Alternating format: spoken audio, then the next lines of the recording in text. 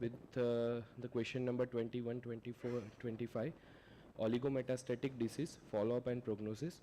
To chair the session, I would like to welcome Dr. Akash Rajender, Associate Professor, Medical Gastroenterology, Mahatma Gandhi Hospital, and Dr. Anand Nagar, Associate Professor, HPB Surgery and Liver Transplant, MGMCH, Jaipur.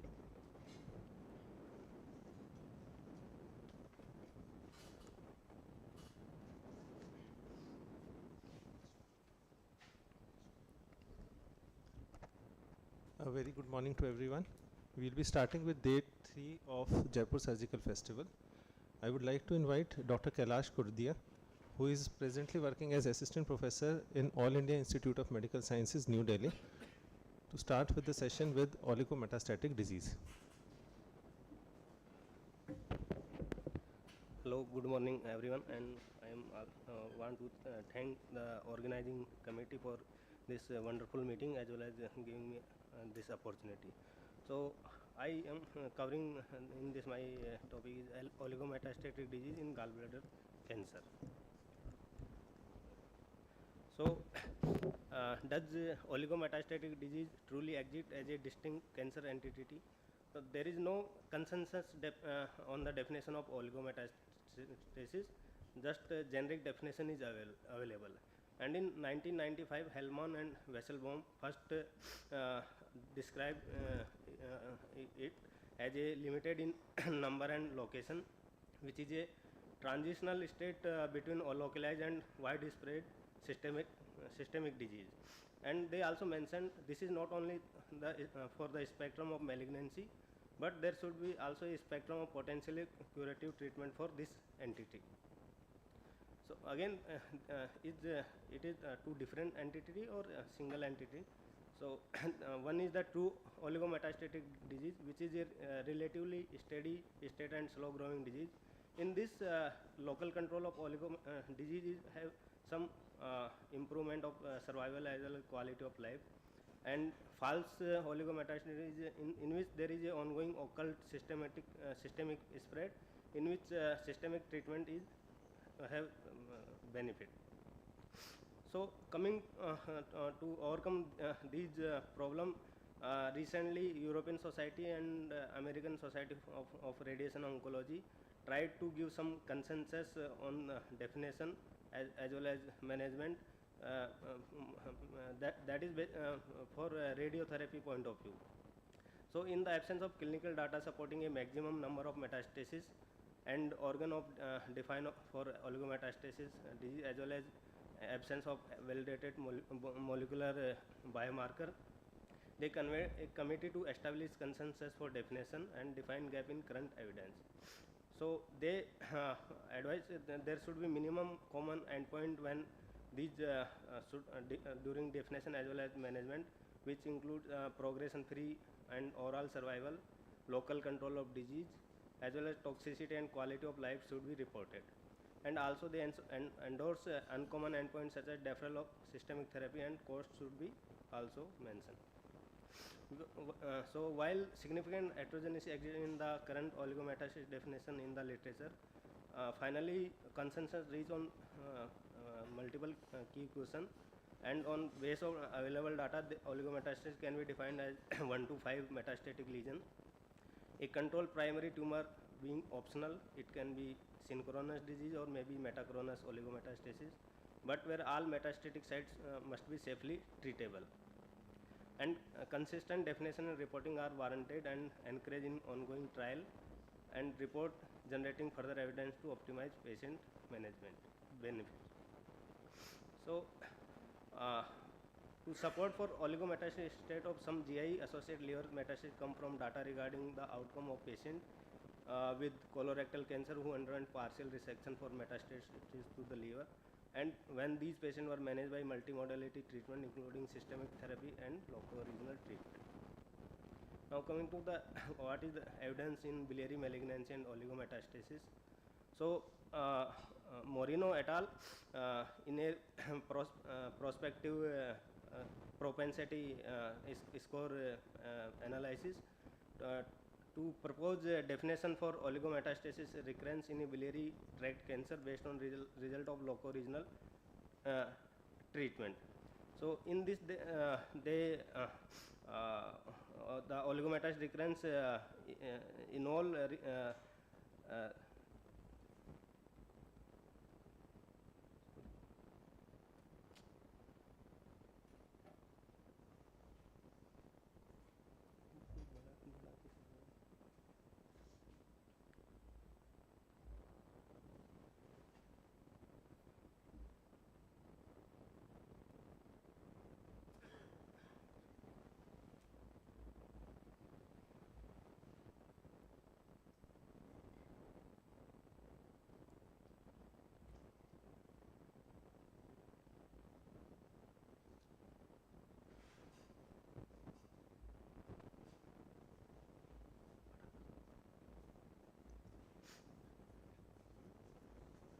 so in this they assess the loco-regional treatment in recurrent biliary tract cancer. In this study, 232 patients with recurrent biliary tract cancer who initially underwent curative surgery were evaluated, and primary outcome was length of survival after recurrence. And in 60 patients underwent loco-regional treatment out of the 232 patients. And in this graph we can see there is a, if the median survival as well as the 5-year survival rate was significantly higher in the patient, those have received loco-regional treatment. And they also find the few prognostic factor for this survival, which were patient single organ recurrence with the maximum 3 tumors, and if the recurrence is more after 1 year of the definitive surgery, then these patients have good survival. And in this patient, 4 patients also they included the gallbladder cancer. This is the another study reported again retrospective study in which they assess the role of stereotactic body radiotherapy in the management of oligometastatic and recurrent biliary tract cancer, and they assess the outcome and toxicity. The inclusion criteria were 1 to 5 distant metastasis, and outcome included local control, disease progression-free survival, oral survival. And out of 51 patients meet criteria, out of which 14% of the patients have gallbladder cancer. And the distribution of oligometastasis was 21 patients have liver metastasis, 17 patients nodal metastasis, and 5 patients on lung metastasis. So they found the median overall survival as well as 1 and 2 year overall survival was significantly higher. Those patients have received SBRT, and node and lung metastasis were associated with longer overall survival. In this they included adenocarcinoma biliary tract cancer, and also mentioned the oligometastasis was defined as 1 to 5 metastatic lesion. And in the patient having gallbladder, 7 patients included gallbladder cancer. But when they did the univariate analysis for oral survival and progression-free survival, they clubbed the both ampullary as well as gallbladder carcinoma, which showing the improved survival. So we don't know whether it is really survival in gallbladder cancer patient or because of ampullary malignancy.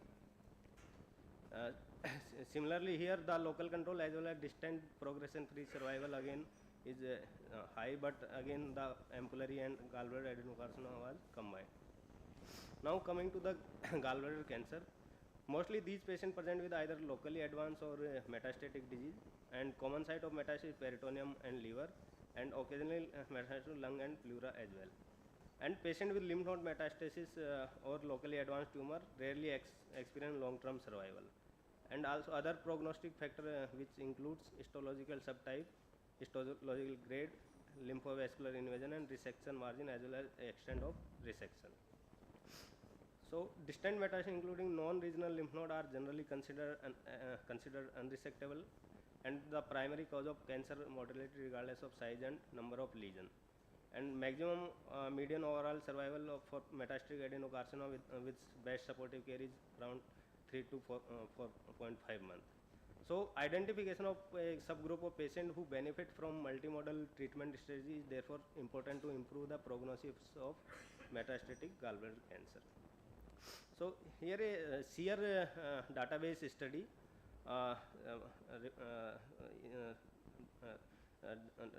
done in which the 1500 in which they try to identify the site-specific metastasis for gallbladder adenocarcinoma and their prognostic value for survival.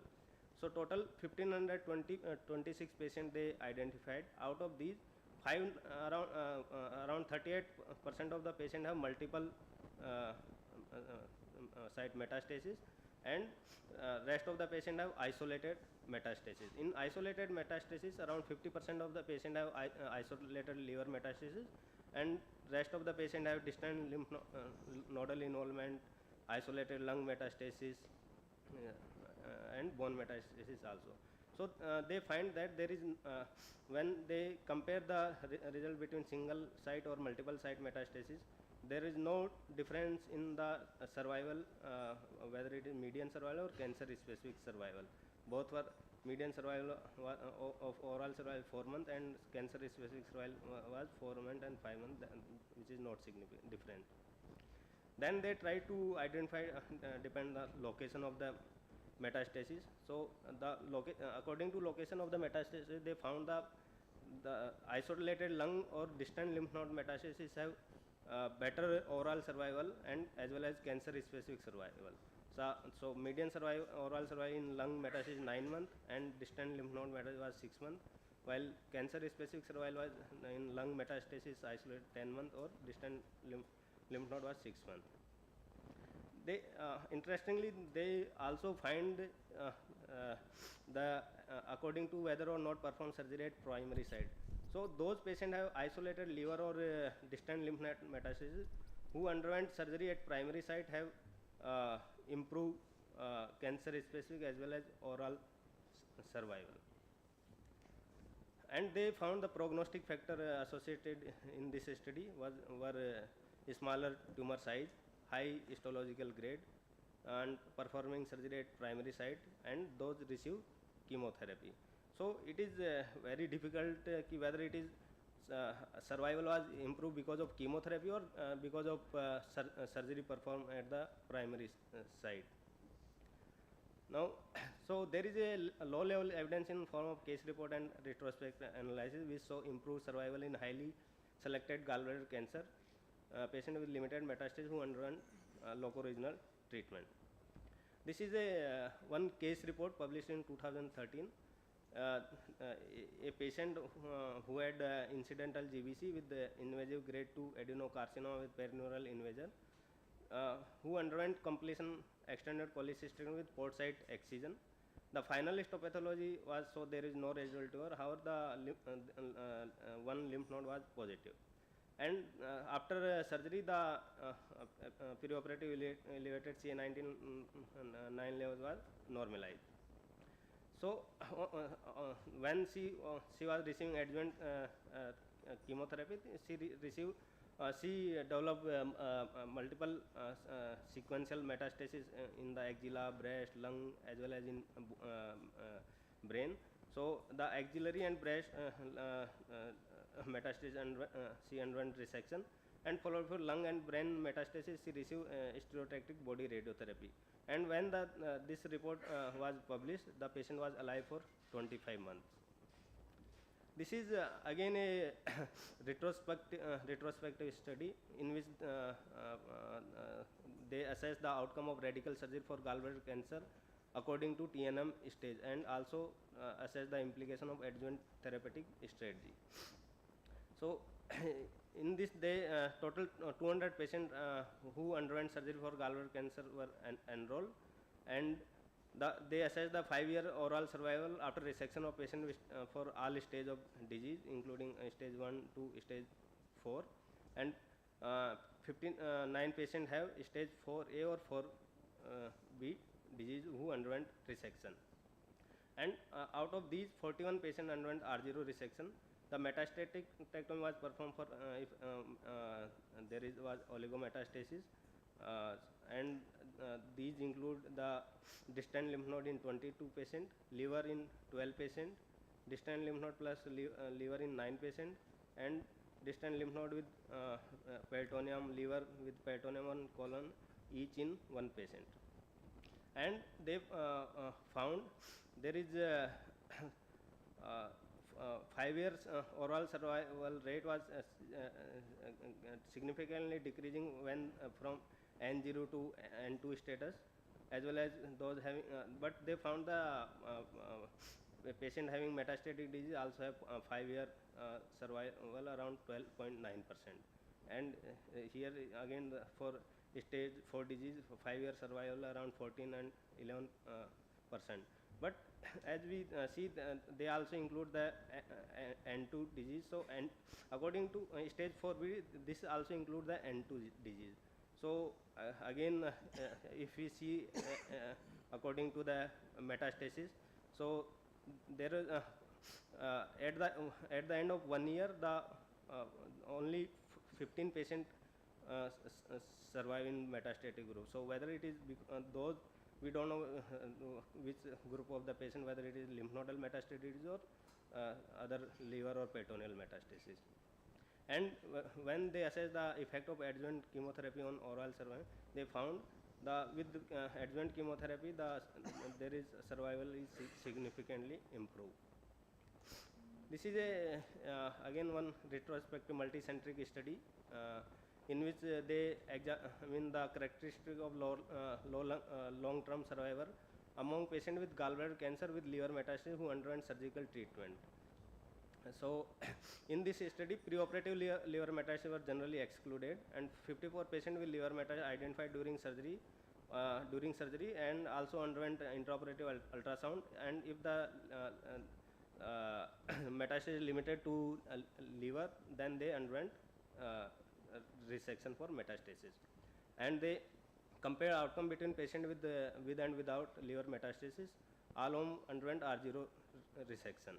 And the 5-year survival in stage 4A and 4B cancer was 24.2% and 20.3% respectively. And total 193 resected patients have stage 3 and 4 disease, and they found the independent prognostic factor or oral survival. The period between 2007 to 2013, those patients underwent surgery have better survival than before that. And those patients have preoperative jaundice, liver metastasis equal to 2 or more, as well as peritoneal metastasis have poor prognosis. But there is no difference when there is single liver metastasis in comparison to without liver metastasis.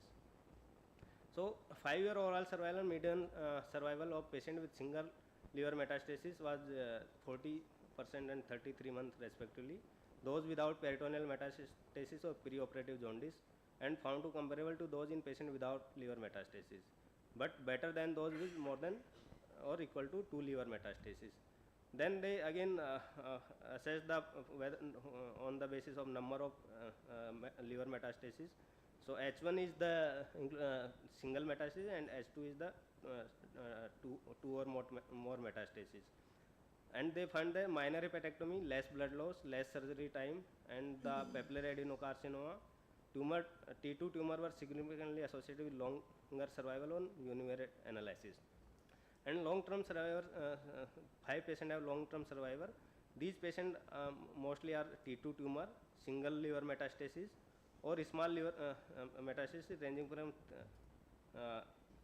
3 to 12 mm near the gallbladder during surgery or after resected specimen evaluated by HPR. And those patients underwent minor hepatectomy without postoperative complication, and those receive postoperative adjuvant chemotherapy. This is the recently published article from India TMH only. In this, they also assessed a radical surgery for stage 4 gallbladder cancer and treatment strategy in patient with limited metastatic burden. In total, 1040 patients operated for gallbladder cancer in this institute, and 234 patients had low volume metastatic disease, which is microscopic disease in the station 16B1 node or N2 disease, isolated port site metastasis, or low burden peritoneal disease with deposit less than 1 centimeter in adjacent omentum or adjacent diaphragm or Morrison pouch or a solitary discontinuous liver matter in adjacent liver parenchyma detected intraoperatively. So 62 patients underwent radical surgery for R0 for metastatic disease, and followed by they received systemic therapy. And they found that those underwent radical surgery had significant superior overall survival, 19 months versus 12 months, and also progression free survival was also significantly higher. And this difference in survival was more significant among patients who when operated on or after neoadjuvant chemotherapy, as well as those patients having incidental gallbladder cancer. So as I already mentioned, the inclusion criteria of and the definition of microscope low volume metastatic disease, and the survival analysis show those patients underwent radical surgery versus systemic therapy. They found there is significantly higher median survival, as well as disease-free survival is also higher in those patients have radical surgery than compared to systemic therapy alone. And they also on subgroup analysis found to overall survival and disease-free survival was depend on the location of the metastatic disease, which is highest for isolated port site metastasis, followed by N2 disease, then least with liver metastasis. Again, those patients receive adjuvant neoadjuvant chemotherapy have a higher overall as well as disease-free survival, and again incidental GBC have higher survival. So with this I conclude the 5-year overall survival of patient with metastatic disease range between 2 to 5% depending upon the site of metastatic disease burden and treatment, what treatment they receive. Treatment of advanced GBC focus on providing relapse-free survival and excellent quality of life. And neoadjuvant chemotherapy has a role, potential role in selecting patient with favorable tumor biology for radical treatment in metastatic GB. So we also need objective quantification of disease burden at metastatic site could potentially increase applicability of result in regular oncological practice, and also there is need to define matrices such as peritoneal carcinomatosis index to assess both peritoneal and visceral metastatic disease burden objectively. And the place of radical surgery in solid metastatic cancer like colorectal and breast cancer is evolving. The same need to be defined in patient with metastatic GBC. Thank you.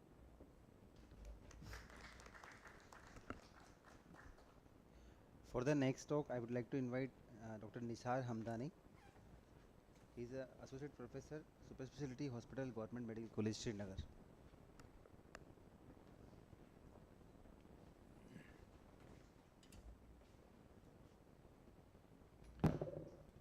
Thank you.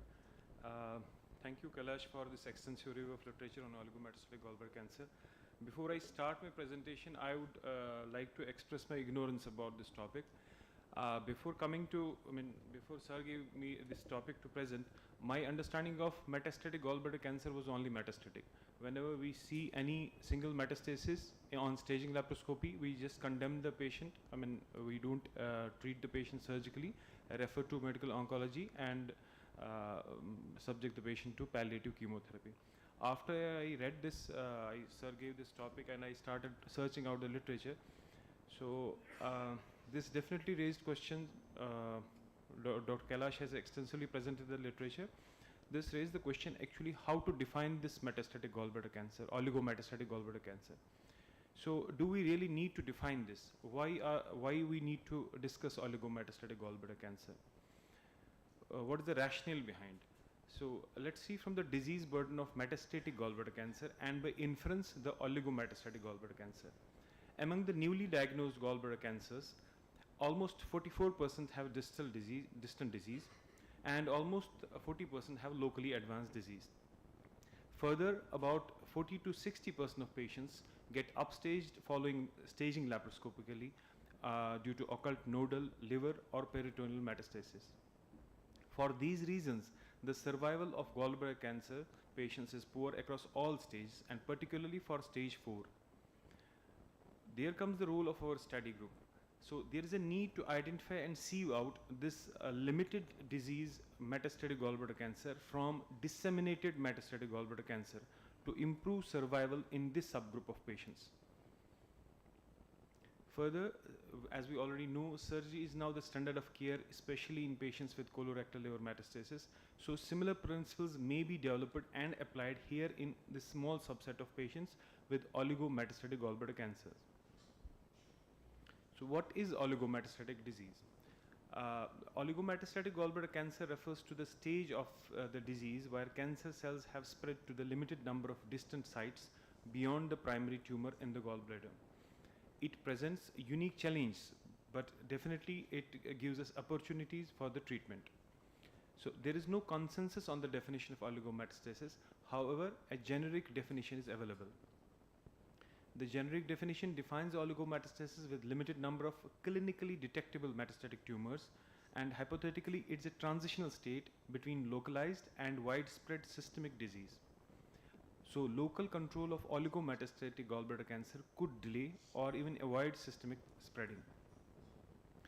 So by and large, the metastatic burden is limited, and metastasis can be as low as 1 or as low as 5, and less than 3 to 5 in size.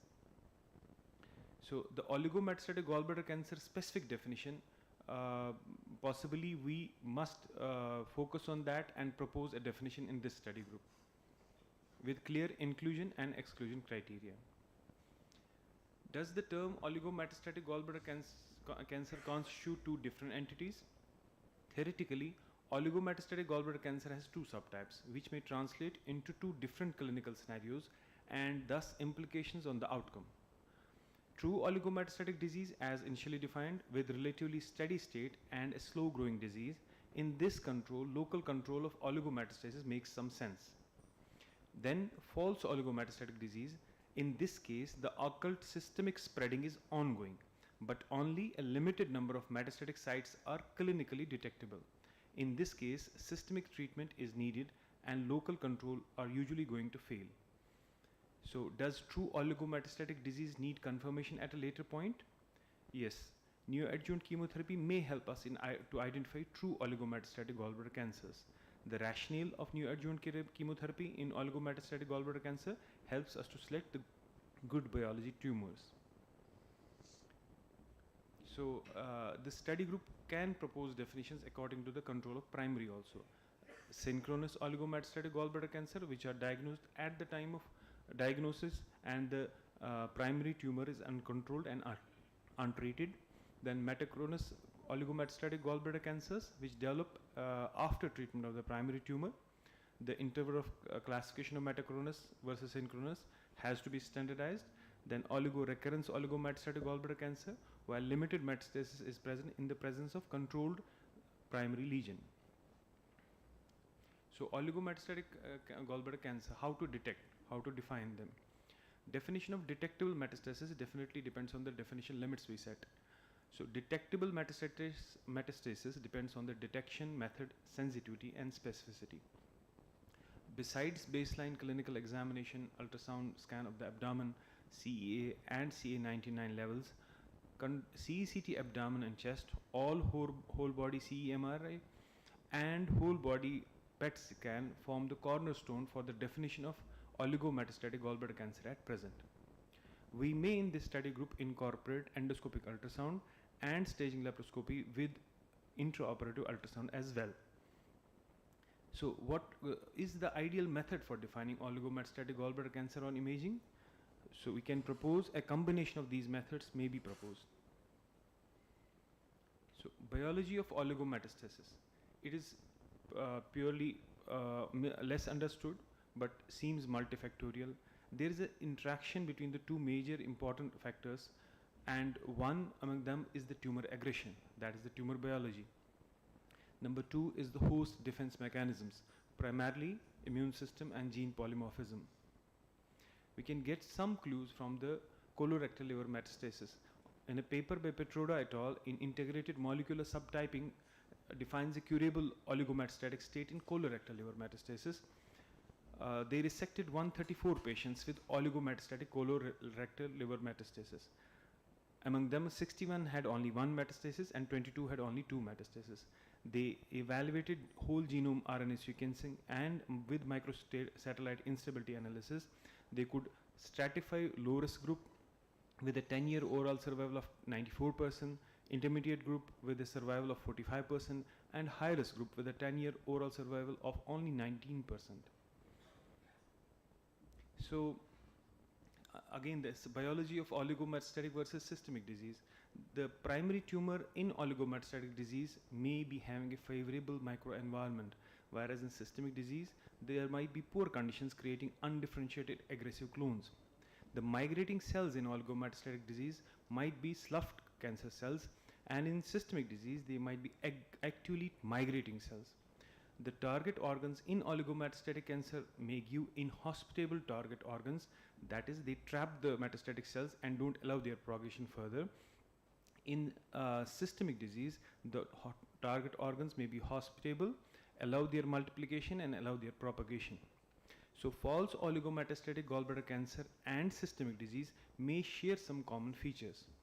So better identification by more sensitive and specific investigations and neoadjuvant chemotherapy will help in proper patient selection and improved outcomes. This we can propose in the study group. So just only few references I would quote here. One, in the European Journal of Surgical Oncology by Casabianca et al. It was a retrospective review of National Cancer Database, and it studied survival of patients with stage 4 gallbladder cancer undergoing surgery with or without multiple agent systemic therapy. Patients with stage 4 gallbladder cancer who underwent systemic therapy were included, and patients who received radiation therapy, palliative therapy, or had missing survival data were excluded.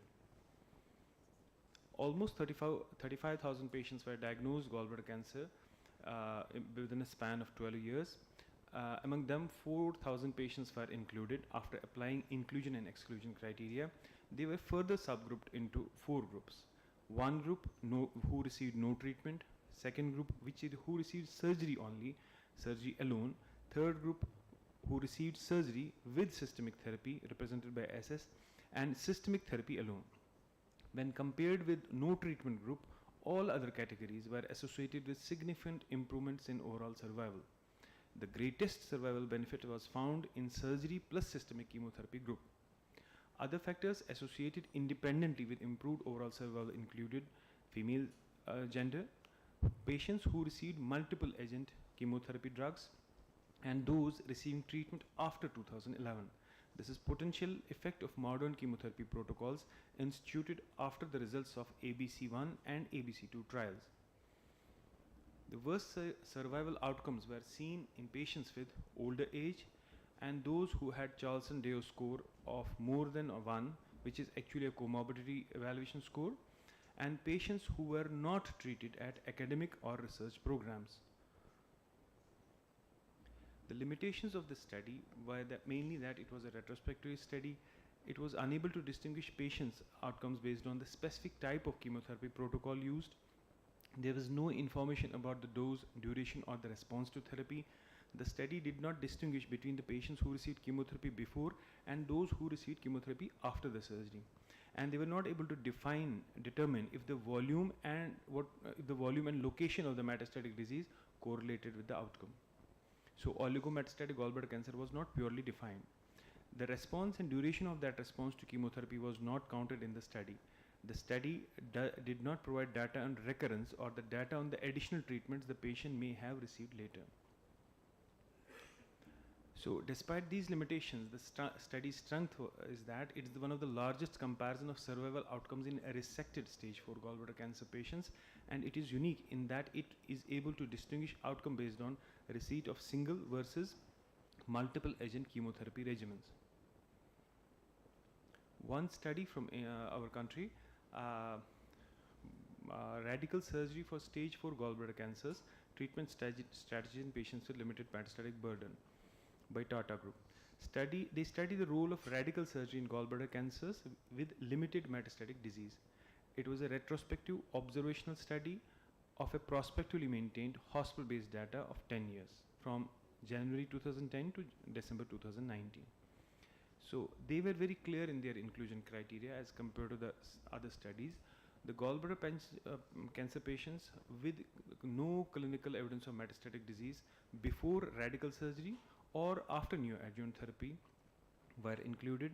Patients diagnosed with low volume metastatic disease, that is oligometastatic disease, at the time of surgery. The authors defined these as microscopic disease in station 16, N2 disease as per the AJCC 8th classification, isolated port site metastatic disease, and low burden peritoneal disease with deposits less than 1 centimeter, adjacent omentum involvement, adjacent diaphragm involvement, and Morrison's pouch involvement. A solitary discontinuous liver metastasis in the adjoining liver parenchyma, and those patients who completed at least 3 months of follow-up.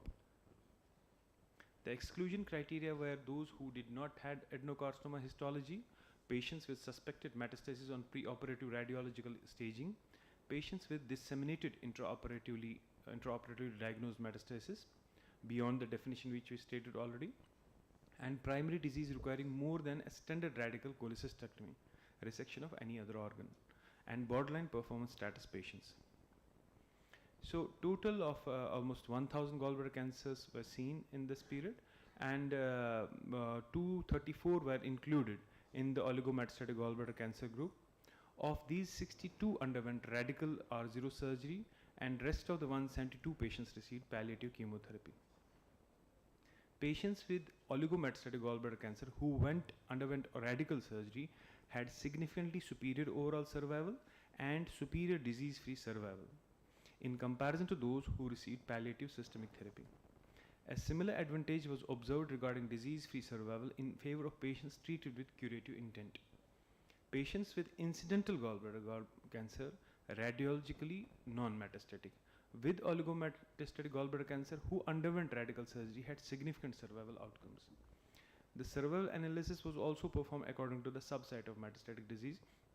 The site of low volume metastasis did not seem to appear affect the survival outcomes. Age, gender, comorbidity, CA 1990 levels, preoperative biliary drainage, and histological grade did not affect the survival. The follow-up protocol they suggested was after completion of adjuvant therapy was ultrasound and serial CA99 every 3 months for first 2 years, and then every 6 months for next 3 years, and CT scan annually, and interim CT or PET for suspected cases of recurrence. So the future directions and take-home message in this oligometastatic gallbladder cancer is we need to establish a standard definition of oligometastatic gallbladder cancer, and we need to define the methods used for detecting oligometastatic gallbladder cancer. We need to try to identify and sieve out true oligometastatic gallbladder cancer from false oligometastatic gallbladder cancer disease who have an ongoing systemic disease, and to identify the molecular signatures associated with oligometastatic gallbladder cancer the way they could do in colorectal liver metastasis. And we need to stratify strategies according to these biological factors. And the role of host defense has to be better explored. There's a need to conduct multicentric prospective studies because most of the studies at present which are available are retrospective, and they are single hospital based studies. And there's a need for a study to combination of local treatment including cytoreductive surgery and HIPEC with systemic treatment with least morbidity to the patient. And do we need to separately define oligometastatic gallbladder cancer for GB fundus and body versus GB neck? That has to be considered. So proposal, this study group definition of oligometastatic gallbladder cancer must include primary disease extent, the regional lymph node involvement extent, the liver involvement metastasis size and number extent, the peritoneal disease extent, the omental disease extent, and whether they are detected intraoperatively versus preoperative on imaging. The group so far, they have included only those patients who have been diagnosed intraoperatively. And the role of neoadjuvant chemotherapy in identifying the true oligometastatic gallbladder cancer. Does this need to be included in definition or not? That has to be seen. Definitely the performance status of the patient has to be kept in background. Thank you. Thank you, Dr. Nisar, for an excellent presentation. Thank you. You quite nicely defined how the definition of oligometastatic disease and the newer treatment modalities have been evolving. For yes.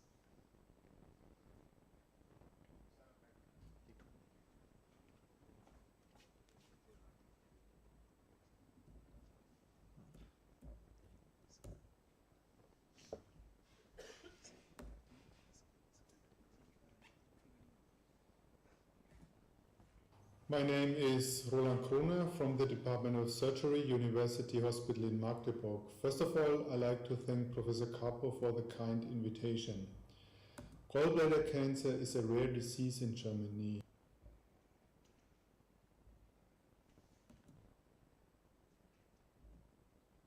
My name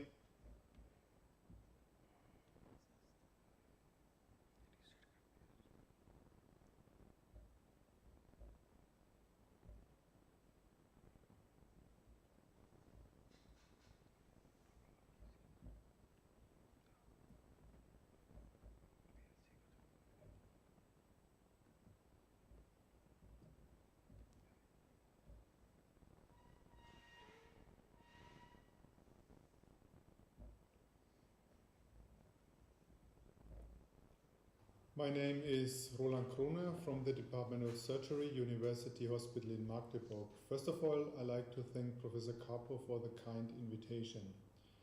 Gallbladder cancer is a rare disease in Germany. Only 10 to 30% of the patients present with resectable disease. The recurrence rate is high and the prognosis is poor. For oligometastatic disease, which is defined as not more than 5 metastases in not more than 3 organs, currently no evidence-based guidelines exist. But maybe there are some things we can learn from the current literature. Surgery is the only chance of cure and long-term survival in gallbladder cancer. For that reason, we perform liver wedge resection in all cases higher than T1A and lymph node dissection along the hepatoduodenal ligament and along the common hepatic artery. There are some guidelines for gallbladder cancer for surgery. In this Xinhua guidelines, liver metastatic disease and even distal metastasis are reasons that patients are not considered for surgery. And even in the Annals of Surgical Oncology practice guidelines, distal metastasis and extrahepatic disease is a contraindication for surgery. There are crucial prognostic indicators, which is T-stage, lymph node metastasis for gallbladder cancer. Extended liver resection has no beneficial effects in overall survival and for recurrence-free survival because of its high morbidity and mortality. Even extrahepatic bile duct resection does not improve long-term survival. So in T1 cases, extended resection is not of benefit for the patients. In T2 cases, wide resection and segmental resection is more efficient than cholecystectomy and extended liver resection, but not for T3 and even not for T4 cases. In stage 4, there might be a proportion of patients which benefits from surgery. These patients should be carefully selected based on the current criteria for poor prognosis in gallbladder cancer. These criteria are hilar invasion, jaundice, liver infiltration, perineural infiltration, and the adenosquamous carcinoma subtype, and even tumors on the hepatic side have a worse prognosis compared to tumors on the peritoneal side. Bone metastasis is a very poor indicator for prognosis, and these patients should be not considered for surgery. To get more patients for surgery in progressed disease, neoadjuvant chemotherapy or neoadjuvant treatment can help. We know that cisplatin plus gemcitabine is more effective than gemcitabine in this setting, and even chemoradiation has an effect. For that reason, there are currently two studies, the POLCAP study and the GAIN trial, which evaluate the effect of these neoadjuvant or perioperative treatment settings in gallbladder cancer. Targeted therapy by antibodies against PD-1, HER2 is not considered in neoadjuvant settings. It's only of value in palliative care. So taking this information together for oligometastatic disease, in our setting we use chemotherapy first. In some cases we add radiation. If the metastases are symptomatic or if chemotherapy or radiation has no effect, interventional treatment can be considered for the metastasis, maybe by ablation technology. For very high selected cases only, which have oligometastatic disease and which have stable disease during chemotherapy, and patients which have no poor prognostic indicators, they can be selected for surgery. For follow-up, we do not choose the German recommendations in our guidelines. We increased our follow-up for 5 years in our hospital. We use CT and MRI as recommended, but at CA 19-9. We do it in the first year every 3 months, in the second and third year every 6 months, and in the fourth and fifth year every 12 months. So thank you for your kind attentions.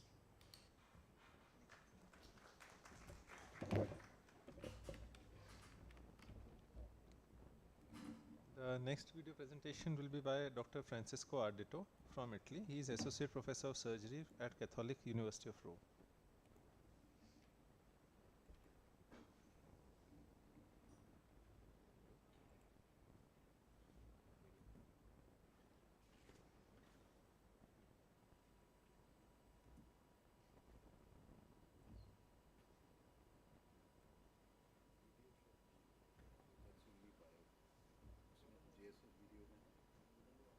Bladder cancer. I will give you some kind invitation to this fantastic and interesting meeting. I will give you some comments about the question number 24. What are the factors to predict prognosis after reoperation for incidental gallbladder cancer? I agree with the previous comments of my colleague that the most important prognostic factors are 3 in order of importance.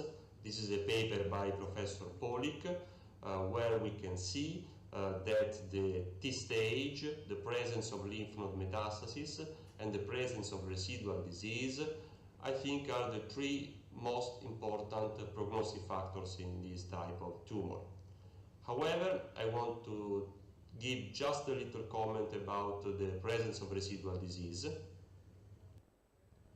We can see in this paper, by the experience of Memorial Sloan Kettering Cancer Center, that the presence of residual disease is a strong predictor for survival. The survival curves of patients with positive residual disease is significantly lower. However, it should be highlighted that the T stage is strongly correlated with the presence of residual disease.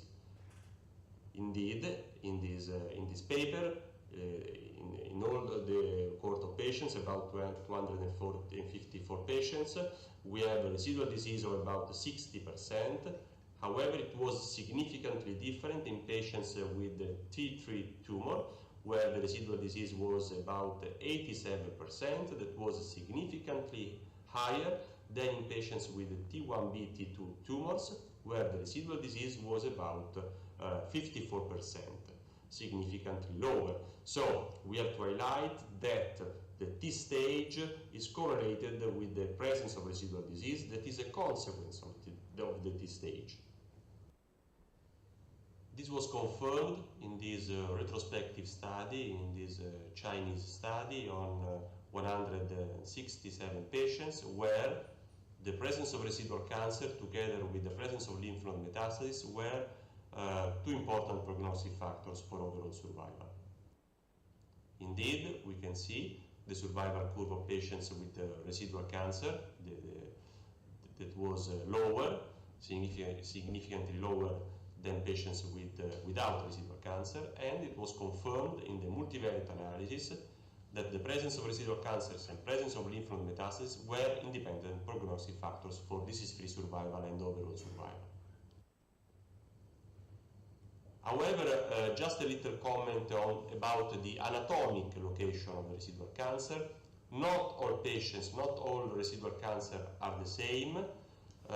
Indeed, not all patients with residual cancer have poor survival following resection for incidental gallbladder cancer.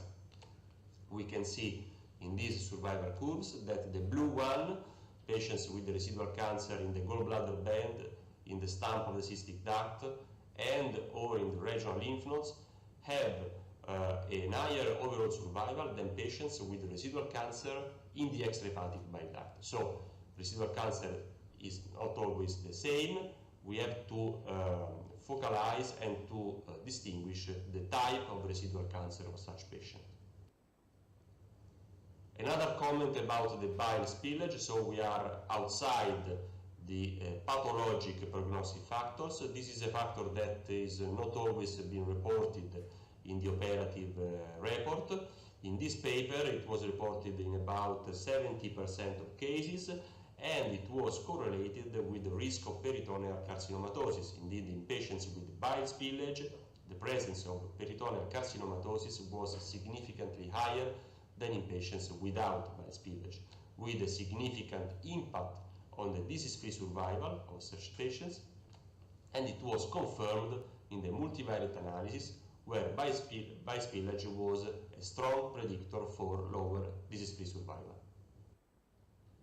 Finally, I want to take a comment about the role of biomarkers in such tumors, because we have a lack of tumor markers in these patients with a consequent deficiency of these staging systems. So we have an urgent need to identify novel biomarkers to facilitate the prediction of prognosis. This is a paper by the group of Verona, where we can see that the gallbladder cancer is associated with a higher inactivation of ARID1A and mutation of TP53. And we know that the mutations of ARID1A and TP53 seem to be related to poor outcome after surgery and may be considered molecular predictors of the biological aggressiveness in biliary tract cancer. ARID1A in this Chinese study was mutated in about 18% of patients, and it has been demonstrated that the inactivation of ARID1A is correlated with worse prognosis in patients with biliary cancer. In this retrospective study, we can see that the inactivation of ARID1A in gallbladder cancer is correlated with the low expression of PD-L1 that allow the tumor-infiltrating lymphocytes to function normally and perform immune surveillance. On the other hand, when we have inactivation of the ARID1A in gallbladder cancer, we have an upregulation of PD-L1 in tumor cells, and we have in such cases an immune evasion. And this is correlated with prognosis. We can see in these survival curves that patients with inactivation of ARID1A presents a significantly lower overall survival. So thank you for your attention. For the next video, Professor Alessandro Coppola from the Rome, Italy.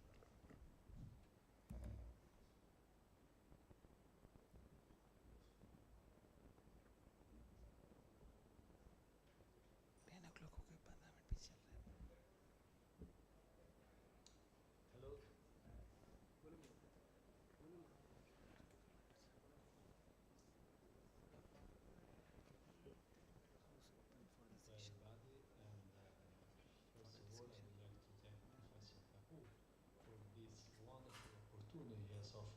It's truly a real pleasure and honor for me to have be able to contribute even in a small way to such important project. I would like to apologize with Professor Kapoor and with all of you for not being there in person, but unfortunately an expected work issue have prevented me from attending this very important meeting. However, I truly hope to be able to participate to the next edition of this event in the coming years. Now let's discuss the clinical aspect that concern us, and we talk about the question 21 regarding the oligometastatic disease in patients with gallbladder cancer.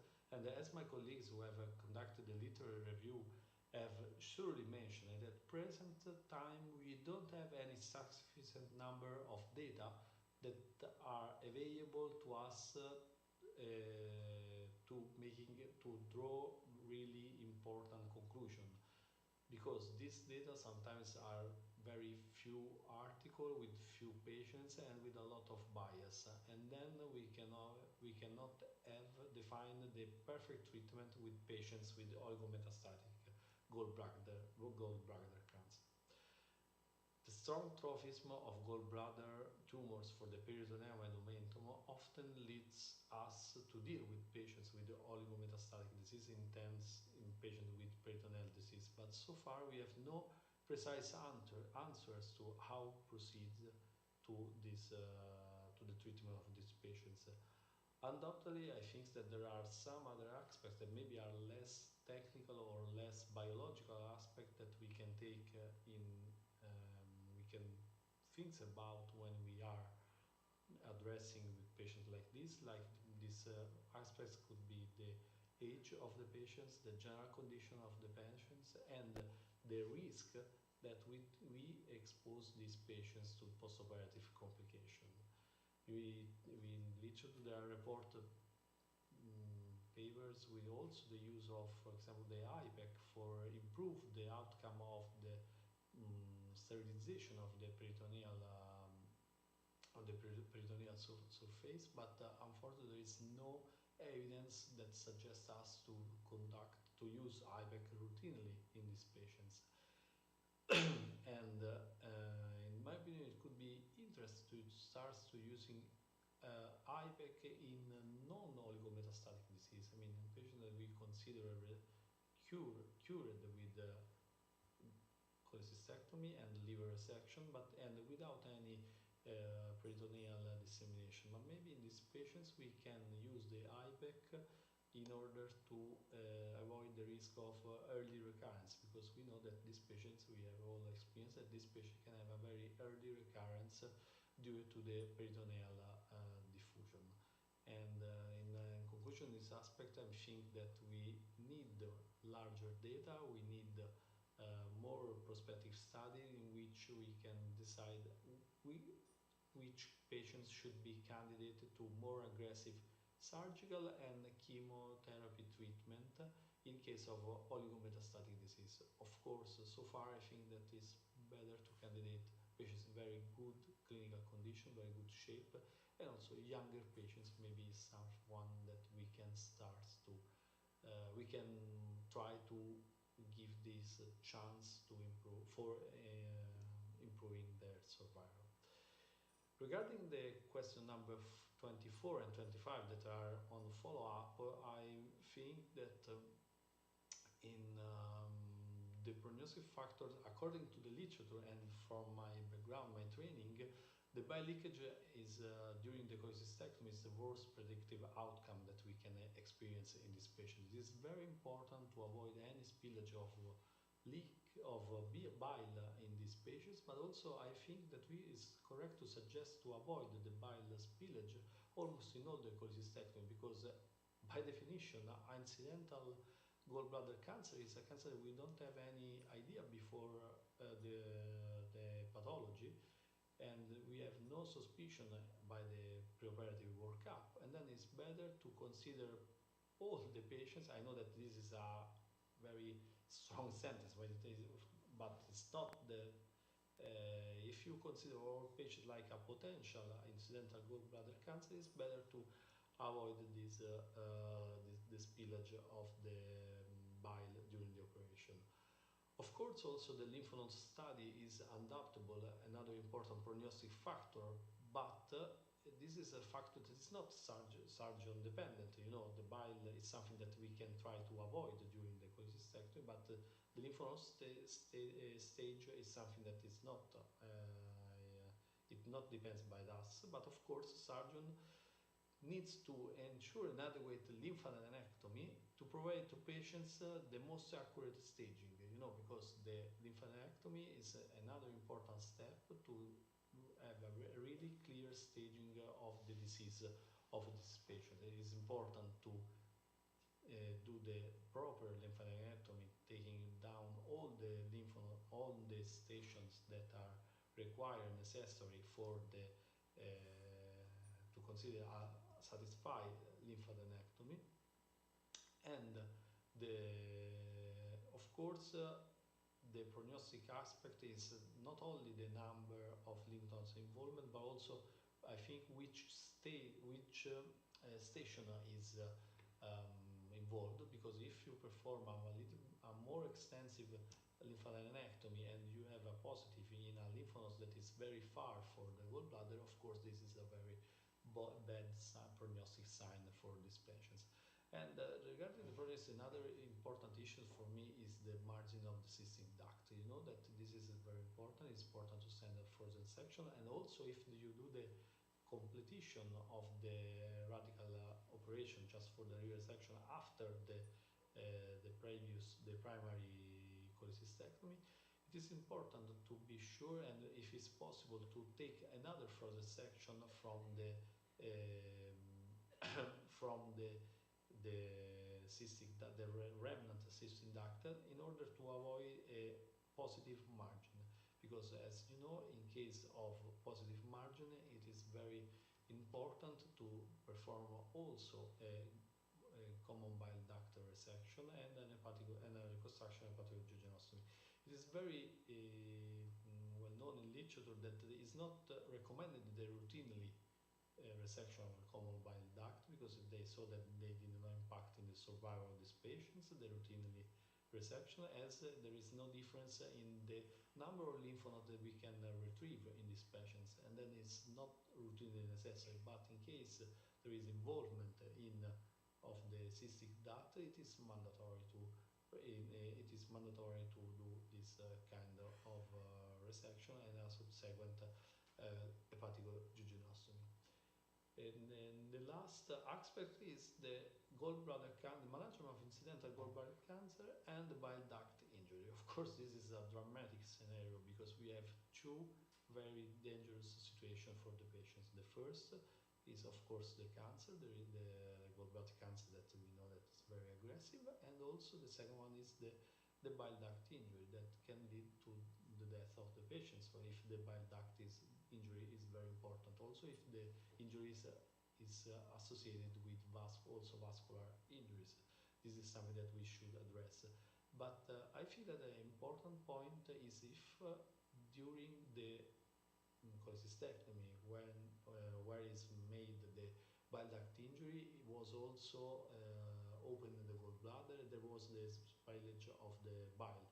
Because in case of spillage of the bile from the gallbladder, you know, as previously mentioned, this is a very bad prognostic factor. And then I think that honestly, it's better to focus our attention on the repair of the bile duct injury and avoid the unnecessary surgery that probably they cannot change the survival of these patients. Thank you very much again for this kind of invitation. It was a very pleasure for me, and I hope to see you soon. Thank you very much.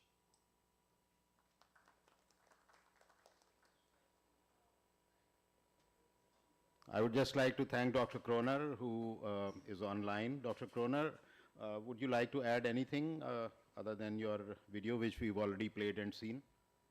I mean, I can add something about our current practice, and I think it's quite important to distinguish between synchronous and metachronous oligometastatic disease. So in case of recurrent disease, oligometastatic disease, we consider chemotherapy first. But when you see oligometastatic disease only inside the liver, on the primary side, and then you can go, and that's what we do for intraoperative laparoscopy. If we identify no peritoneal seedings, we do lymph node dissection. If there is no lymph node metastasis in frozen section, then we go for resection if there is a resectable disease. So that's our common practice in synchronous oligometastatic disease, and that's something I wanted to add. Thank you, thank you. I think we can have a discussion for about 5 minutes and then we.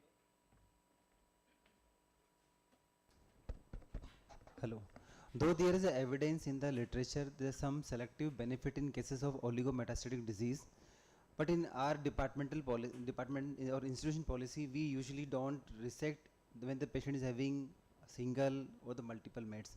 House is open for this discussion for this oligometastatic disease. What are the comments of the faculties here if they want to comment? I'm Kishi from Japan. I enjoyed the excellent talks by all the speakers. And now I quite understand the importance of preoperative chemotherapy to discriminate true oligometastasis from the false oligometastasis. And my question is, how long do these patients should be required with treatment with chemotherapy or by observation to confirm the stable disease or response? I think there is no Kailash? maybe at least minimum 6 months, or if it is better, we consider for 6 months. So minimum 3 months, and at least At least 6 months. minimum 3 months. But it is better to we can wait for 6 months. 6 month chemotherapy. Is there any reason? That is just duration which can give better prognosis. Otherwise, there is no literature regarding that exactly head-to-head comparison. So your opinion is at least 3 months and hopefully 6 months?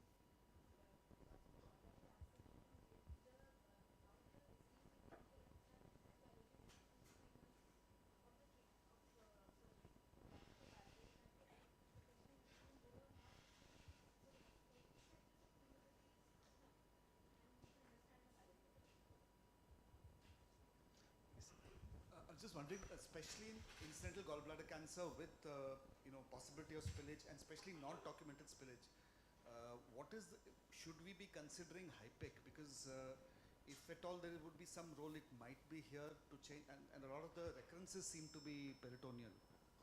So should we be considering that? Sir, I think the group which is handling this, Kailash and Nisar, 3 or 4 things. One is the definition. Second is that we need to differentiate between obvious oligometastasis seen either preoperatively or at surgery, because in the Tata group they have taken even microscopic disease, which is a retrospective. That is good to understand the biology of the disease, but from a practical point of view, we will have to say that oligometastasis which is seen either on imaging or at surgery. And 2 points we will have to address. One is resection of the primary in presence of oligometastasis, and second is resection of the oligometastasis itself. So these 3 issues will have to be addressed by you all. Can I give a comment? So we had like autocol group of lymph nodes, we say it's metastatic, and we are clubbing in all other liver metastasis. So we have our experience of autocol group of lymph nodes giving a new adjuvant therapy of the 6 cycles of GEMOX, and after that what we found on PET scan, total this primary disease was there, but this autocol group of lymph node disappeared. One of the patient, 2 patients I operated at the time of surgery, also frozen section showed there is a metastatic disease, and we went ahead, and only 1 patient developed recurrence liver metastasis after 6 months. 4 other patients are surviving. 1 patient has maximum 4 years survival. In the same lead, I just want to share my this thing. We had a lady with a liver metastasis, one single met in the liver and with primary disease. So we went ahead with the, this is on PET scan. We went ahead with the FNA and then neoadjuvant therapy. We thought it is a palliative chemotherapy, but after PET scan after 6 cycles, there was no disease at all in the liver. So we did that we planned, we thought let us see only one metastasis might be helping. So we operated this patient. On table we did not find any metastasis in the intraoperative ultrasound. But this lady again developed recurrence within 6 months. So I think it's important that liver mets, peritoneal mets and aortochoroidal group of lymph nodes. Somehow we have to differentiate. This is what was I wanted to say. Thank you. Any comments on the faculty? Otherwise, we are closing the session. We are moving on the next session. Thank you.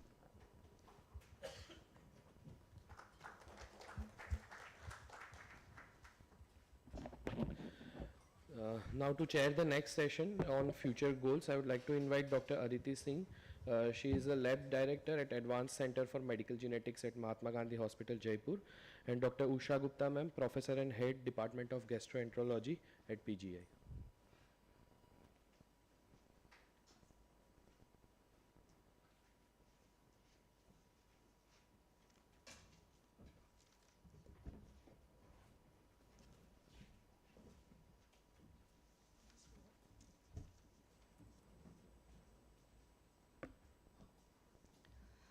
Good morning to esteemed guests, seniors and friends.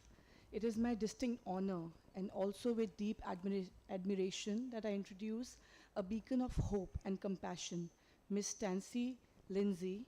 She's a creator of a non-profit organization known as Cholangiocarcinoma Foundation at Salt Lake City, Utah, the United States of America. Miss Lindsay holds a Bachelor's of Art degree in psychology from Brigham Young University, Utah, the US. As the saying goes, adversity introduces a man to himself. Miss Lindsay's profound journey began when her own brother faced the challenges of cholangiocarcinoma in 2005. She transformed her personal pain into a purpose by establishing a platform in 2005 that is committed to finding a cure and providing the quality of life for those affected by cholangiocarcinoma. Ms. Lindsay, you are an inspiration, really. So please join me in welcoming Ms. Tansy Lindsay as the speaker of today's session on advocacy for gallbladder cancer.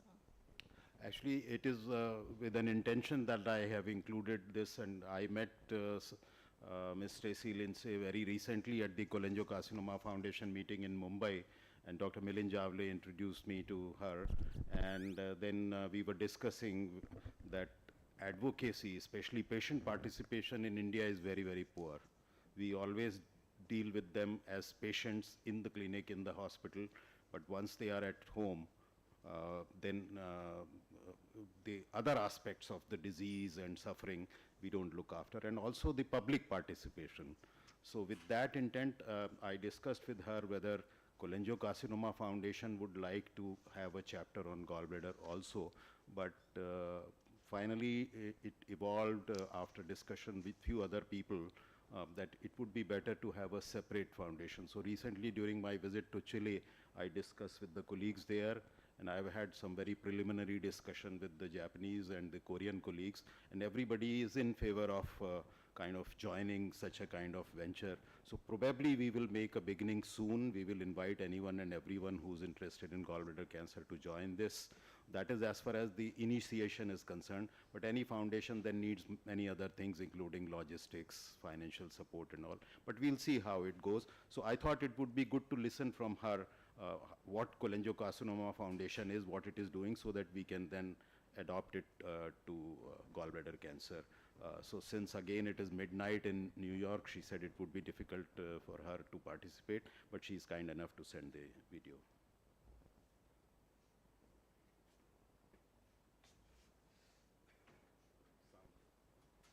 Foundation. I want to thank the organizers for inviting me today. I'm going to speak with you about advocacy for gallbladder cancer. I was asked to give you a little bit of the history of advocacy and how it works, and this will be particular to the US, but I hope there are some things that I talk about today that will inform you and help you think about how we can help you put together a gallbladder cancer advocacy group. So there are 4 main reasons to participate in advocacy. The first one, one primary goal would be patient support, education, and advocacy. Another would be political or public policy, so working with regulators, working with, for us, it would be the National Cancer Institute, organizations like that. Another would be research advocacy, working with the research community to provide patient perspective to the research process. And then another one is fundraising advocacy. Now, not all advocacy groups work on all of these different ways to advocate.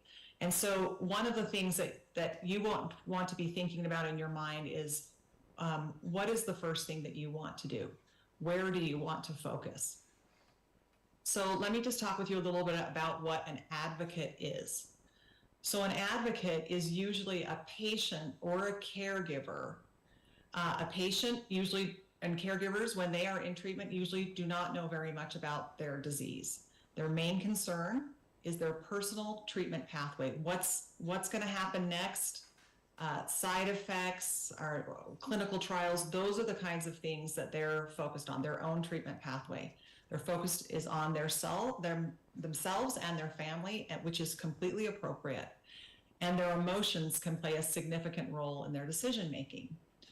When you then look at what an advocate is, they are well educated and have more in-depth knowledge about the disease.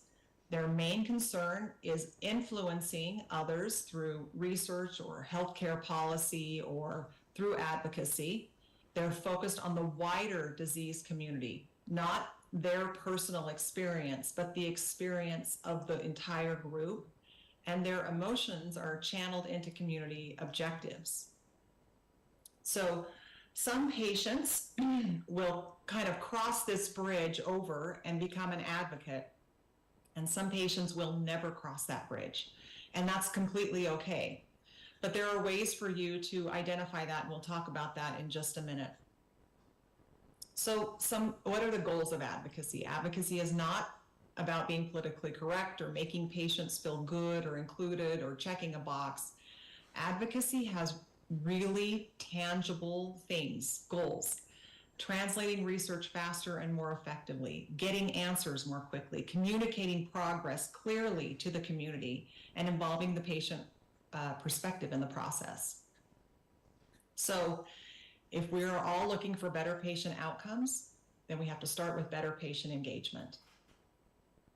So advocacy organizations, mature advocacy organizations, can have strong research and technical expertise. They are primary educators and trusted communicators. They fund research and all kinds of research initiatives and efforts and projects. They have the ability to empower and activate the stakeholders or the constituencies that they're working with. And they have extensive engagement with patients, providers, regulators, and industry. So one of the important things as you start thinking about putting together a gallbladder advocacy organization is, where are the other aligned advocacy groups? So I wanted to share with you the Cholangiocarcinoma Foundation. These are some of the foundations that we work with. When we started, many of these groups were not in existence and have come about because many of them we have helped. We have given them access to information and to our specialists and to all the materials, to our website, and we're happy to do that. But this is just a look at some of those groups, and you can see they're from all over the world. So what does the foundation do? The foundation, the Cholangiocarcinoma Foundation, we are an organization that is 17 years old. And we have two pillars that we work from. One is patients and caregivers. We're connecting with the patients early and often. We're providing education and support. We facilitate patient and caregiver engagement in the community, and we're empowering the patients to participate in and advance research. The other pillar is research and breakthroughs. And so we're facilitating the availability of the global basic and translational resources. We're catalyzing innovation and progress. We're getting funds to high-risk, high-reward research and supporting long-term careers in cholangiocarcinoma. And we're trying to reduce barriers for companies who are developing breakthrough drugs and devices by working with the FDA. So let me just tell you a little bit about our newly diagnosed program. This is a program that has been in existence a little over a year. We have about 1,900 unique visitors into that portal each month. We have about 25 per week who sign up for a free care kit, and that care kit includes things that have been donated and resources to help them along their treatment pathway. To date, for the whole program, for about a year and a half, we have distributed about 2,000, a little more than 2,000 care kits. We have a specialist map on the website that helps them identify within their state who are the specialists, who are the surgeons that see a lot of cholangiocarcinoma and are really familiar with these complex surgical procedures, who are the clinicians, who are the rad-oncs. So when they come to us and maybe they're in a state that does not have a lot of specialists, we can help them get to someone who can help them. We also have a lot of educational information, and we're working on getting it in multiple languages. We have a Cholangio Connect, a mentorship program. The mentorship program connects patients and caregivers with a mentor. And if you can imagine a patient, many of you are seeing patients regularly. A patient comes to you, they're very emotional, they can hardly talk, and they can't even probably hear what you're trying to tell them about their treatment options. The Cholangio Connect program is so that they have someone that they can talk through all the emotions. Maybe they have concerns about their family, their children, their parents, their work, all of those kinds of things that when you're seeing multiple patients per day, you may not have time to speak with them, but the mentors can talk with them. They've already been through this, so they can talk with them. We have made over 1,100 matches since this program started in 2017. We have a lot of clinical trial information on the website. We have virtual support groups. We have a Spanish-speaking support group. We have a bereaved support group. We have a patient support group, a caregiver support group. We have a veteran support group, and those run regularly throughout the month. We have educational webinars twice a month.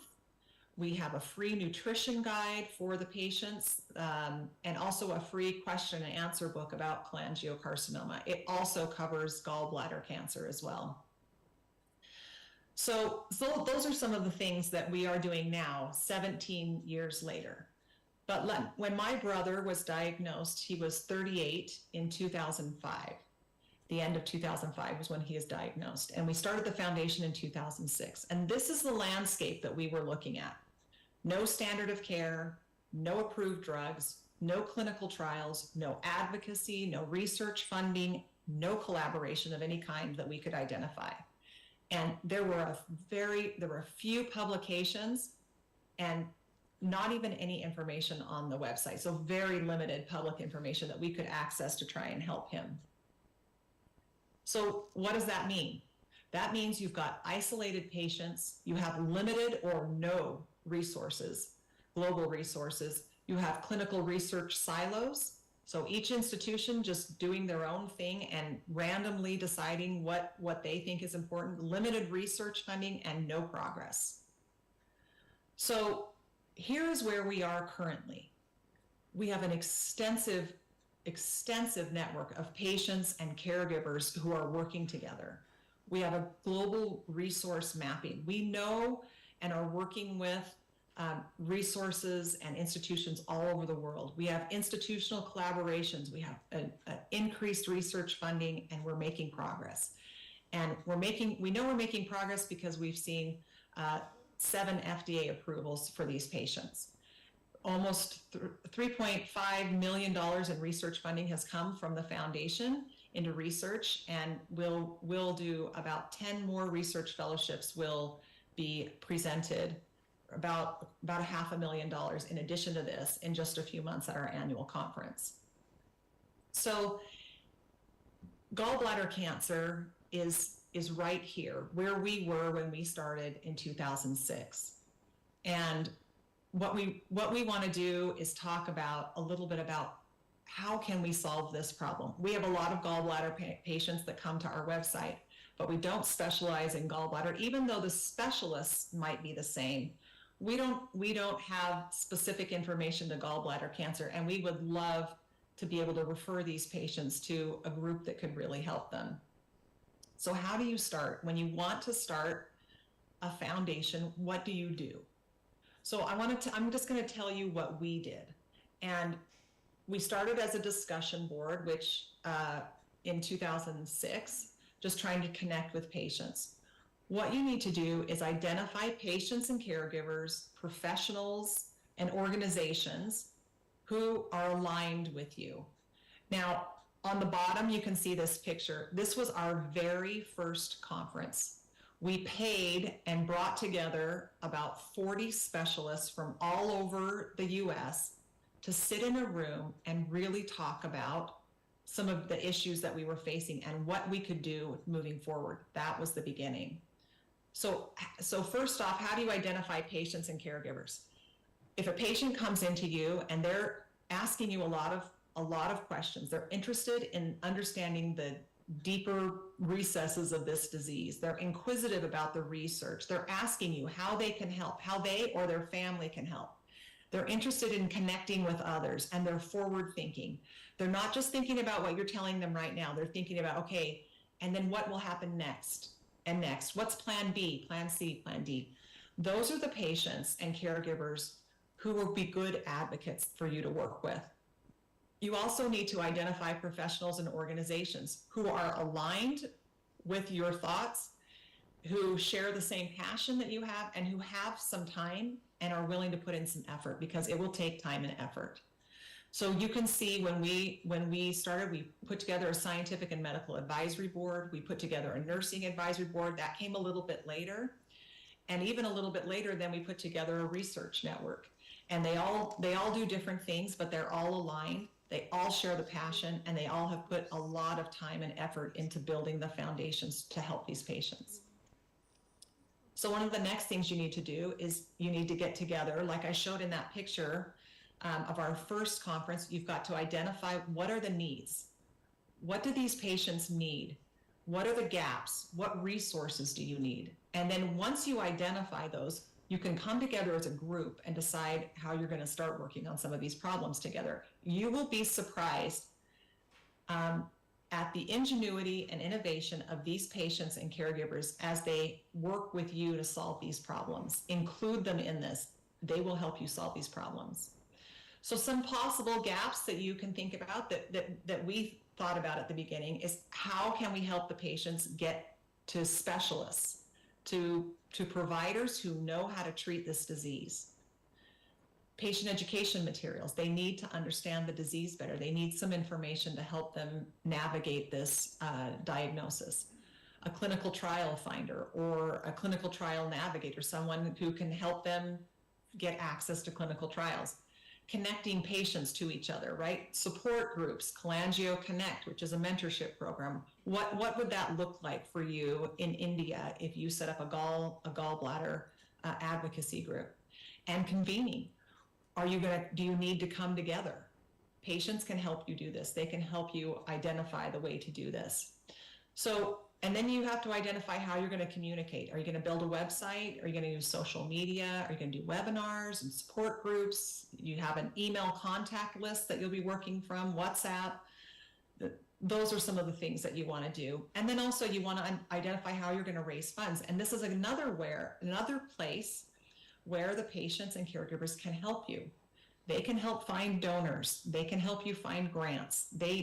You may get funding from industry partners who want to fund something. Other nonprofits you may have other nonprofits that I or you may not be personally aware with. So do a search on the internet and see who's supporting gallbladder cancer. There may be government funding.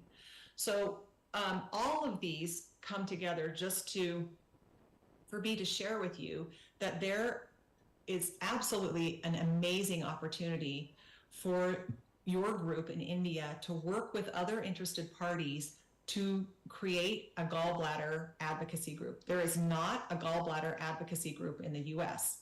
And we have been wondering why that no one has picked that up and run with it, but we just don't see gallbladder cancer the way that you do in India. I think it's a great opportunity for you to set something up, and then you would probably get patients and caregivers and donors from the US who would also help you, who have loved ones that are suffering from this cancer. So I hope this was helpful.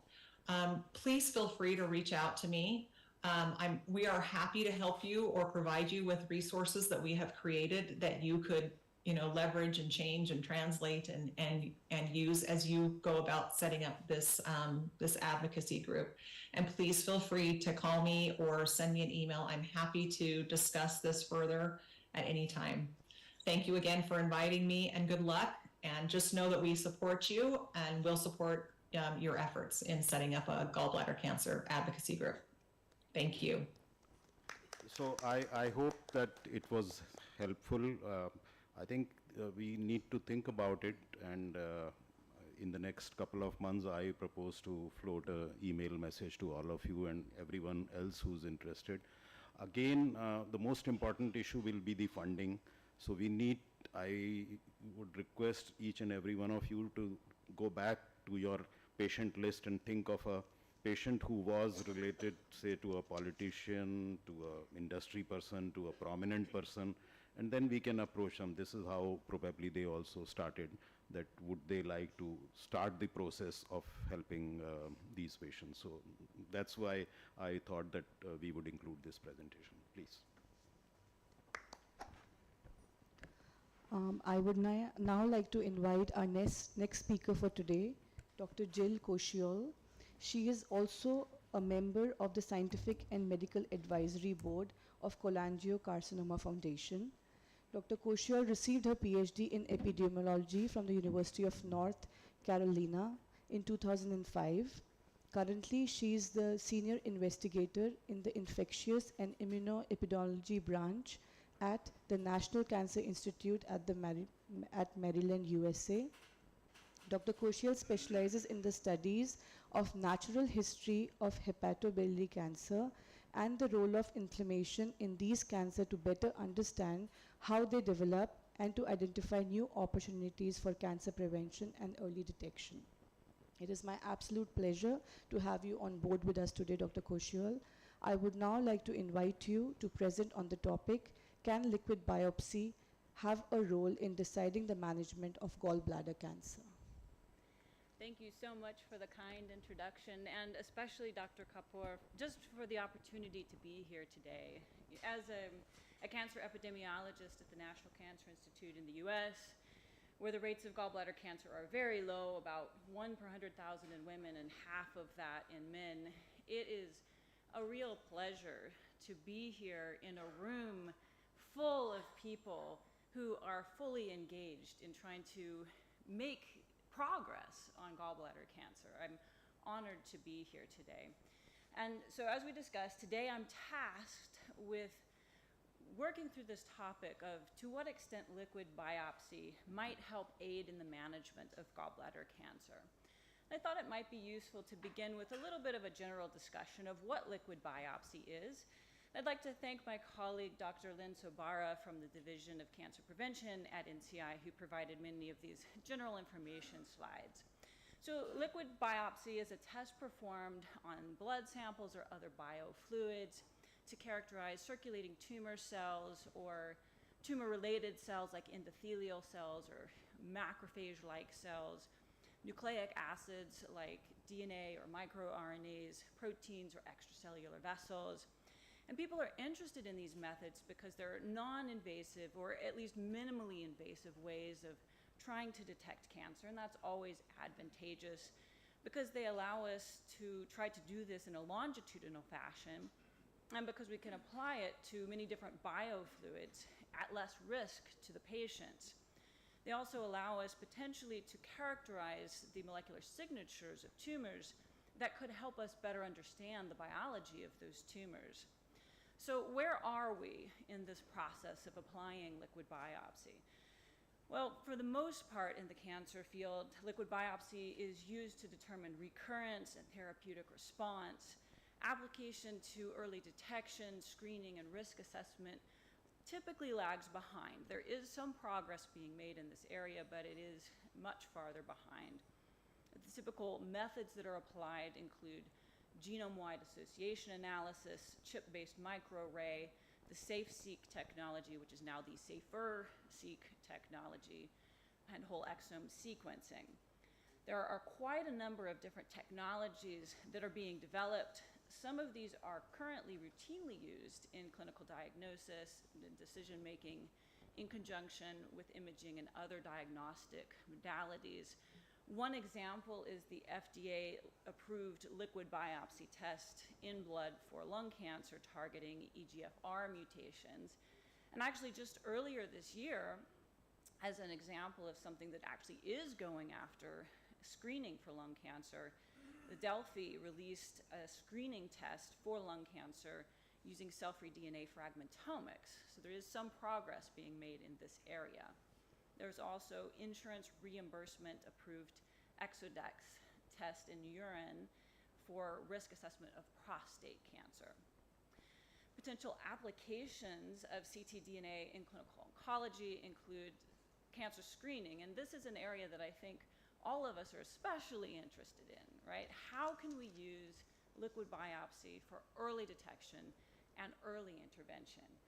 But it can also be useful for localized cancers in terms of identifying specific genomic alterations to guide therapeutic selection, monitoring tumor burden and therapeutic responses, metastatic cancer for early detection of relapse and treatment resistance, guidance of treatment selection, monitoring, etc., and even for refractory tumors to try to understand the mechanism of that resistance and potentially to determine new treatments. But despite all of this promise, there are also quite a number of challenges involved with liquid biopsy. From a biologic perspective, the target analytes are typically present in very, very low concentrations. For example, the low levels of the mutant circulating tumor DNA is diluted with circulating wild-type DNA, which means that typically you need large volumes of blood or other biofluids, and that can be a big challenge. And that's even more the case for early-stage tumors, which are shedding even lower levels of tumor DNA than later-stage tumors. There are also questions about tumor heterogeneity. So is liquid biopsy representative of all the genetic clones of a tumor? Particular clones may outcompete other clones and may be more present in the blood and therefore may not be fully representative of what's actually in the tumor. There's another issue of what you detect and whether or not that's clinically relevant. I think for gallbladder, this is not an issue. If we were able to detect gallbladder cancer through liquid biopsy, we would care and we would want to target that gallbladder cancer. But this is a concern for something like prostate cancer, for example. If you detect prostate cancer, is that clinically relevant or not? It's something to consider. And also, what is the appropriate or clinically relevant fluid? For gallbladder cancer, again, from a screening early detection perspective, I think we eventually want to target blood. But right now, I don't think we have a good sense of what those targets are. So we may want to consider looking at bile for now, because bile has been shown to have higher levels of tumor DNA. So maybe that's a better place to look right now to get a better sense of what we should be looking at. Technological challenges, again, focus on the issue of we have low levels of the genetic targets, That means there's low capture efficiency. So ctDNA detection has varied from about 50 to 78% in patients with localized disease, and there are issues with specificity as well. Other considerations include what specimens you look at, what reagents you use, what are the standard operating protocols that are applied. Many people use convenience samples, and one of the themes that has kind of come up a number of times throughout this conference is that who you look at affects the results you get. So for example, if you are looking at a bunch of different survival curves and you see separation of curves and your poor survival curves is all consists of T3 patients, of course they're going to have poor survival. So you have to consider who ends up in a study and how they got there. Who are they representative of? All of those factors have an impact on your results. Pre-analytical variables like how the samples were collected, how they were processed, how they were stored, all of those things can also affect your results. And there's also a general lack of knowledge in how to translate laboratory studies into clinical tests. CAP and CLIA regulations and certifications have a very high standard. And even if you can cross that bar, is the platform or assay cost effective? And is it portable? All of these issues are things that we have to consider to understand whether or not, in the end, liquid biopsy is something that could be useful for clinical management of gallbladder cancer cases. Additional considerations are also related to statistics and protocols. Many different studies have used different statistical approaches that can give you different answers. In the literature, there is selective reporting, typically unintentional, but that means that it's challenging sometimes to interpret what we see. Just in preparing for this talk, I saw very incomplete reporting of the protocols. For example, people often didn't report the volume of the sample that they used, and we know that the volume is important for whether you can detect something or not. Just something basic to report, and it's not there in the published literature. There are variations in interpretation, bias, chance, overfitting. The majority of the studies published did not take their data and replicate it somewhere else. So all of these things are challenges with what currently exists, and we have to get past it to know if liquid biopsy is actually going to be effective clinically. But despite these challenges, liquid biopsy is of huge interest and growing interest. There are a number of technologies that are being developed, and here I'm showing you a whole slew of assays that are out there for using liquid biopsy to try to detect a multitude of cancers. As you can see, lung cancer is one of the most popular cancers to go after, but also liver cancer, which could include intrahepatic cholangiocarcinoma. What do we not see on this list? Gallbladder cancer. Gallbladder cancer is not here. And perhaps we would like to see it here. What has been done for gallbladder cancer? Well, here you can see a number of studies that have looked at least at biliary tract cancers. So I've listed out the number of biliary tract cancer cases for each of these studies. And then I dug through each of these studies to see, okay, well, how many of these biliary tract cancer cases are actually gallbladder cancer cases? And you can see that listed out next to it. You see sometimes it's as little as one gallbladder cancer case. This is what we have in the literature for liquid biopsy. The majority of these studies have focused on DNA targets. We do have a handful of studies that have looked specifically at gallbladder cancer, but even these studies are very small, less than 100 cases, typically less than 50 cases. And just to go into a little bit more detail on a few of the larger studies, so we have Modi et al. That included 124 patients with biliary tract cancer. This study used the Guardant 360 platform for about 70 to 73 genes and found that 76% of these patients had at least one gene alteration. But this study only included 16 gallbladder cancer cases. And the only finding that it noted for these cases is that gallbladder cancer cases tended to be more likely to have CDK6, APC, and SMAD4 mutations. That's all we get from that particular study. The next study, Chen et al., included a few more patients, 154 patients with advanced biliary tract cancer cases, looking at a panel of 150 genes. It found 95% had at least one alteration. It included a slightly larger proportion of gallbladder cancer patients. It had a kind of an interesting finding. The highest mean maximum somatic allele frequency was actually among gallbladder cancer patients as opposed to other biliary tract cancer patients. And the mutations TP53, CDK into A and EGFR were more common in gallbladder cancer patients as opposed to other biliary tract cancer patients. And then we have Burchek et al., which is the largest of the liquid biopsy studies for biliary tract cancers, with over 1,600 patients, where they found that 84% had alterations and that those alterations were targetable for 44%. They used this to say, yay, liquid biopsy is great. We've got actionable mutations. We can use liquid biopsy for clinical management of biliary tract cancer cases. This is wonderful. But only 9% of those cases were gallbladder cancer cases. And as best as I can tell, they did not report any results specifically from those gallbladder cancer patients.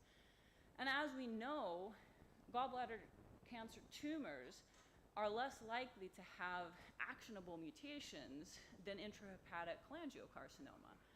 So I actually don't know that any of these patients with gallbladder cancer had any benefit from the liquid biopsy assay that was conducted in this study. They didn't report it. I don't know. So there are a number of clinical trials that are going on for liquid biopsy for biliary tract cancer. And some of these trials do specifically include gallbladder cancer or focus on gallbladder cancer. The outcomes that are focused on in these trials include either identifying or looking at changes in circulating tumor DNA or circulating tumor cells, or at targetable mutations. But again, we know that gallbladder cancer has fewer targetable mutations than we see for other types of biliary tract cancers. So we need to see if these trials really pan out, and specifically if they pan out for gallbladder cancer. Now, I wanted to mention just a couple of other studies that have recently been published on novel targets for liquid biopsy. This paper looked at mitochondrial-free DNA in a number of different tumor types and found that cholangiocarcinomas had higher levels of circulating mitochondrial cell-free DNA compared to healthy controls.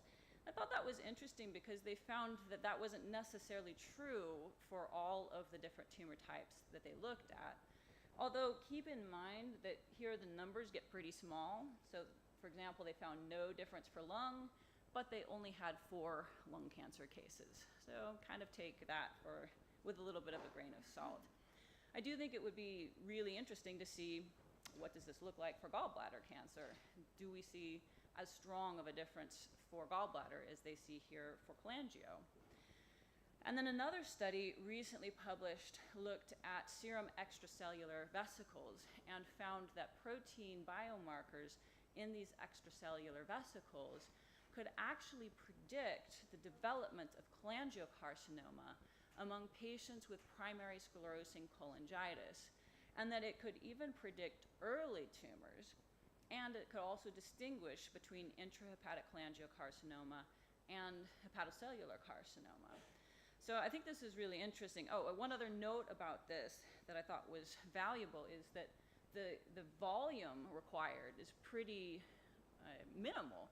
Just 1 ml required in the discovery set and less than 7 microliters required in the validation set. So this really brings it into the realm of possibility in many ways. So that I think is very valuable and makes it something that I think would be super cool to look at for gallbladder cancer. So just to kind of summarize, liquid biopsy is a growing field. There is a great deal of interest, but there are a number of limitations, and we're really going to have to work together collaboratively to address these limitations. For example, NCI has a collaborative working group that can test different methods to see kind of what might be the best option, but you need to come to them with, say, 200 gallbladder cancer cases. I think you could do it here. You have that kind of capacity, but we would need to know what we want to look at. And so far, for gallbladder cancer, the sample sizes have been very small, and I don't think we have a clear idea of what targets we would want to look at. So if liquid biopsy is going to work, we need to know what we're looking for. So I think there's a lot of promise, but we need to kind of keep things in perspective with liquid biopsy as well. So with that, I will thank you for your attention, and I'd be happy to take any questions. Thank you so much for such a fascinating talk on an emerging topic. There's very little in literature, but I think it opens completely new doors for diagnosing gallbladder cancer, especially early gallbladder cancer, and also help us manage these difficult patients. I'm sure that once we join hands, we can, bring in cases, and you can bring in technology, and together we can work towards so-called eradicating this disease. Yes, Professor Kapoor, please. Many, or I can say most of the faculty in this JSF have been my students, and for you I have answered hundreds and thousands of questions. All of you have the responsibility to answer only one question for me. A young lady with asymptomatic gallstones comes and asks you whether I should have my gallbladder out because I am at a high risk to have gallbladder cancer. Provide me that answer. Because I don't agree that all women with asymptomatic stones should be operated, but amongst that group, the 5% population, we have to identify those who are at the highest risk, and the answer will come only from a screening test. So my request to all the young faculty members in this group is, one, create a biobank. As she said, if you have 200 samples, anybody would be willing and happy to collaborate with you. Have an idea, and then even without asking Jill, I can assure you that she will try to get a grant. I know that R01 grants are given only for US scientists, but I know they are given to outside US also. So if you have samples, if you have an idea, it is not impossible. What I could not do, I don't want that you should also not do. One of you should take it up and do it. So first is to create a biobank and a database. Yeah, people like Safalta or the clinical. So I have a question, Jill. Now, we also have done some work on microRNA. Ratnakar is here.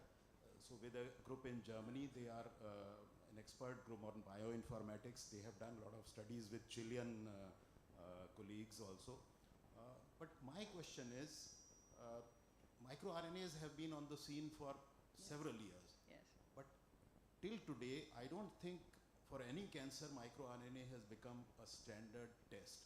So are we following the wrong path? Should we shift our path to some other biomarker for liquid biopsy?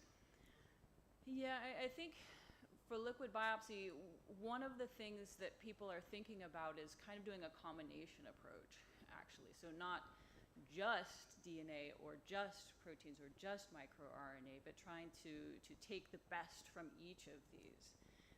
For example, there's a CancerSeq platform that I think Hopkins has that they're working on that includes a fairly small number of gene mutation targets along with a small number of protein targets.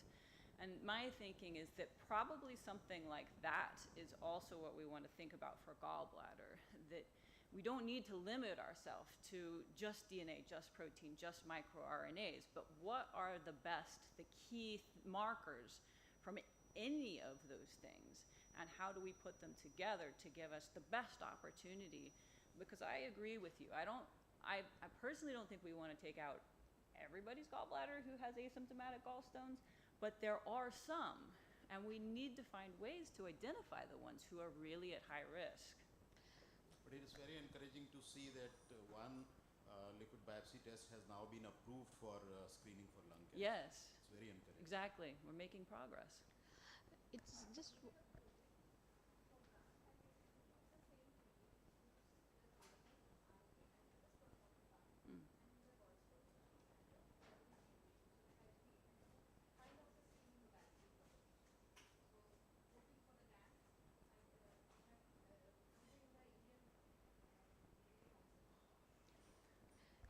have a thought here.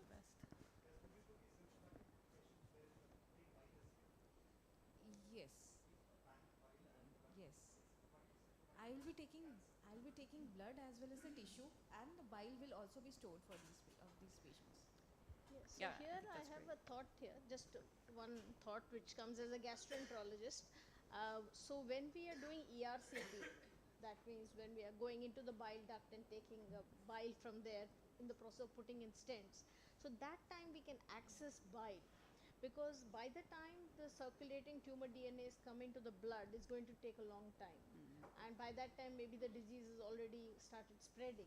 So the best time to look at it is to look at the bile in the duodenum, where you give a CCK infusion and the bile comes into the duodenum. You can take that and look for the tumor DNAs, or during ERCP in patients who are undergoing a procedure for gallstones. So there we can track gallstones which are in a 20-year-old person and a 50-year-old and a 70-year-old, and to see whether the DNA start increasing as age goes up, and what are the parameters which decide that. So, and also Dr. Pankaj is here. So we do PTBD, that is, we put in a catheter into the bile duct in patients with obstruction.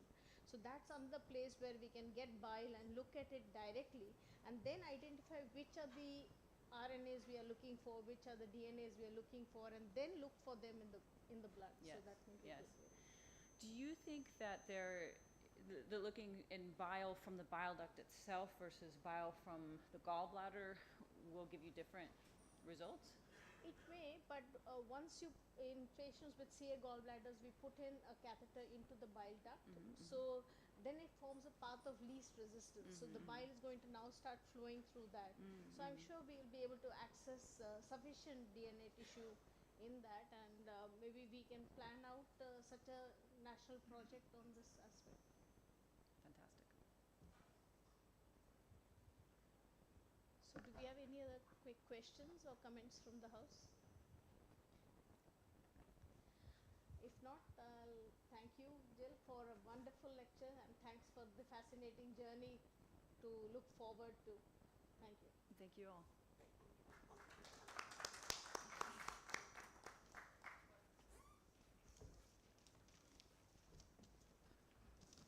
Thank you, ma'am. We'll move forward to our next session. To chair the session, I would like to invite Dr. Abhinav Sharma, Senior Consultant, Medical Gastroenterology, CK Birla Hospital, Jaipur.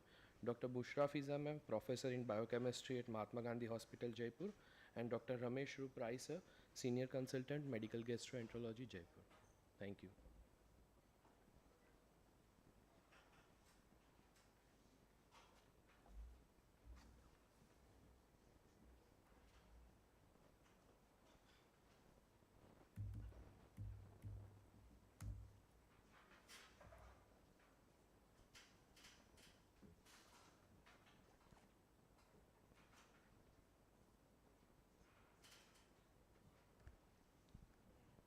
Good morning.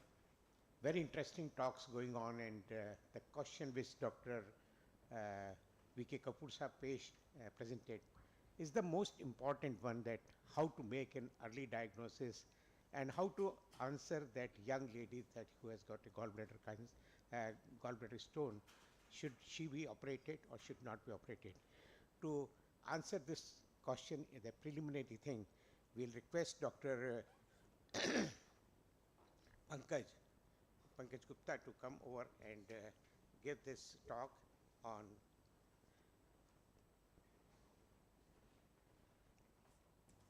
are we likely to have a image modality which can diagnose gallbladder cancer in early stage. Dr. Gupta. So I must add that Pankaj is the lead person for GB-RADS, and he initiated this and got a group of gallbladder cancer experts from within and outside the country and published.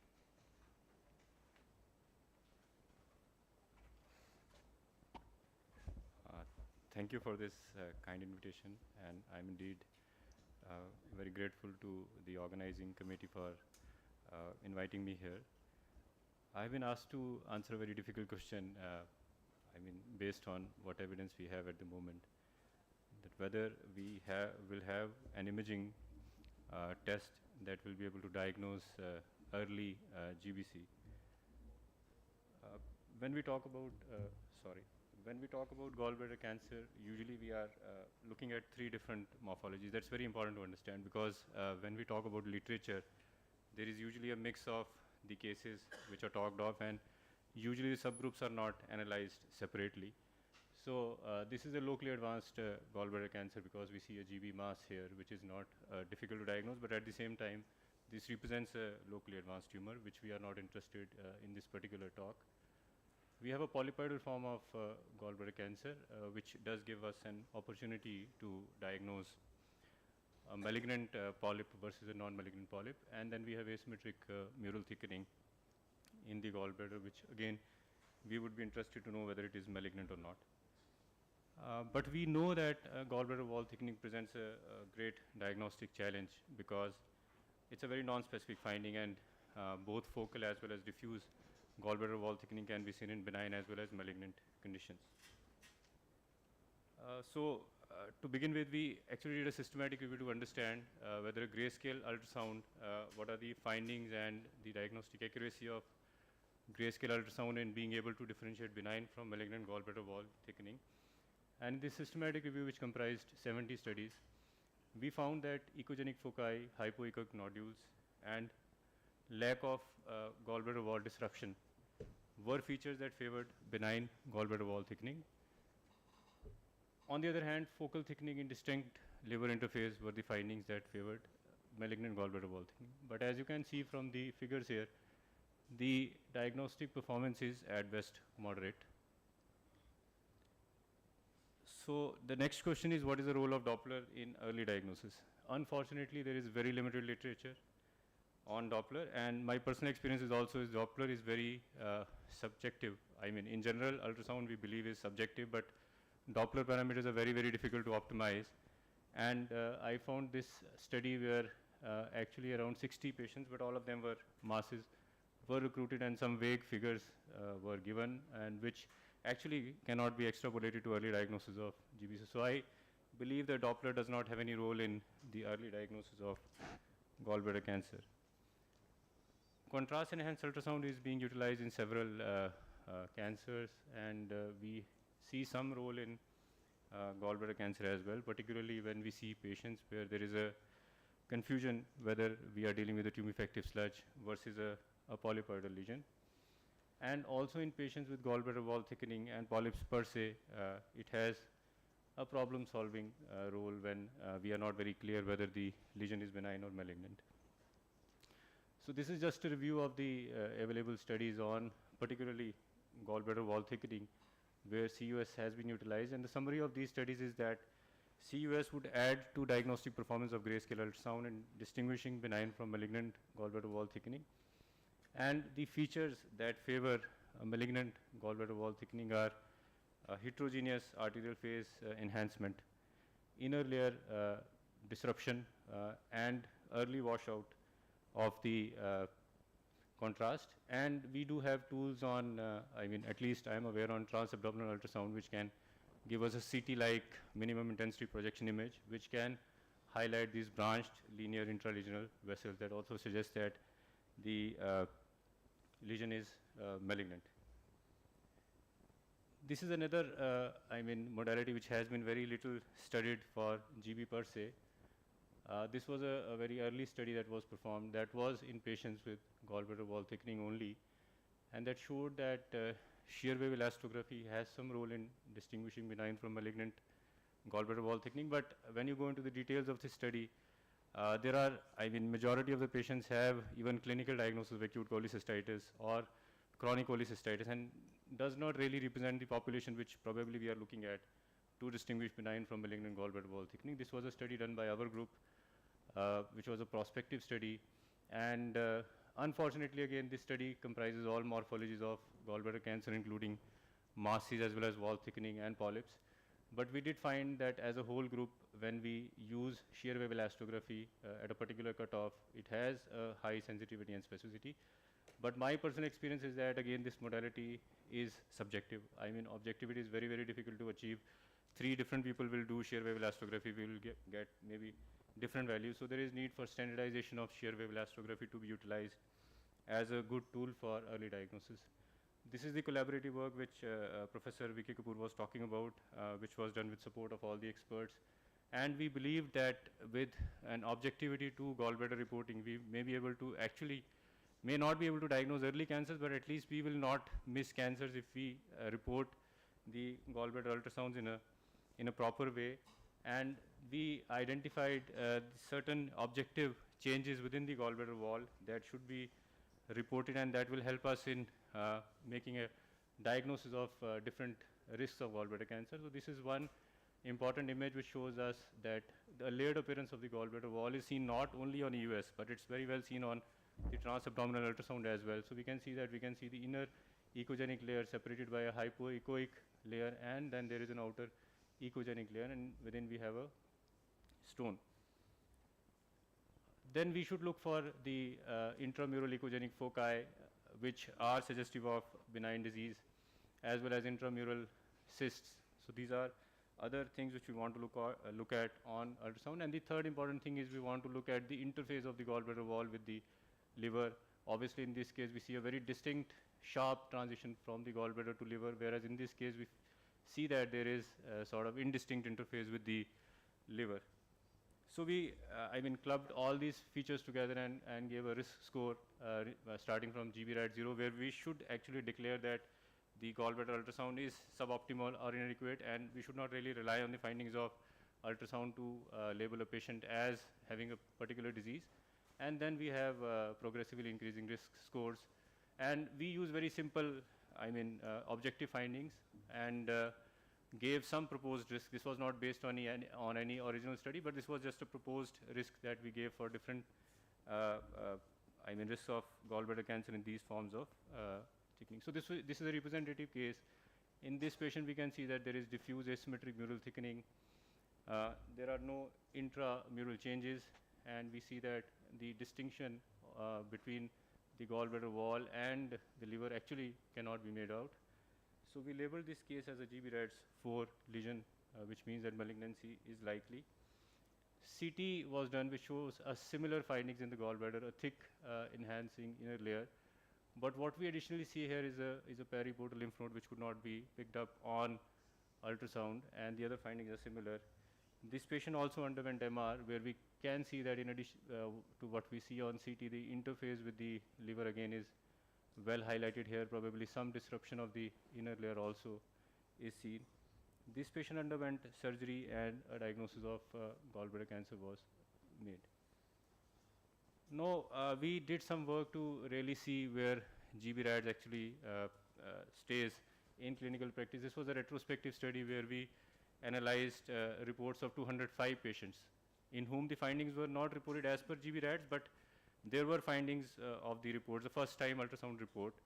And what we found that just based on the first time ultrasound report diagnosis, out of the malignant cases, 42 were reported as benign. There were a lot of inconclusive cases.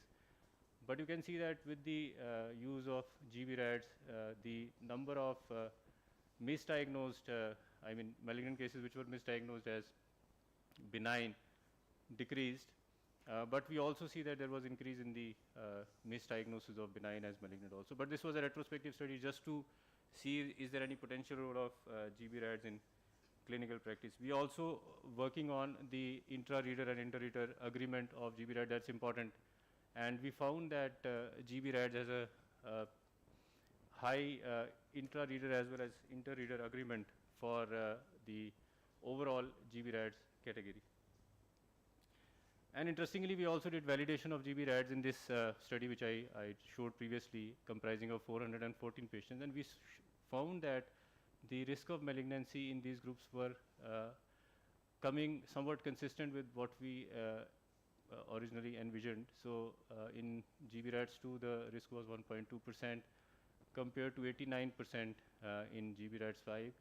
And not surprisingly, many of these cases, benign cases which were diagnosed as malignant, were because of the xanthogranulomatous cholecystitis.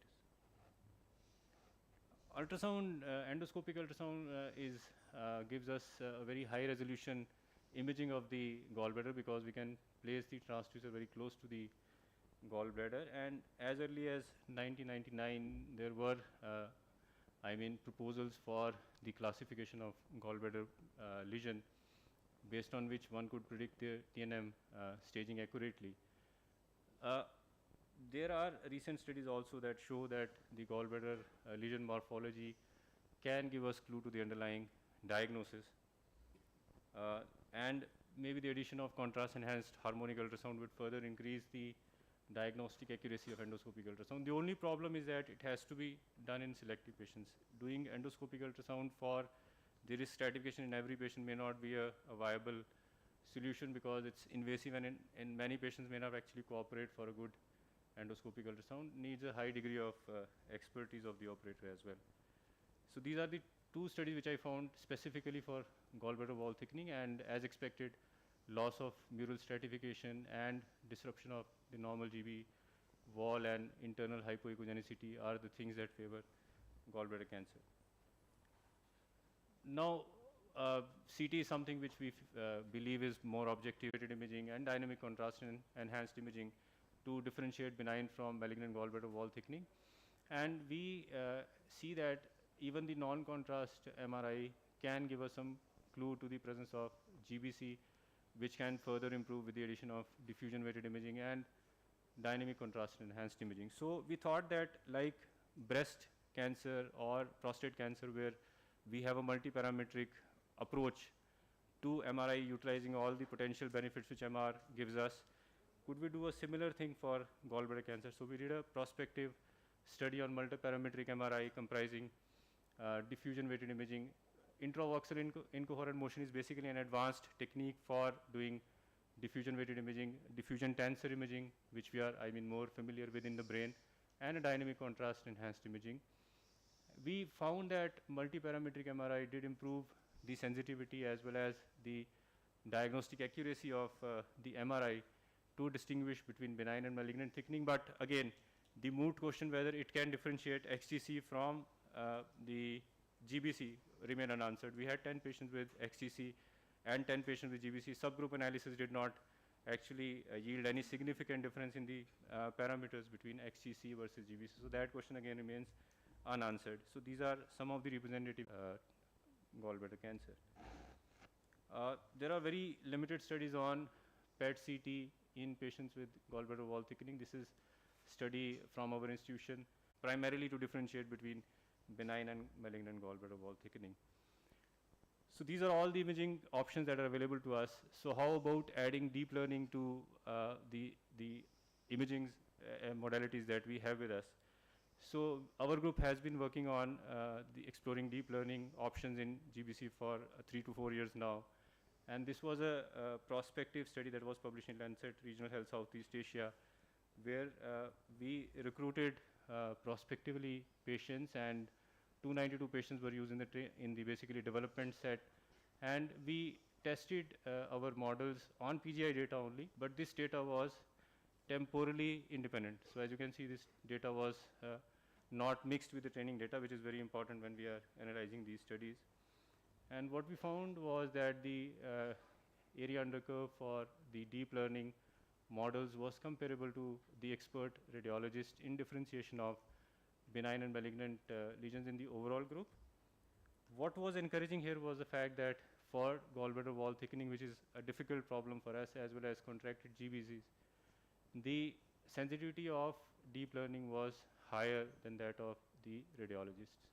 But again, one has to understand that this is data from a single center only. We have not done any external data set validation of this particular study. Another work which we recently did was the differentiation of xanthogranulomatosis cystitis from GBC on ultrasound only, and we used the models that we got from the previous study as well as some other novel deep learning methods, and we found that the models, particularly the GBCNet and radformers, were performing well. I have intentionally not shown the performance of a radiologist here, because what we found was that in almost 25 to 30% of the patients, a radiologist was not able to give any diagnosis because either the GBs were contracted or there was a wall echo shadow complex precluding the radiological diagnosis in these cases. Now, what actually we envisage in clinical practice is that we have a deep learning model where we feed a video frame of the ultrasound, and it can give us a diagnosis from that video frame only, because sometimes there may be a bias, choosing a particular image. So this was a recent work which we did where we actually trained models to pick up the most representative frame from a video of ultrasound and give us the diagnosis. This was based on 90 patients with gallbladder cancer, and what we find is that the algorithm performs very well in the classification of overall video as benign or malignant.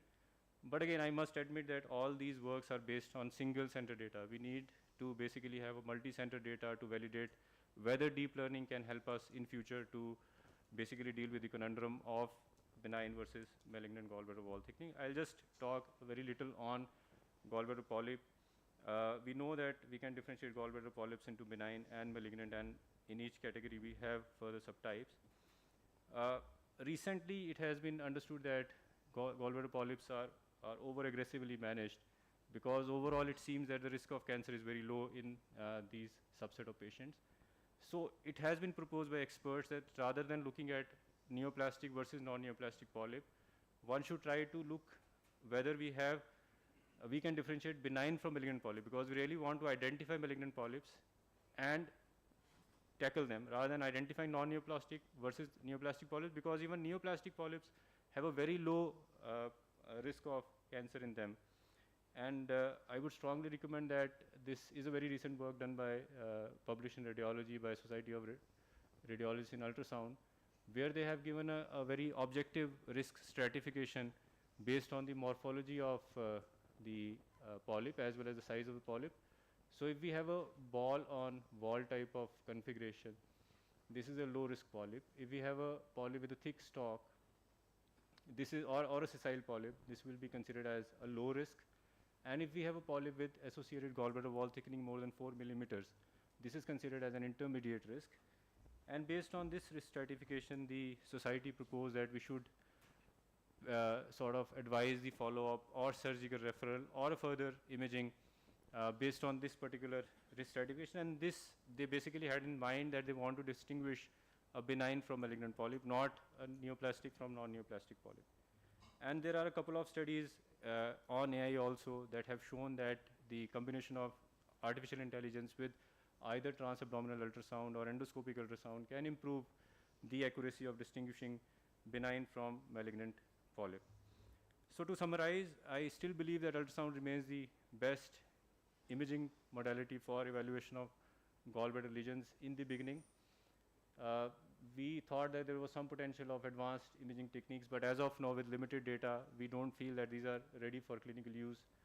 The use of AI seems very promising, but what is missing at the moment is a multi-center data. So we want that multiple centers should come together and contribute data so that we can develop generalizable AI models. And we have seen that actually working for cancers like pancreatic cancer, lung cancer. There are a lot of, translational AI and deep learning models that have made a lot of impact on these cancers.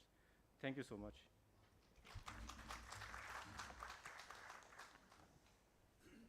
Thank you, Dr. Pankaj. Over to you, sir. So, Pankaj, endoscopic ultrasound, CT, MRI, PET-CT, diffusion-weighted MRI, they are good when we are dealing with a gallbladder cancer. What we are talking about is screening of people, maybe with stones, to find this AI and deep learning. Do you think that in the near future, you can say that, okay, a technician does an ultrasound, he or she sends the images to a center where we have a AI ML thing and which does the analysis and gives the report. That only probably will be the answer as far as radiological screening is concerned. Yeah, absolutely, sir. So regarding your first question, yeah, the ultrasound scanners are no very high-end scanners, and as we have seen in, I have shown a few images, but definitely I'm not talking of patients who are very obese. That's a real challenge for ultrasound, and that remains even today. But for patients who are, moderately built or thin patients, ultrasound can give us a very good, discrimination of the layers of gallbladder. And and that is the reason precisely that why we kept the layering of the gallbladder wall in the GB-RAT score also, because we are very confident, and in fact that is something which we always teach our residents to identify. It just takes a bit of learning curve to be able to identify the stratification of gallbladder wall. But yes, the answer to your question is that the ultrasound technique is very mature today, and I mean there are few people who are really into ultrasound. They make all diagnoses on ultrasound. They say that even CT, I don't need CT for these particular things. And personal experience is also that I use a lot of ultrasound for a lot of different problems in in abdomen general.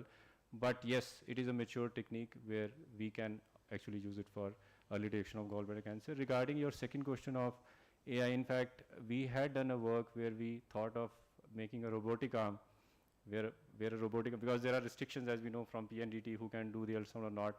But we thought that we will use a robotic arm to scan a video and use that video, and that's precisely why I presented the last work of video-based detection. So yes, there are, there is definitely work, particularly in endoscopic data. For example, when they're doing endoscopy and there is a video that comes out, there are definite models that have been trained on that video endoscopy frames that can, and at certain places the endoscopy, done by operators with different experience. I believe it's the same problem with endoscopy as we have with ultrasound. And they have shown that the models are very accurate to identify, regardless of the expertise of the person who is doing it. If the right area is scanned, the models can detect the lesion well. Pankaj, excellent presentation.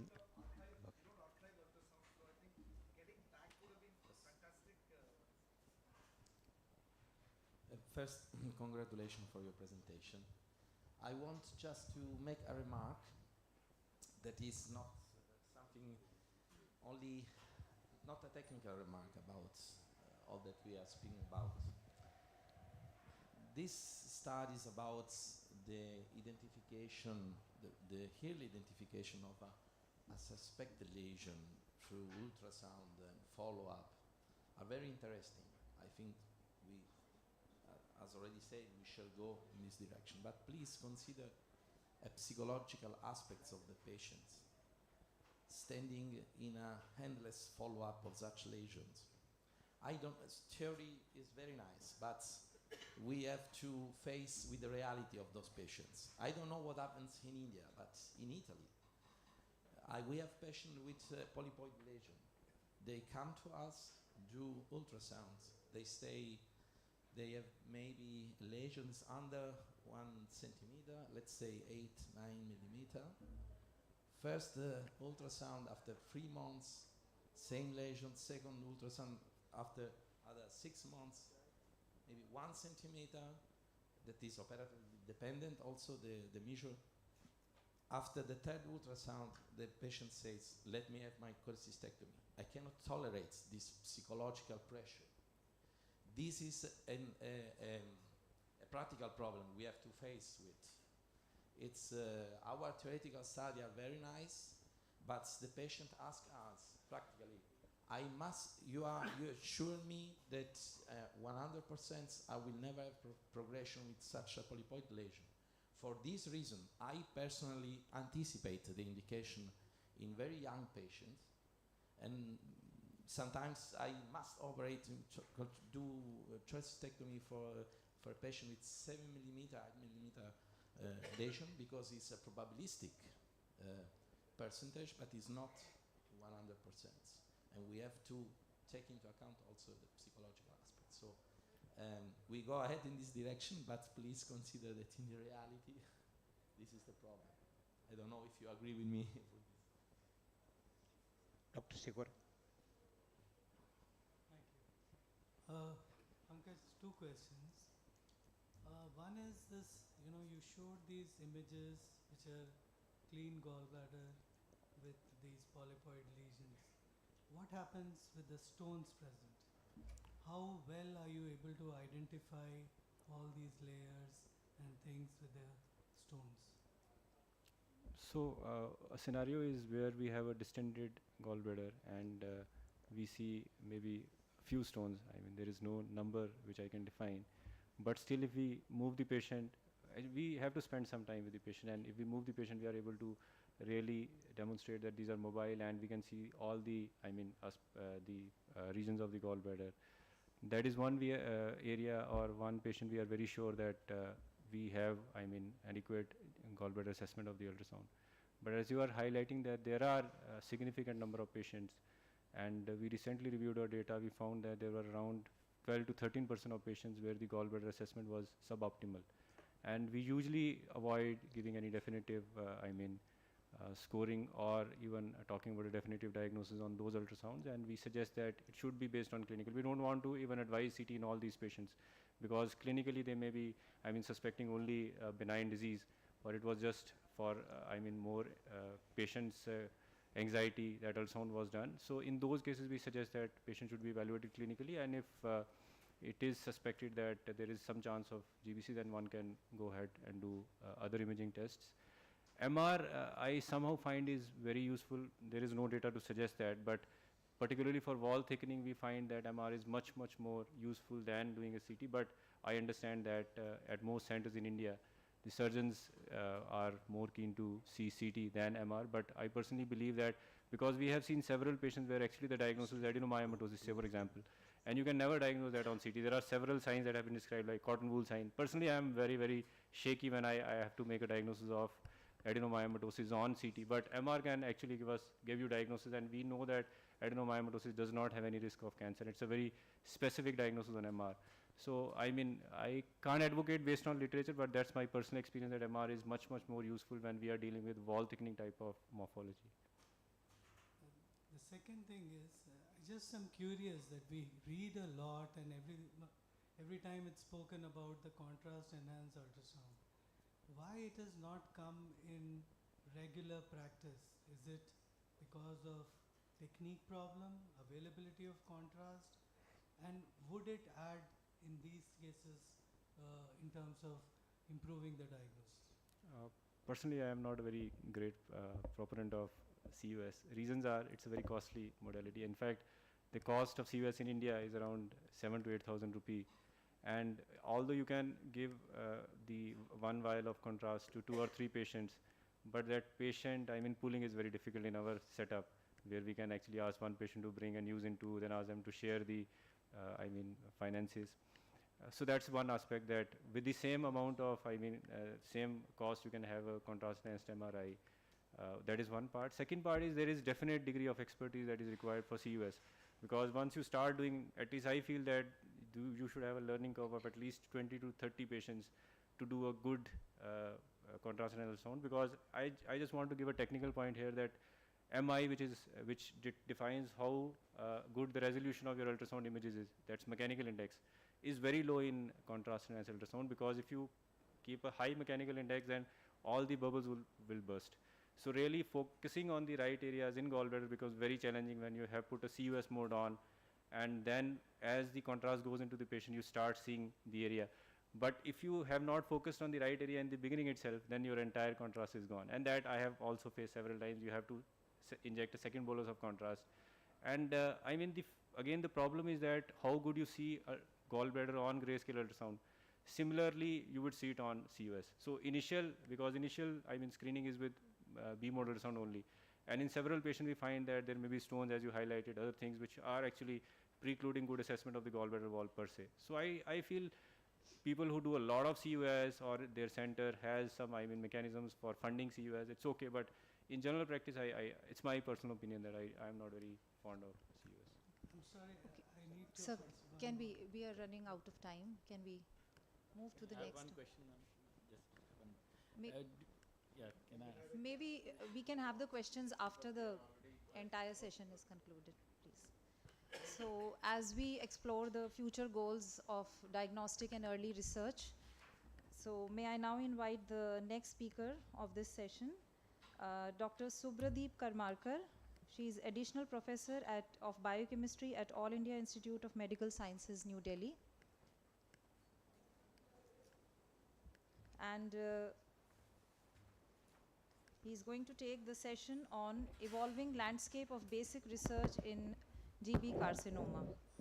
So over to Dr. Karmarkar. Thank you, Chairperson. and very good morning to every one of you.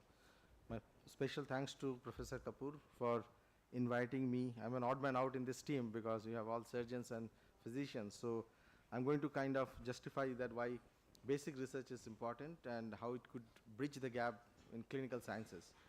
So feel free to stop me if you have some queries. So when we talk about basic research, I kind of involve a lot of different avenues which are fastly evolving in this particular era: genomics, epigenomics, and proteomics. So with genomics, we can get a whole lot of idea about mutations, deletions, insertions, inversions, complex rearrangements in the genome, and so forth. And each one of these will have a different clinical outcome. So we need to clarify and identify actually what is actually happening in terms of the DNA aberrations. And then we have the epigenomes, where you see a lot of cases where there is apparently no change in the mutations, there is no change in the DNA sequence, but there is the transcriptome is altered. So it leads to an something which is not within the DNA, but epigenomes like methylations and histone modifications and so forth, where apparently there is no mutations, but still we see there's a definite effect. And then of course you have the proteomics, where you have the different kind of phosphoproteomics and other kind of post-translational modifications, which are very important for the function of this for these proteins. So how basic research may be helpful to address it? One is that it can address the disease heterogeneity, where we could have a same kind of clinical presentations or nearly similar clinical presentations, but the underlying mutational landscape is different. So we need to find out exactly what sets of mutations are actually there. So different individuals may come with a different sets of mutations.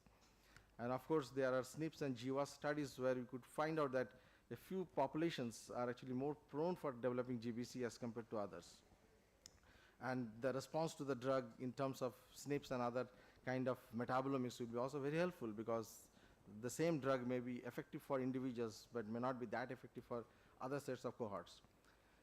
The microbiome is evolving, where we have microbiome, and microbiome, where all this fungal, bacterial, as well as the viral components are actually important, because they have been found to regulate the gut metabolic axis. And early diagnosis using the exosomes microRNA, which the other previous speaker has talked about, is also very crucial, because these are actually something which is evolving as early biomarkers, or at least to know the severity of the disease or to know the response to the treatment. So this is a very kind of an expert audience over here, so I'm just skipping the basic and the background slides. I'm just going to actually what work I'm going to present today. So in our lab, we actually started about 5 years back on exploring the role of nuclear receptors in gallbladder cancers. Why nuclear receptors? Because really it's not been figured out too detailed in GBCs. And the other reason why we are looking into nuclear receptors are, I'm just going to put up over here that many of the nuclear receptors do have a role in cancer. Like you know that breast cancer is associated with ER alpha, ER beta, prostate cancer with androgen receptors. Of course, breast cancer now has also been associated. One of my recent PhD student worked on extensively on the role of androgen receptor in breast cancer. Myeloid leukemias and other kind of solid tumors, as well as liquid tumors, has an involvement of the nuclear receptors. And also we know that nuclear receptors are also very nice targets for therapeutic interventions. So we really wanted to know that what is the nuclear receptor profile in gallbladder cancer. And just to kind of go into a little basic, like nuclear receptors are actually transcriptional factors. They go and binds to the receptors which are usually within the cytoplasm or within the nucleus, and they goes over and binds over there, and then do some complex translocations, goes to the DNA, and eventually binds to specific DNA response elements and do the function. So what we did is that we found that there is two lacunae in these directions. One is that nuclear receptor signaling is largely unexplored in GBC. So at the time when we started, actually there is no systematic study which has been done on the role of nuclear receptors in GBC. And also we know that GBC has a gender bias, with females about 3 to 4 times more prone for developing GBC as compared to that of the males. So we don't know what kind of nuclear receptors could be playing a role in particular in the gender disparity. So human genome actually encodes for about 48 different nuclear receptors. So we took an approach to address all of the 48 nuclear receptors using and fantastic technique which is known as nanostring, which is very similar to RNA-seq, where you can look into transcriptome, but advantage is that in RNA-seq from the clinical samples, getting a good quality RNA is a challenge. So usually if the RNA RIN score is more than 7, we kind of recommend it for doing an RNA-seq. But majority of the clinical samples will have a RIN score of 3, 4, 5, because by the time the surgeon gives us the tissues and it comes to the research labs, a part of the RNA may be degraded. So nanostring is helpful in these scenarios, because even if the RNA is degraded and even if your RIN score is as low as 1 and 2, still you can do nanostring, because it just needs the copy number of the RNA. It has a small probe tagged with a fluorophore, and then it goes and hybridizes over there. So we customize this nanostring platform, because we really don't have any new nanostring probes for the nuclear receptors. So we kind of customized it for our study. It took a lot of time, but eventually we have these probes ready. So when we looked into the nanostream of all the 48 nuclear receptors which has been encoded by the human genome and looked at what is their expression profile in gallbladder cancer, so it's kind of a high throughput screening. Then we found a bunch of them are downregulated, bunch of them are upregulated, and many of them are actually unaltered. So we just took a few of them, and in this particular session I'm going to talk about one particular nuclear receptors which we kind of gone into much deeper explorations and find out that what is its role, and that is known as NR4A1. NR4A1 is a orphan nuclear receptors, means we really don't know what is this in vivo ligand is. It does exist and it has a lot of different functions, but we really don't know what is the natural ligand for NR4A1. So when we looked into NR4A1 expression in GBC as compared to that of the controls, we found that it has been downregulated. So of course there are other nuclear receptors, we are not talking about that in this particular session, so I'm just focused on this NR4A1. So you could see over here it is actually downregulated in GBC, gallbladder cancers. And few of them are upregulated. So this is a summary table where you find it across male and females that there is a downregulation of NR4A1. We also did qPCR validations to prove that our nanostring is not spurious, and then we did find that by qPCR, which is regarded as a gold standard, that in GBC there is less of NR4A1 as compared to that of the controls, which is actually in this case the cholecystitis cases. So one of the features of the cancer is migration, and other feature is invasion. So we looked into that, how this migration and invasion properties are regulated by NR4A1, because if it has been lost in gallbladder cancer, it appears to, how does it affects the two different parameters like the cell migration and invasion.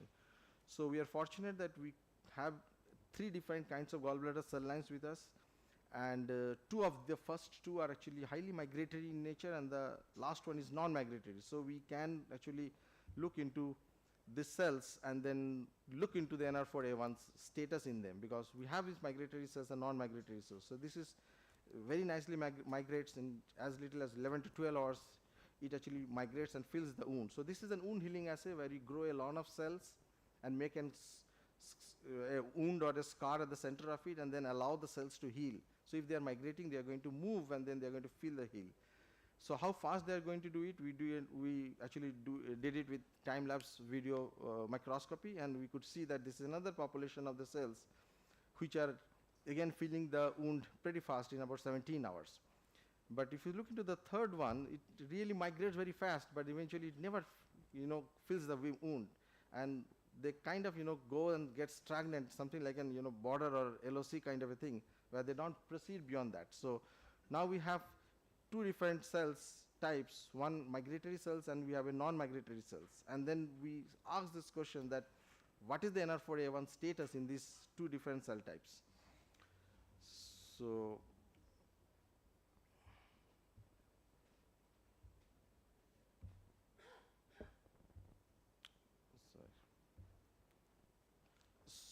and this is actually, we looked into the NR4A1 across the different nuclear receptors, and then we also do it by qPCR in the different gallbladder cell lines, and we could see that in vast majority of the cases, if you see over here in those circles, one at the extreme right, that NR4A1 over there, in these highly invasive cells, this is very less. The blue one is actually, the histogram is actually showing the non-invasive cell, which I showed just now, which really doesn't migrate, the last one in that one, in the previous slides. And those two small bars, which is very less, actually are the one where the NR41 is lost in those invasive cells. So now we know that the cells which migrates very less, which migrates very fast, they had different distributions of the NR4A1 with a reciprocal relationship. So the fastly migrating cell has very low amount of NR4A1, and the non-migrating cells has high amount of NR4A1. So this is something what we confirmed by PCR, and we could see that NR4A1 has been lost almost like 8 to 9 fold in the case of these invasive cells as compared to that of the non-invasive cells. So this is all compared fold change, log to fold change with compared to the non-invasive TGBC24 cells. And the NOS and 415 are highly invasive, highly motile cells, and you could see that they are almost like 8 to 6 fold down regulation of NR4A1. So we looked into, this is another name of, actually this is the other name, NCBI name of NR4A1, NUR77, so they are actually the same molecule. I just kind of toggle between these two names. So we could see that in cases versus controls in the actual patient samples, there's a decrease in the number of NR4A1. Of course, our sample number is low, but still you could see a trend that there is a loss of the NR4A1 in the highly invasive and highly motile cancer cells. So NR4A1 downregulation could be one of the factors that actually tells the cells to actually migrate. And once we put that data, so reviewers actually asked us that, okay, if NR4A1 is really that important for cell migration, prove it that it is really important by putting NR4A1 back into the cells and see that the migration status is altered. So we are fortunate that we have an fungal metabolites which is known as cytosporin B, CSNB, which induces NR4A1. So in these particular cells, NR4A1 status is very less. Now if we induce NR4A1 by cytosporin B, then we see that the motility of the cells actually improves. Or in other words, with respect to that, the controls, we could see that once we put in cytosporin B, which is in the green one, then the motility of the cells goes down. So this is a rescue experiment which shows that if the cancer actually loses NR4A1, which they do lose, then any way to increase the NR4A1 is going to have a better outcome for the cancer because it reduces the cell motility. We next looked into the invasive properties, because if the cells are motile, still it doesn't mean that they will be invasive. Invasion of the cells means they are going to release a lot of proteases like MMPs and cathepsins so that they can actually eat the basement membrane and can go to distant sites. So we did an invasion assay, which is a matricial invasion assay where you have a collagen membrane cells are shedded on them, and we looked into how many cells has migrated to the other part of it. The first two, G415 and NOS, are actually highly invasive cells. You could see that those cells actually migrated, and a lot of cells are there actually on the other side of the membrane, whereas TGBC24, which really doesn't moves, has a low motility, is also low invasive, because we could hardly see any cell which has been passing through the membranes by matricial invasion assays. So once we have that, and then what we did is that with that background, we now induced the NR4A1 with the help of cytosporin B over here, and we found that now the number of invasive cells are also been reduced. So in other words, if we increase the level of NR4A1 in gallbladder cancer, then it reduces the cell motility, it also reduces the invasiveness of the cells. So NR4A1 is evolving as a wonderful novel tumor suppressor in case of gallbladder cancers. So I'm just shifting a little gear over here. So when we started back in genomics, we all know that first human genome, when it was sequenced back in 2000 in the landmark Nature and the Science paper, the whole genome sequencing cost close to about $200 million. Right now, on a NovaSeq platform, which actually gives us about 2 by 150 base pair in rates, the genome sequencing actually cost us little less than $100.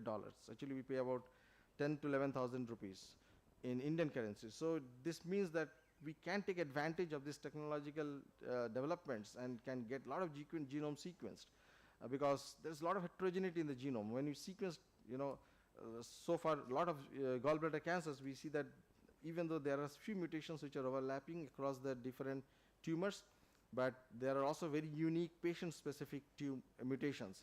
And we really don't know whether those are drivers or messengers, passenger mutations, whether they are related to the disease progressions or they just kind of comes with the disease. So we just have to figure out on that particular aspect. So NGS has a lot of applications, as I was showing you in a couple of the other slides also, that it helps us to know about the cancer susceptibility genes, about the risk management in terms of whether it's the driver mutations or whether these are passenger mutations. The role of microRNAs, I think Kapoor sir was actually talking that microRNAs possibly are not leading us a very good, clinical insight into it, because the people may be working on a little different aspect and we may not have suitable results, but we do have actually quite a good significant development also in the terms of microRNA, because few of the microRNAs like MEAT23, MEAT374 have been associated with breast cancer with an extremely high significance. And also we need to understand that each microRNA actually regulates hundreds of different mRNAs. So it's not just one microRNA, one mRNA. So one microRNA targets about hundreds of mRNA. So it's a very complex, RNA world is very complex. So we need to understand that we just are seeing a very superficial layer of it. So people didn't really look into the long non-coding RNAs and other RNA world and see how they are actually been important. So we did a whole exome sequencing for GBCs. I'm just not going too much detail about in this data. We got a lot of variants, and if you could actually look into that, we just filtered them according to those variants which are in the coding regions. This is an exome sequence.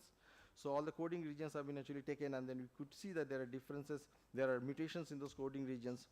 And at the same time, we also looked into the synonymous, non-synonymous, whether that mutation alters the protein or the amino acids or not, and whether they are pathogenic or non-pathogenic. So we did all of those kind of bioinfo things, and then figured out that there are about 45 to 50 different mutations, very high significant mutations, or changes in the genome which are associated with GBC. We are actually in the process of validating them, and that's actually is very complicated, because many of these mutations or changes are actually in the enhancer regions pretty much far away from the gene.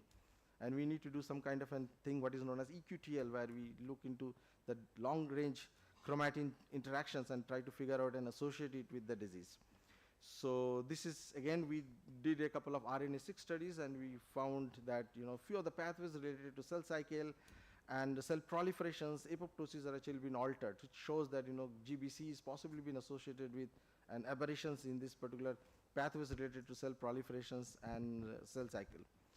So when we did an NR4 knockdowns using an siRNA, right now we are trying with an CRISPR editing, which is knockout. So this is just a knockdown where you have just 70% of this NR4A1 removed from the cell. And when you did an RNA-seq, we again found that these are the similar pathways getting enriched what we showed in the previous slide in the actual gallbladder cancer. So it shows that in the gallbladder cancer, we are getting a similar kind of an overlapping NR4A1 loss signature. So it turns out possibly that NR4A1 is a novel tumor suppressor in GBC. These are the different applications I was talking around, so I'm just skipping this slide. And the next important thing is that getting the tissue samples for GBC is a little challenge. Kapoor sir is very thankful. We are thankful to Professor Kapoor sir, because he's generously kind of sharing the samples with us, and with which we are planning to do few more experiments. But at the same time, we are also working in developing disease models, preclinical models, where we can have something where we could mimic the actual how the cells grows within the body. So most of the time when we grow the cells and have a bunch of data, these are the cells which grows in a flask in a 2 dimension. But actually when the tumor grows, it grows in 3 dimensions. So the topology is different, and unless and until we follow the geometry, most of our hits are not going to be actual hits. There could be possibly 70% will be spurious. So we thought of kind of taking the cells out of the cancer and then trying to grow them as a 3-dimensional thing, something what they do actually in the body, and see then that what are the genomic aberrations taking place, because now we are mimicking more like an in vivo scenario. So we established a few of the GBC spheroids models where you take the cancer cells, then there is a process that is known as hanging drop methods, and then when you do it, we actually get some spheroids, something like that. So these spheroids are the dark colored one. I'm going to show you a few confocal of them.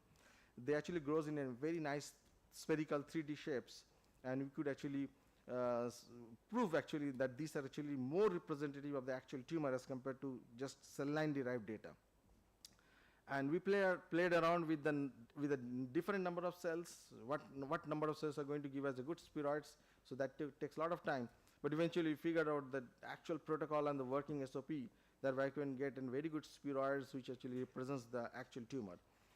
So we also played around with the matrix because tumor actually grows in a matrix, so you should not. We request you to summarize, please. Yes, sir. I'm just proceeding. And just I'll take 5 minutes, sir. And this is the spheroid. So this is how actually the spheroid forms. So in the core of the tumor, we know this is hypoxic, and this is exactly what you see, that when the spheroid forms, the rest of the cells are actually light colored are the viable cells, and the core actually becomes hypoxic, which is the dark colored cells, which actually represents a real tumor. That's how the tumor actually grows. We did an confocal microscopy of this one. The green colored one as the calcine, which is for the calcium staining, shows the viable cells. And over here again we could see that the core of the tumor is all the red color, which is the dead cells, and the periphery of the spheroids are actually the green cells, which is fastly proliferating cells. In other words, we can say that our model is actually replicating very closely to actually how the tumor grows.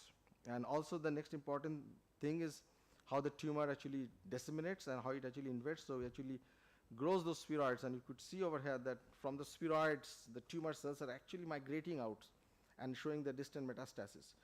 So we could pick up all those cells which is there in the periphery and do an EMT and other kind of things and find out that they are actually leaving the core tumors.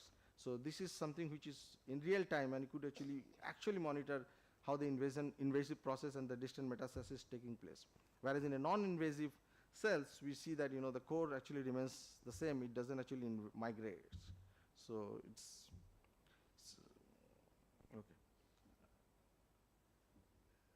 And eventually, I'm actually skipping the slides. We looked into about those spheroids and did a functional characterization of them, and looked into the different pathways, and then found that majority of them actually overlaps to what we see in the actual tumors.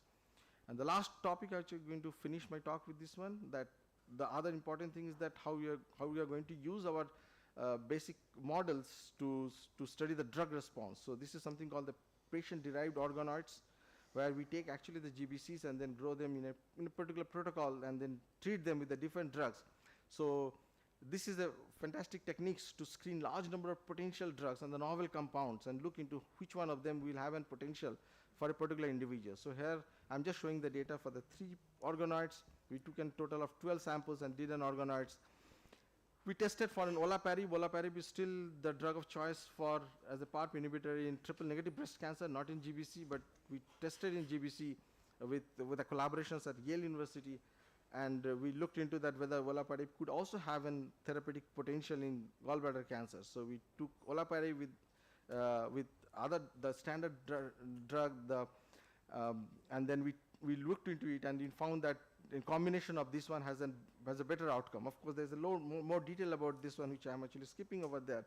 But overall, what I wanted to communicate from this that we could have also patient-derived organoids, which could be used as an screening platforms to screen large number of compounds, novel compounds and repurposing compounds, and then we could have potential therapeutic targets using this kind of models. Of course, we have a workflow for that. I'm almost done. This is a SNP array where you're looking into the associations, and we found that there are a lot of SNPs which are also been associated with GBC. So addressing the question that why someone has a more severe disease, someone has a less severe disease, and what is the reason that few individuals progresses from cholecystitis to GBC, but many of them don't. So we are trying to find out the associations. This is a Manhattan plot showing a few of the SNPs with an extremely low p-value of a high significance. And as the medicine is actually been approaching, so you are going towards a P4 kind of a medicine where it is in predictive, preventive, participatory as well as personalized. And I think basic research is going to be a fundamental player in this particular P4 medicines, where you could have a lot of inputs coming from there, which is going to help clinicians and surgeons to diagnose the tumor in a better way, not to look the GBC as one entity, but rather a very heterogeneous entity with a constellation of different changes. So I'm going to express my acknowledgements, my sincere thanks to Kapoor sir and JSF for giving me this platform to present our work. And our collaborators are from Dr. Nihar Das, who is very generous from the GI surgery, and Dr. Ratnakar, the Sharda University, Dr. Anand, and the rest of the people at the AIMS who are very helpful to give us the tissues and also helpful to kind of give us the suggestions. So with this, I kind of end my talk over here. I'll be happy to take one or two questions. Thank you, Thanks, sir. Dr. Subradip. It was excellent overview of all molecular, what is happening at molecular level. But due to paucity time, we won't be able to take any questions. Maybe question may be taken later by you. Okay, sir. Thank you. Only thing I would say, the idea of requesting Subhadeep and the next speaker is that we are doing work, we are collaborating with them. Other clinical departments also, best would be that your own institution develops it, but if there is a problem, you are most welcome to collaborate with these groups. Thank you, Subhadeep. Thank you. For next talk, I would be inviting Dr. Shubha Rani Sharma.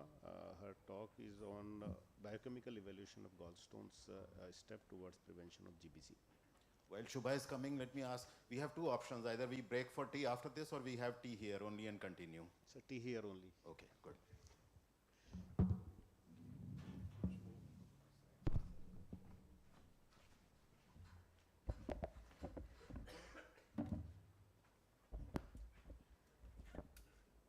Thank you so much, Chairperson, and I would like to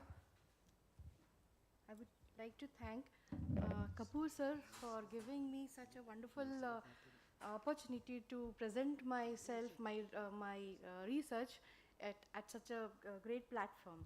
So,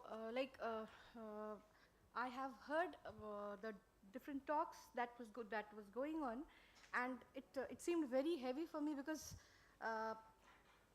Once we are going for the different studies, I find sometimes I think that we are getting very less samples from the gallbladder cancer patients. Means I take gallbladder stones from sir and different other sources. So for us, it's like getting sample from a gallbladder patient, and but don't you think that it's a what plight would be a person undergoing who is diagnosed with the gallbladder cancer? Because as far as I know, the diagnosis is at a very later stage, and we cannot address them we cannot come up with a solution for it. So my work is like on diagnosis, not on diagnosis. My work is like analyzing the content of the constituents of the gallstones that we are getting, and what is the real cause of the gallbladder incidence of gallbladder cancer.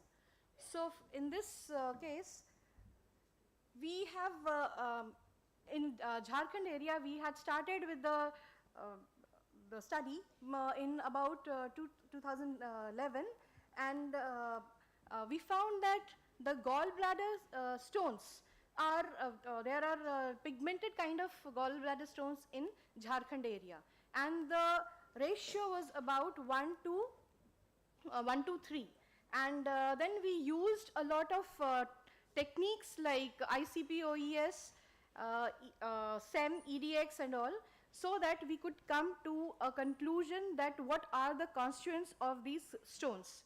And then we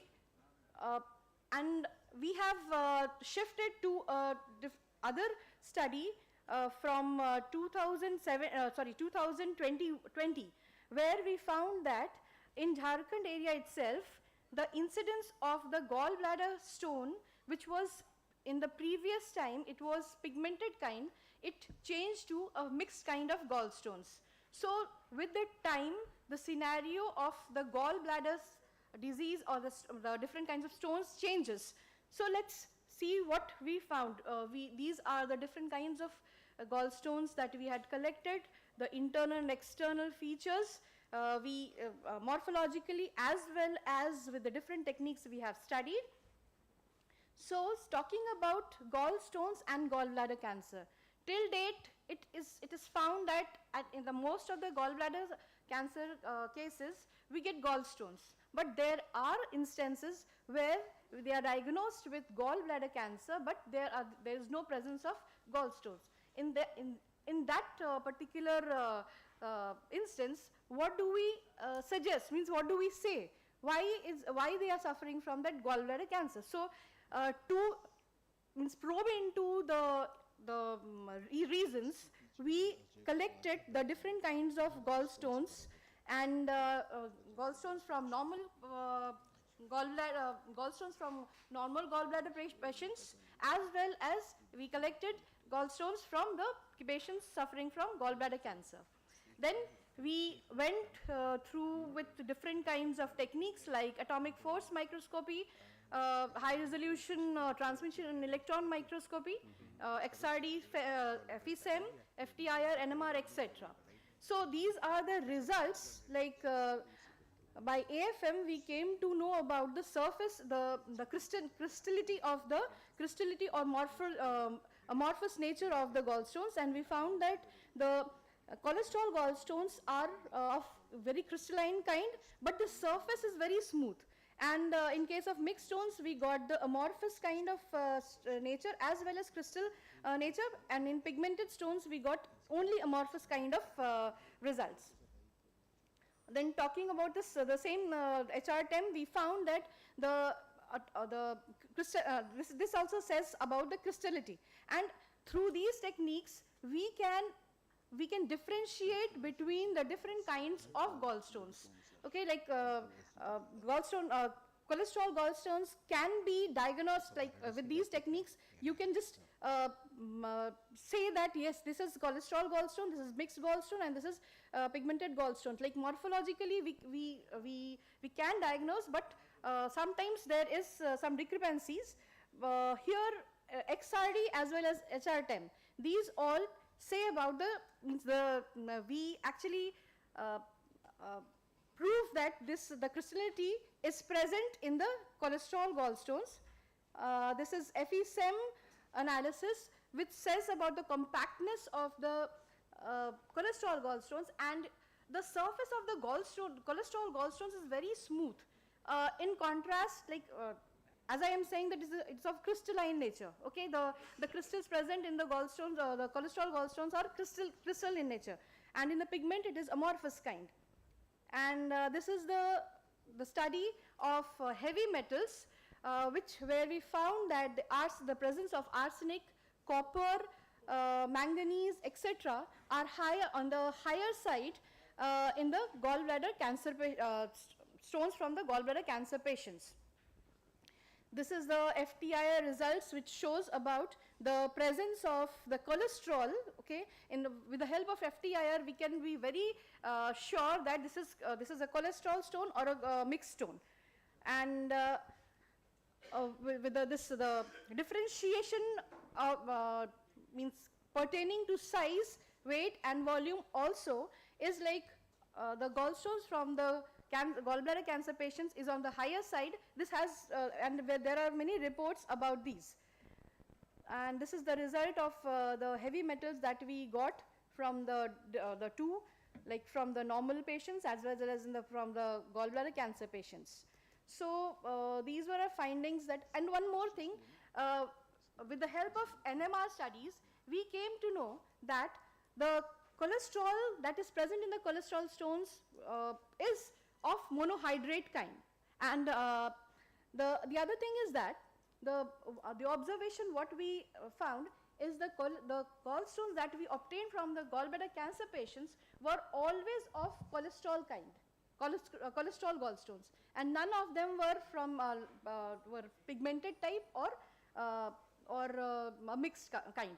Okay, and so one more thing is that in the patients who did not have gallstones, the patients who were suffering from gallbladder cancer and did not have gallstones, it was found that the bile contained a higher amount of cholesterol. So from these we draw a conclusion. I draw a conclusion that it's not actually the gallstones, or it's the presence of cholesterol. The cholesterol is the main culprit, which is somehow playing some part. And here, if we see, this is the interplay of the heavy metals as well as cholesterol, which is leading to the progression or the induction of the tumorous cells in the gallbladder. And so these once we are coming with the results, what my aim is like I want to prevent gallstones or prevent gallbladder cancer. Instead, means, there are people who are into early detection of gallbladder cancer and all, but what I want is, if we devise some methods by which we can prevent these things, then it would be great. So for that case, one aspect is like Andrographis paniculata, which is called Kalmeg. Actually, this is very instrumental in increasing the motility of the gallbladder, and this is the herb which is very frequently used in Jharkhand with the tribals of Jharkhand. And what I found that the gallbladder stones were not present, means the patients from whom we got the gallbladder stones were not of the tribal among the tribal people. Okay, and so I did a lot of research, means a lot of studies that studies on the different kinds of papers related to Andrographis paniculata or Kalmeg. This is called green chireta also. So this actually increases the motility of the gallbladder, and the thing is that once the motility of the gallbladder is increased, the cholesterol which is being deposited in the gallbladder can be like flushed out with the surge of the bile which comes out. Okay, so there is no accumulation of, there will be less accumulation of the cholesterol, and that can lead to, that may lead to prevention of gallstones. The one more promising approach, or the research which I came across was in 2017, that they have used a particular chemical called TCO-BOP to activate the CAR receptors of mice, and that led to prevention of gallstones. So I thought that I should, but this was the thing was that the TCO-BOP did not activate the CAR receptor in the human. So this research could not be translated into human beings. So I went for search for a herbal molecule which could activate the CAR receptor of the mice as well as human CAR receptor, so that we can translate them into this human beings. So here Artemisia capillaris is a herb which contains this 6,5-dimethyl esculentine, which is instrumental in activation of CAR receptor of mice as well as this human beings. So once the CAR receptor is activated, it leads to flushing out of the cholesterol or clearance of the cholesterol by TCO-BOP. When we talk about this 6,7-dimethyl esculentine, it flushes out or clears the cholesterol as well as bilirubin. So we can prevent the incidence or occurrence of cholesterol as well as pigmented type of gallstones. And so here what I say is, if the cholesterol deposition is leading to I have giving a proposal that this collection of the gallbladder, this cholesterol deposition is actually inducing the gallbladder stones or gallbladder cancer. So these can prove to be a very important. They could have an important potential to clear out the cholesterol, and that can prevent gallstones also as well as gallbladder cancer. And the thing is that, like in our Indian scenario, we use turmeric in our day-to-day life. So we can include this Artemisia capillaris in some amount every day or in our food habits, so that it can lead to activation of CAR receptor regularly, and that can lead to clearance of cholesterol. So we have concluded that the different kinds of techniques that I have used can lead to, can be used for detection of different kinds of gallstones.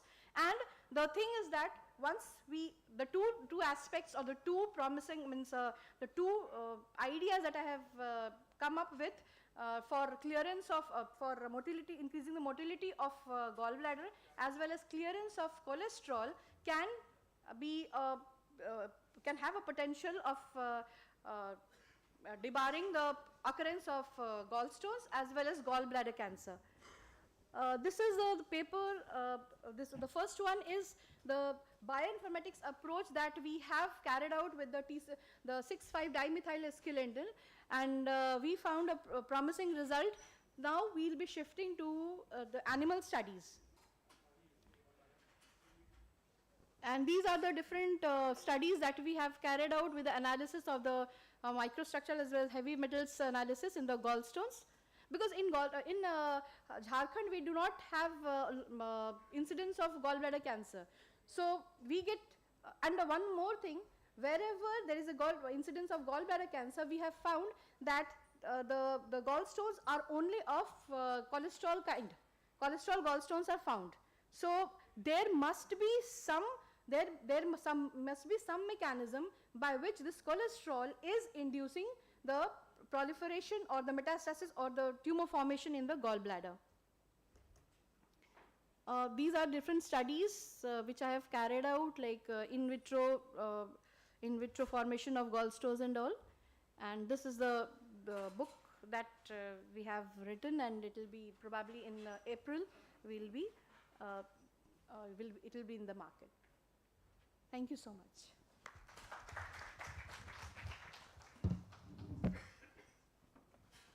Yeah, so actually my hunch from a long time has been that it is not gallstone which is responsible for cancer, it is a particular type of gallstone, because in the West gallstone disease is so common, but there is no gallbladder cancer.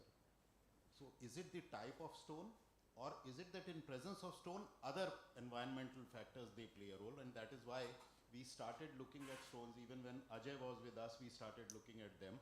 So that's almost 15 years ago. And fortunately, we had an NMR center, so we did some NMR analysis, and then we got in touch with Dr. Shubha. So idea of keeping her presentation was that all of you are operating upon patients with gallbladder cancer. Stone is a very easy biomaterial to store, unlike blood or serum or urine where minus 80 degrees required. So please keep those stones, share it with her, and then we can do more such studies. That is number one. Number two, Dr. Shubha, I would request that although Usha has left, she had to take her flight. Her hypothesis is what you are saying, that it is the motility of the gallbladder. Once the gallbladder stops functioning, then the bile accumulates there and some changes occur. So please get in touch with her, send this presentation to her, and see how we can take this Kalmeg thing further. Sir, I have talked to her yesterday.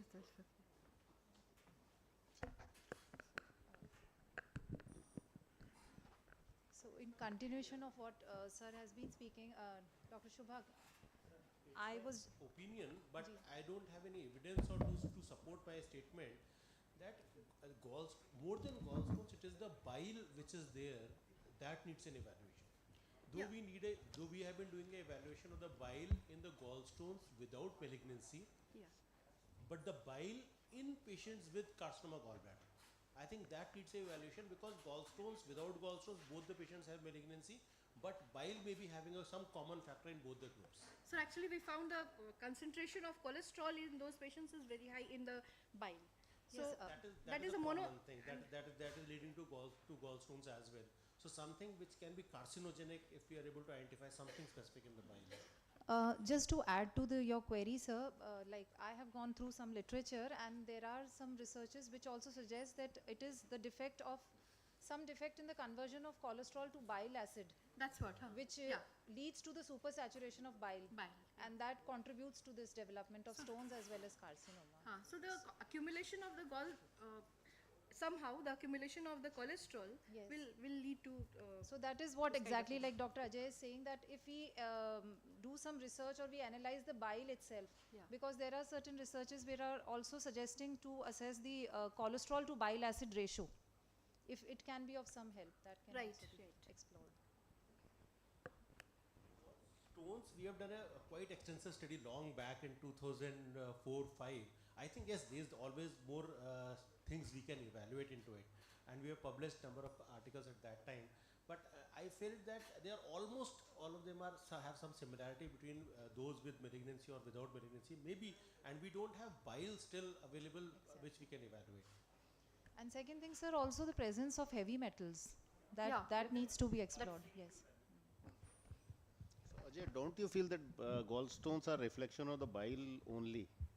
Because I have seen largest collection of gallstones in your room in SGPGI. My room, yeah, I remember that. We had a collection of more than 500 gallstones at that time. We had made a full library of gallstones.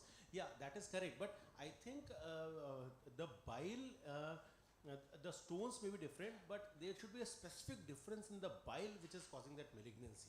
Because there may be a bile without a gallstone also in a patient with carcinoma gallbladder. That will be the most important bile that we need to have.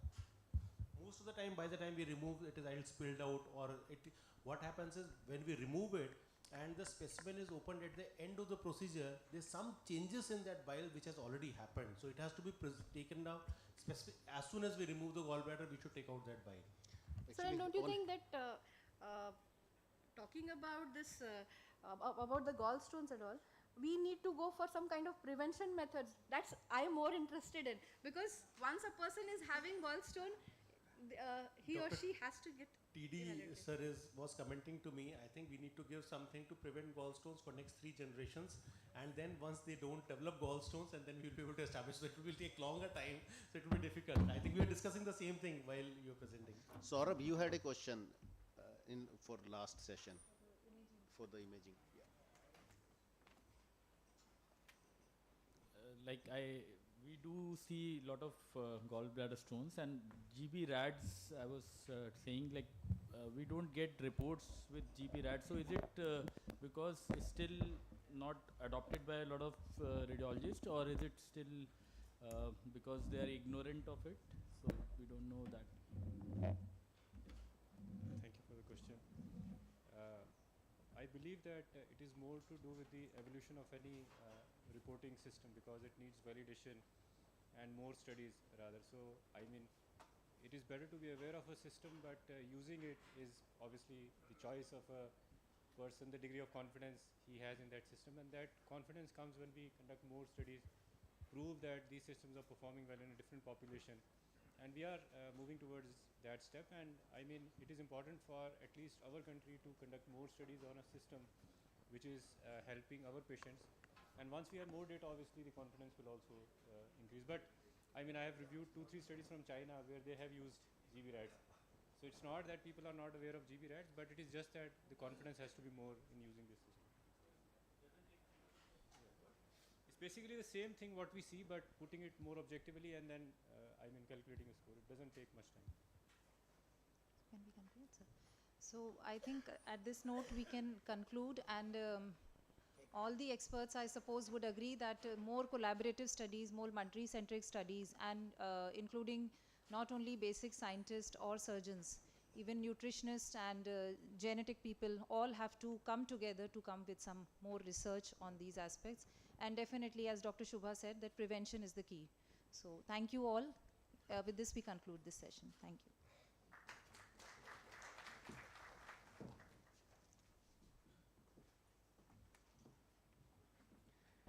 For the next and last concluding session, I would like to invite Dr. Ajay Yadav sir, Associate Professor, Department of Medical Oncology, Mahatma Gandhi Hospital, and Dr. Puneet Dhar sir will join on the chair soon. Thank you.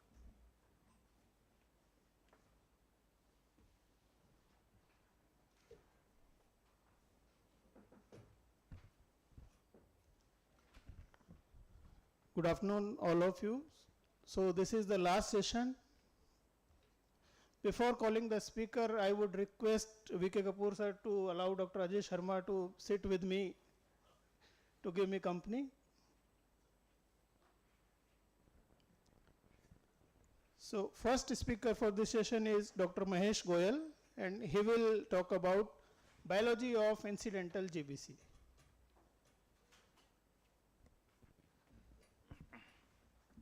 Thank you, Dr. Kapoor. When Dr. Kapoor told me to speak on this, I was wondering whether it's a philosophical question or is it a question for debate actually. So we'll see. I'm still not sure what we'll actually be talking about. So all the available literature, what we have discussed here, does suggest that probably it's a different disease because, of course, incidence is increasing, but I guess that is because in last a decade or 2 decades, more and more lab collies are being done for various indication, which has caused jump in incidence of incidental gallbladder by 0.8 to 1%. Of course, younger patients, but then younger patients are the patients who get more operated for for mild symptoms, asymptomatic gallbladder, younger males especially, and improved survival probably we'll see. So these are the studies which gets published, which make us think probably that incidental gallbladder is a disease with different biology. This study just published in 2022 looked at 261 patients of gallbladder, but here what is important is to see is that they have clearly written that non-incidental gallbladder cancer patients have more advanced stage and requires more extensive resection. For me, this only tells us that it's the advanced stage. They are comparing incidental to an advanced stage disease and then trying to say that their outcome is better, their survival is better. I don't think so. It really matches up to stage. And that's what they have concluded, that confers a survival advantage. Similarly, this is again published from a extrahepatic consortium from United States, 10 institutes. They again compared incidental gallbladder with non-incidental gallbladder for overall survival. But they again also in this study, they have shown that non-incidental gallbladder cancer patients have more likely to have R2 resections, advanced stage, high-grade tumors, lymphovascular invasion, and positive lymph node. And once you have all these things, and then you say that non-GBC, IGBC are associated with worse median survival, I think it's a no-brainer. They are likely to have overall worse survival with reduced overall survival. And that's what they said, that this underscores the importance of timing of diagnosis. We'll come to timing of diagnosis of GBC, that these two groups may represent a distinct biology of disease. So these are the evidence which tells us, or which probably are trying to point to the fact that incidental gallbladder cancer is probably a disease with different biology. I have a little different view. I think till now there is no clear evidence of incidental gallbladder cancer being a biologically different tumor. It has not been explained on the basis of any genetic studies, mutations, or even environmental or dietary factors. Little bit probably on inflammatory pathway. Yes, all IGBCs are gallbladder which are operated early, and in all probability because of various factors which led to inflammation, and these are the group of patients which follow the inflammatory pathway to carcinogenesis. And of course, carcinogenesis, inflammation does confer a little bit of protection in terms of metastasis in oncology, we all know. So probably in that sense, it may be slightly better in non-metastasizing. But for me, is it really a different biological disease? This is our Tata logo, which is printed on all our buses of Tata. Cancer is curable if detected early. So for us, I think it is a disease which is detected at a very early stage and treated at a very early stage, and that is what gives advantage of survival and recurrence-free survival or overall survival to these group of patients. So again, coming to truly incidental, which we have already discussed, truly incidental are tumors probably which are in situ tumors and T1. T2 would be very rarely truly incidental. If you have to really ask me, they will be picked up on scanning, definitely muscular invasion, or will be visible. So with advanced imaging in today's era, very few T2 would be truly incidental. And so when we talk about in situ and T1 tumors, we know that simple cholecystectomy alone is curative in with 5-year survival of more than 90%. So if we are talking about incidental carcinoma and we are talking about in situ and T1 disease, we know they are curative with simple cholecystectomy only. So there's no question about comparing them to anything else. So question is only about T2 tumors. T3 definitely is not incidental. So if we have T2 tumors, are they really incident? Let's see if from our center we did a study comparing the outcomes of T2 tumors. It was a retrospective analysis, which were operated as incidental versus those we operated upfront as radical cholecystectomy. Out of close to 1,500 patients, 425 patients had PT2 on final histopathology examination, and 72% were incidental group, and 27% were upfront gallbladder surgery. And we realized that patients of IGBC had significant higher local regional disease, local regional recurrence, liver recurrence in the liver, distant liver recurrence, as well as abdominal wall recurrence, compared to patients who got operated upfront for T2 stage. And this also reflected in the survival curves, both disease-free survival and overall survival. So definitely the PT2 patients who got operated upfront with radical surgery had a much better survival outcome as against patients who presented with simple cholecystectomy down outside, had PT2 disease, and then had to undergo the whole process of revision cholecystectomy staging, as including the delay in time period. So this has just got accepted for publication in Journal of Surgical Oncology. So next, similar results published in HPB 2018 from Wathi group and Eduardo Vega. They also looked at surgery for outcomes for incidental versus non-incidental gallbladder cancer, where index cholecystectomy was done, and versus patients who underwent oncological resection. And they also showed that the patients who went upfront surgery for T2 resection had much better survival compared to patients who were operated as incidental and had to undergo revision cholecystectomy. And as the time period prolonged, so T2 patient that did much worse compared to even T2A. T2B did much worse actually. So this underlines the fact that probably the patient of T2 who got operated upfront had a complete curative surgery at one go, and we are interfering that process of treatment by doing a simple cholecystectomy.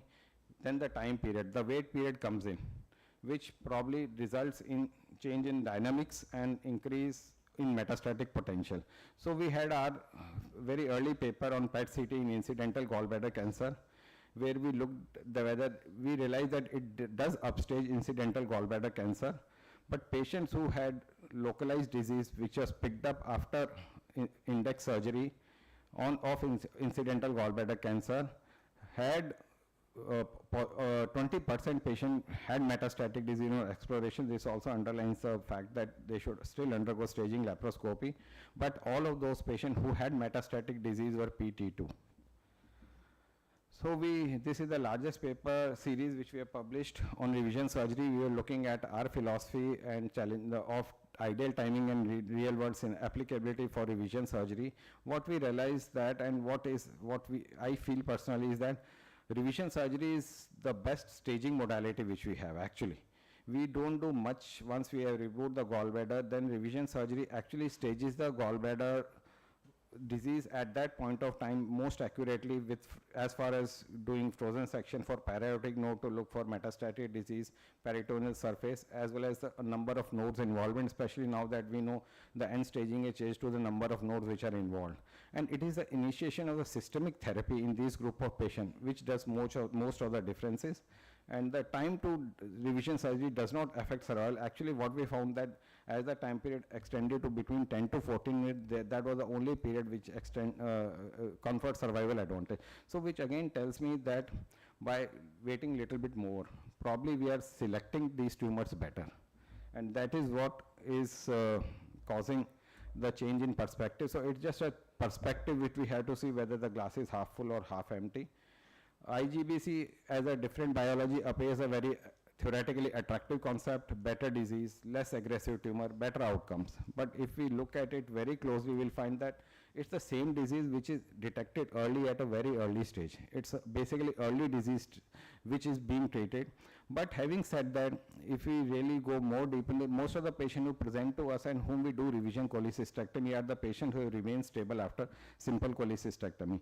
But there are a group of patients, almost 30 to 40 patients, who would have undergone just a lap cholecystectomy and they present to you in a frank metastatic stage.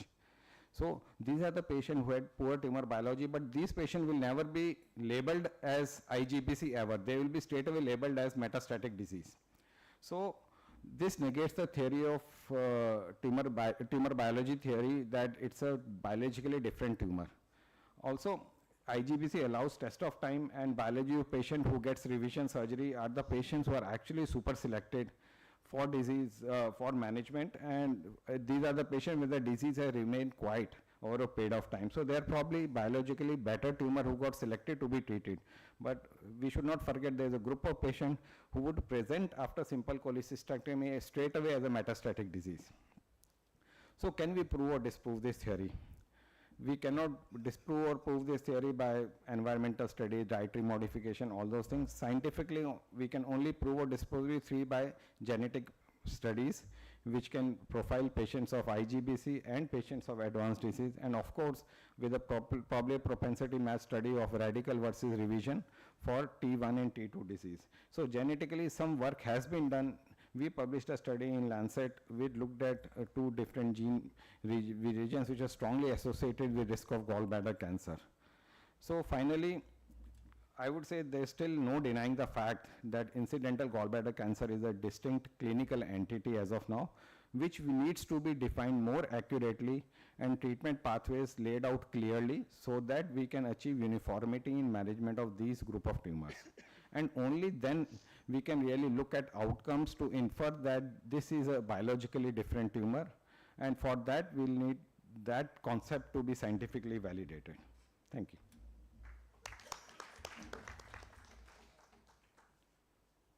So thank you, sir, for the nice presentation. I have a question regarding PET-CT.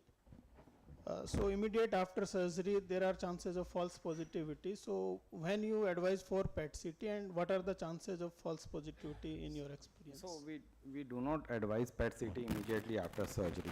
If a patient present to us immediately after surgery, then for staging CT scan, chest, abdo-pelvis is the standard of care. PET is only advised 3 to 4 weeks after the primary surgery when the inflammation and chances of false positivity decreases. Thank you, sir. Mahesh, I intentionally kept this topic because again, it's a hunch. It's in my mind, but as you said that it will have to be proved.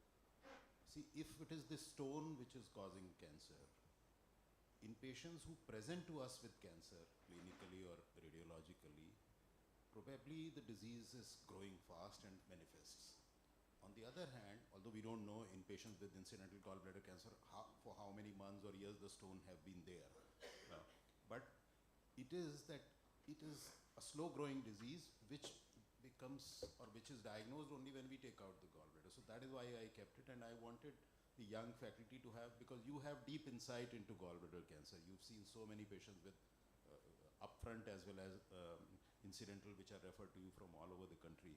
And I think you brought it out very well that answer probably will lie in the genetic studies. So maybe one of the young people should take up this, that is there a genetic difference between upfront and incidental? So sir, I think we still don't have any direct causal relationship to anything actually, not even gallstones, not even to typhoid, not into parasite. So all these are the factors which generate inflammation actually. So the inflammatory pathway is definitely there.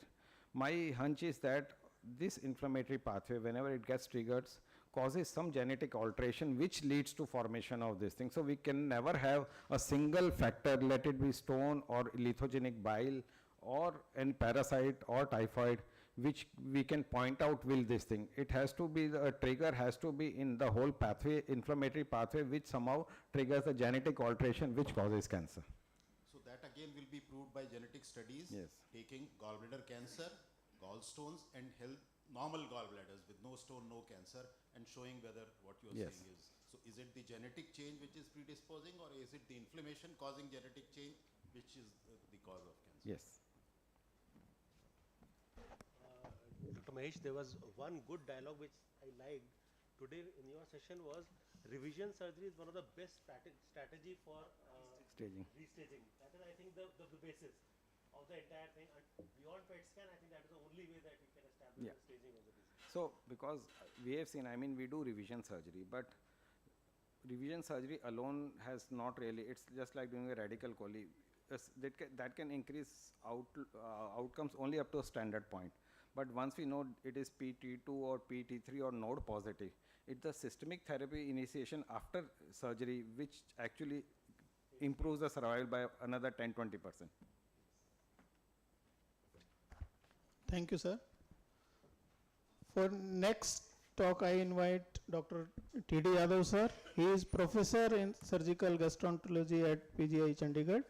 Sir will speak on common mistakes that are committed in management of gallstone disease. So, very good afternoon, and after so many scientific discussion and studies how to try to find the etiology and what are the correlations, inflammation, stones.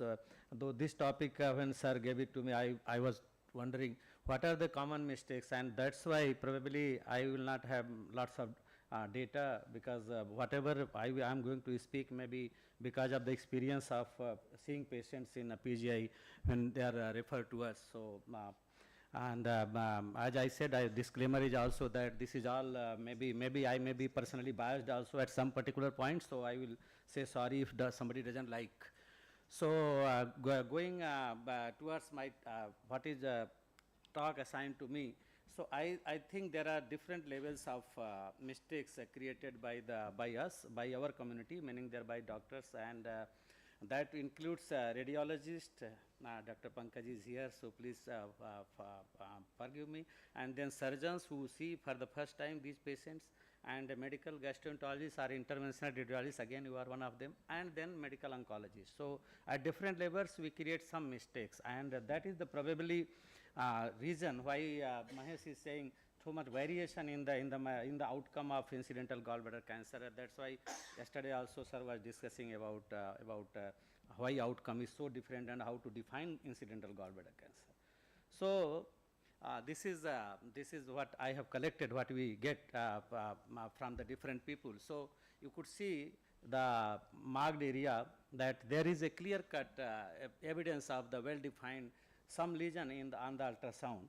But the second line is very important, clinico-pathological correlation. So, ultrasonologist give a query mass lesion, then he suggests that go and do FNAC and correlate clinico-pathologically. And as a result, we know that when you do FNAC, there may be bile spill, there may be so many things in since our residency, we are listening that resectable gallbladder cancer should not be, needles should not be put across. And that's why, so here is the first step, that there is some mistake. We are not going into details of the clinical history of the things, and the moment you see something in the gallbladder, it is tendency in most of the centers in the periphery that they advise FNAC, and immediately it is done. So, people come to us with a diagnosed case of gallbladder cancer. So, here first step you miss.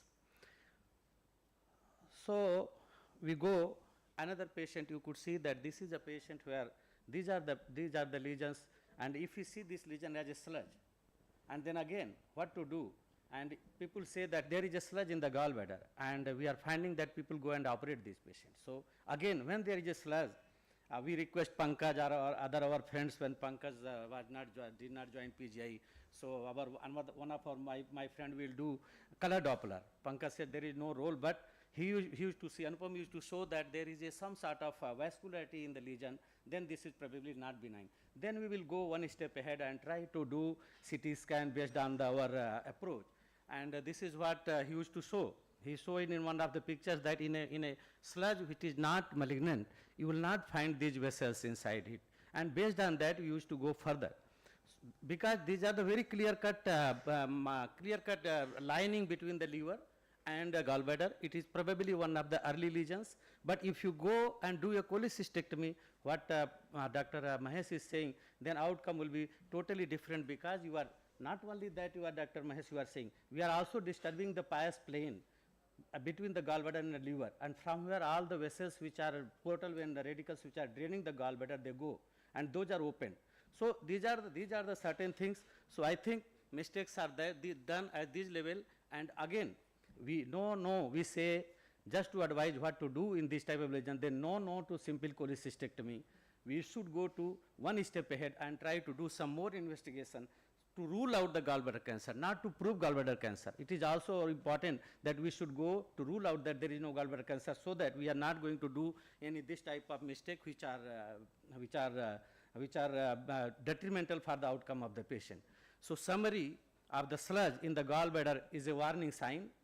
Proper clinical history and correlation must be done, and further investigation must be done, and no to FNAC once it is a resectable gallbladder cancer. This is the traditional teaching, we are going by that.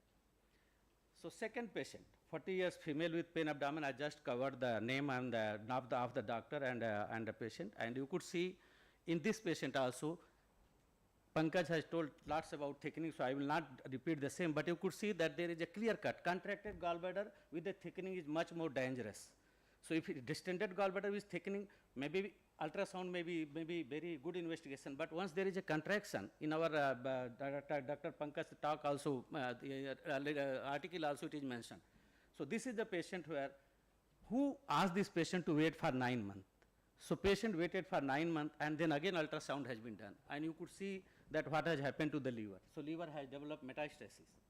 So here I feel that there is a mistake, whether clinician asked them to wait, or whether radiologist on its own wanted to follow, because in the earlier ultrasound he has written follow-up is not available, and the next he has written that follow-up ultrasound shows thickening. So this is again big mistake, and that's why we will just see the gallbladder wall thickening. If we are seeing, just to summarize again, focal thickening, irregular thickening more than 6 millimeter are the warning sign in a contracted gallbladder. More and more investigations should be done, and pictures from the same, so I will just skip it. And same publication what Pankaj was saying. So going more investigation, you could see on the CT scan here, plane between the fundus and the liver is gone. So this is a clear-cut case of gallbladder cancer, which might be early. So by doing any type of intervention, by doing cholecystectomy, we are disturbing the plane, and we do some mistake, which is again very detrimental. Our data which has been published, that it has shown that if there is this is about symmetrical circumferential thickening, it's not about focal. And we have found if thickening is more than 6.5 and goes to more than 1 centimeter, then chances of gallbladder is much more high. So we can see that specificity and sensitivity goes in the tune of 94% once there is a cutoff, crosses the cutoff value of 7.5. So it is also very important. Even if there is nothing, no other features, if this thickening is there, circumferential thickening is there, then we must try to investigate more. This particular slide I will skip. So I am going 2-3 very eye-opening cases. You could see that known case of gallstone disease for last 1.5 years, and the recent history of pain abdomen for 2 months back. Ultrasound suggested thickened query mass. This was written on the ultrasound. Then it was CT scan was done, again confirmed the same thing. In spite of that, these are the reports. Just to say that ultrasound suggested mass lesion, CT scan was done, suggested mass lesion. After that, underwent about 2.5 centimeter incision, mini cholecystectomy. Surgery duration has been written 1 hour, intra-blood transfusion was not done, and patient was kept, drain was kept. So we send a question, if get a phone call, was there a bile spill? Answer was no. Was there a stone spill? Answer was no, because very educated patient. So biopsy suggested adenocarcinoma. P-T2, N0, MX was not. So this patient was such a disease was so this thing. So was there bile spill? This was the question we asked for the proper information. And this patient, again we did it, staging lab, staging, just to show that what all this patient required. And this was, cholecystectomy was done alone. Then again, extended cholecystectomy with resection of the duodenum and the distal stomach was done. And these things were required just to, and a CBD excision. So all those things were required. It means that here is the mistake. In spite of CT scan, in spite of ultrasound, you are going ahead. Who is responsible? We don't know. But these are the mistakes committed. Another patients, again, Same patient, another patient, sorry, this patient has right upper abdominal pain for 6 months. There was no history of jaundice, but there was a history of, as I was suggesting yesterday, history of loss of appetite and weight was present. CT scan showed there is a chance of thickening, and there may be a Mirji syndrome was suggested on the CT scan. And in spite of that, this is the report of the CT. I will not show, but only thing is that in spite of that, laparoscopic cholecystectomy of the gallbladder was done. And the patient was referred to us by the medical gastroenterology because there is a biliary stricture which was not amenable for the endoscopic management. So we found there was ascites. Then what we did, we tried to aspirate the ascites, and there was a malignant cells. Then we asked for the block, and block was available. It suggested adenocarcinoma. So these are the big mistake that in spite of all the investigation you are doing, you are going by the laparoscopic cholecystectomy. So I think at this level we can say that mistakes are being done deliberately or ignorantly, we don't know. But these are the different level of the mistakes, and most of the mistakes are done by us. With jaundice, yesterday also I asked our colleague, what about jaundice? So the moment surgical, there is a patient with surgical obstructive jaundice, the people think that this patient is not operable, and metallic stent. This young lady, 35 years, there is a metallic stent was put. So we did because it was a locally advanced, looking like locally advanced, for obstructive jaundice we follow very strict protocol. If more than 2 organs other than CBD is involved, we go ahead and try to do neoadjuvant therapy. Neoadjuvant therapy was given, Jamox regimen, and this was the metallic stent put, and you could see that tumor has very significantly gone down. The PET scan suggested no extra disease, and this was the extended cholecystectomy with lots of hard work. We could resect the common bile duct, and we could do the proper extended cholecystectomy with hepatic duct resection, and she is again receiving post-operative adjuvant. The point to be seen here is that even in a setting of obstructive jaundice, you could see about 11 lymph nodes, which are none of the lymph nodes are involved. So I mean to say that there are certain things which are in our gut.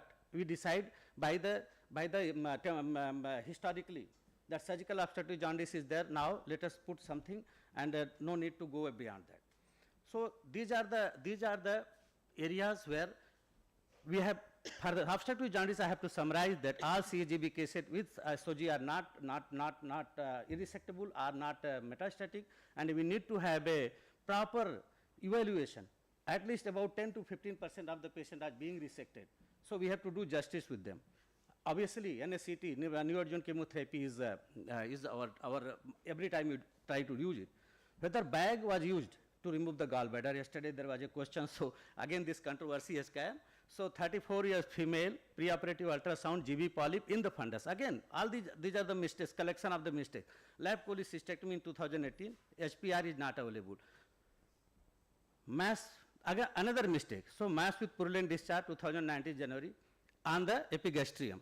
So another mistake, IND was done in the local hospital and showed adenocarcinoma from the biopsy, tissue SBR. So presented to PGI-MR with non-healing ulcer. So this was the presenting picture. So yesterday I was saying that we did a PET scan, and then this was the picture after the chemotherapy. And then we went ahead and excised the port because as I said yesterday, if more than 2 years are there, usually no need to go ahead. And she is correctly doing well. I don't know, is she going to survive long? But see the duration between the first surgery is more than 2 years.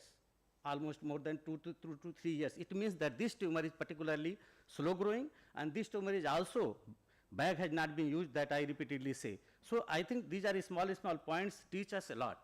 And based on this, we make our opinion. So as I said, this particular paper is being quoted by every, our society that we should not be using bag and all. I don't know because I don't have any so-called objective evidence to suggest that.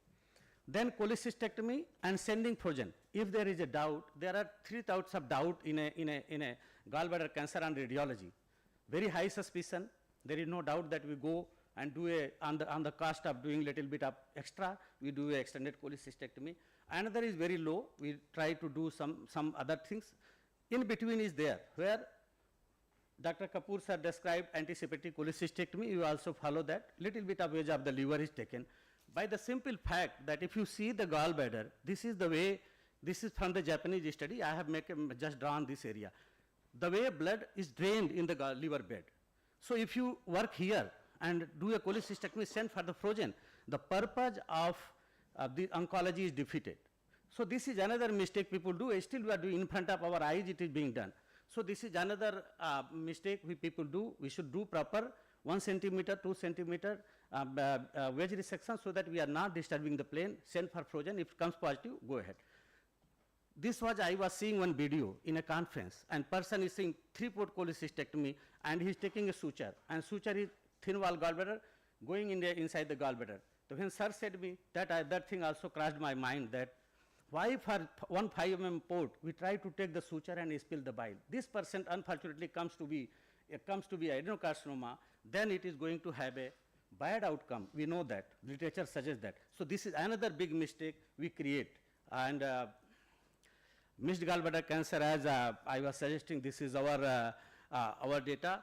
And then routine biopsy or no biopsy. So this is a very quoted data by the 2 centers, UK and Sweden.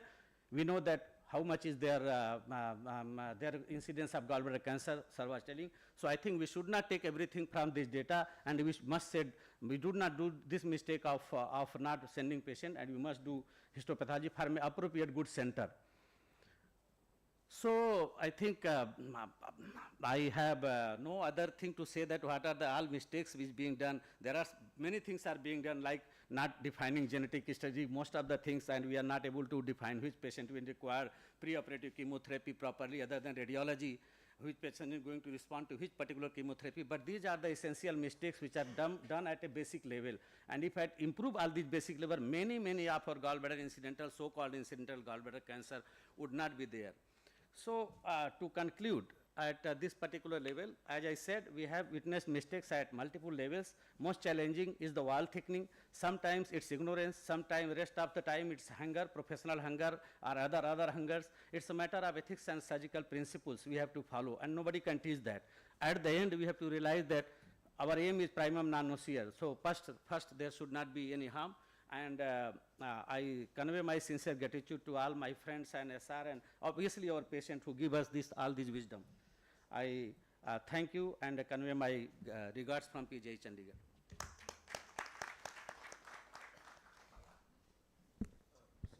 TT, this was not an original question. It came as an afterthought to me, so that is why there is no group created for this. But after listening to you, I feel a very important and very good message can go to the general surgical community. So I would request one of the younger faculty members to help you in doing this, a small write-up that if you are dealing, as a general surgeon, if you are dealing with a gallstone disease patient, what all precautions you need to take. And it could easily be published in either Amasi Journal or Indian Journal of Surgery, which has a wide reach amongst the general surgical friends. Thank you, sir. I was also thinking, when you asked me to do that, then I started realizing and collecting over this thing. So we can do that. I will take Kailash and do this. Yes, sir. Yeah, couple of things, there have been a spate of papers recently which suggest that we can do away with routine histology of the gallbladder. For this specific forum, I think that must be a strong recommendation that we should not be avoiding it. In fact, what all we should be looking at in pathology, that's one. Second is, I think the commonest I've seen where you have either missed strictures or late, this thing is a history of pre-op jaundice. Especially if it is trivial or not taken properly, or abnormal LFTs before surgery, and I've seen that for the last 30 years here, UK, everywhere. It's a very recurrent motif that where, especially in our setup. So you've been in areas where it's a high density, but high. You immediately think of CAGB, but wherever it's not a high, it's actually more important where it's not, people don't think about it. So I think having a look at all previous LFTs and any abnormalities, we should have that thought in mind that, so that we take care of this thing. and documentation of spill and all that, because I think like Professor Kapoor asked yesterday, hand on heart, how many of you actually do it? Every single time I'm not sure I've actually documented my own. So I think that's one thing, is we must write the OP notes right away. Even after writing that, and if you have a format, if you have a digital format, please put in a gallbladder format, please put a thing, was there a spill? And it's not just at that time, while removing at the port of exit. That is the time when it's, and that is not documented. Oh, I didn't cause a spill. So the whole feeling is they take responsibility for the hook causing a cut, but not there. I think this point is very important. I was discussing with Ajay. I send letter. This patient also we send a written letter, because patient is highly educated, known to some IS officer. This lady, one of the attack. I send a written letter that can you please tell me whether bile spill occurred, whether gallbladder the stone spill occurred, all those things. He very clearly said no, nothing has occurred.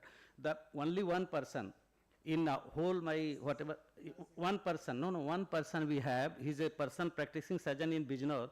Probably we operated one incidental gallbladder cancer operated by him, and we sent these messages.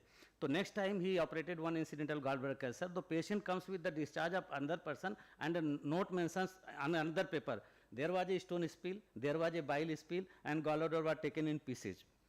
He writes this, and I have that preserved that note that he wrote, and we, that patient was presented in ISG, said Dr. Harjit presented that with the HPD, but unfortunately because of all those things, this patient did not survive more than one year. So this as sir is saying, if we are pushing more to the people who are operating in periphery, so then probably this message can go, that people will try to send all these things. And finally, the path gross examination actually will give us a clue, especially if the surgeon didn't cut open the specimen. Most of us, we say it in podiums, but we almost never do it ourselves. We palpate through the wall and probably don't do it. But if we haven't done it, or if there's an accidental spill, then we cut the same one to very ostensibly to inspect it inside. But if it's not been done, we can actually see the pathologist usually very assiduously writes down, documents that the gross specimen is completely intact. So, based on my experience as a pathologist, I would like to add one comment here. In fact, I would like to admit the mistakes of pathologists, and I would like to be included in the group of people who are making mistakes. I will accept this mistake. Yes. That we need to, first of all, we need to change the attitude of the people, attitude of the surgeons, whosoever is doing the surgery, whosoever is doing the cholecystectomy. We need to change his attitude. Then we need to change the attitude of pathologists, whosoever is doing the grossing, taking samples from the gallbladder and then reporting the gallbladder. We all need to change, we need to change the attitude. Then we need to change the attitude of patients who are thinking that the disease is out, they don't bother to take the reports then. So we need to change attitude at all the three levels. Maybe a little more care at the pre-op level, maybe one or more few investigations will make a difference for the patient. And then at the intra-op level, maybe a little more care at the intra-op level if a surgeon opens the gallbladder and then just sees what's wrong there, what pathology is there, and then marking the cystic duct or whatever is the resection margin. Maybe sometimes there is subtotal cholecystectomy. Then at the post-op level, then at the pathologist's level. First of all, grossing. The attitude again matters. Whosoever is doing grossing, taking samples, he needs to be aware that he or she may be dealing with a carcinoma. Then the person who is reporting, I think this attitude needs to be changed, and then only we can sieve out, we can first remove the suspected and missed gallbladder carcinomas, and only then we can sieve out incidental gallbladder carcinomas, and then only we can study them, because they actually could be a different group. And what we are seeing in our routine practice, they are a combination of missed as well as unsuspected gallbladder carcinomas, and then obviously the incidental gallbladder carcinomas. No, I think she makes a very good point about the pathologist being a potential mistake point, because I've seen, particularly for gallbladders, it's taken very casually because the, especially in busy centers where onco load is high, and they have multiple specimens to take in other things, the gallbladder is not really looked at. So I think that's a very good point. The grossing must, and you can see, I found the radiologists and pathologists being the most systematic about reporting, much more than, much better than we are. But still, it's happened. Our first, no, so even in places where it's done by the, when I did my first esophagus last year, and it was a post-neoadjuvant which was documented on the pathology form, and I got a report saying that there were no lymph nodes identified. Now, this is a pathologist who is fantastic. He gives us reports within 2 days. So I went back, looked at the specimen and took out 15 nodes. I still remember, I've preserved, he's so mortified, he says, thank you, I'm never going to make this mistake again. But just to document that, he presumed that because it's neoadjuvant, all the publications say that you get less nodal yield. So he had been careless in that particular instance. So I think very well point. One of them might have been positive, and there might have been some tumor deposit as well within the Fortunately, they were all negative, but it was good to know that this feeling that neoadjuvant always, sometimes it could be that that change in the pathologist as well. This again pertains to biopsy. Whenever somebody utters a word of cancer, the patient will directly go to the oncologist, and first thing they'll do is they'll ask for a biopsy. There are clinics of interventional radiologists. Patient goes there and biopsy is done. So that's why I told you that there are multiple level mistakes. So medical oncologist, if they go, they will. That's why I was not very emphatically mentioning that, because that particular data was evidence was not there in my hand. But the question is, if they go there, especially after incidental, they immediately go. Even it is resectable, something like that, we are finding they take some sort of chemo and they come back. Many of them might not respond to chemo. But that point is very well taken. The question is, pathologist or anybody, that's why I don't remember her name. She pointed out very nicely, because at multiple level, attitude change is not something which can be done very easily.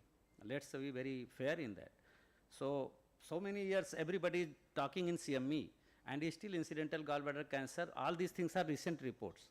So it is coming like this only. So people know, still they go ahead. That is what I can say. That, but message should be that it should be, as sir said, we can make a write-up. You can go to this type of talks, little bit more in more gathering. That may be the another way of looking at it. Last question. I just want to point out one more path issue is specific to gallbladder is, since the patient gets discharged early, we need to have a mechanism to make sure, you allude to that, to collect, because I have had at least a couple of times that I have not, so this is specific for government hospitals where there's a large load and there's no information is not passed, or where the biopsy is done at a different center from your own. So, like in smaller nursing homes and all, where they send it outside.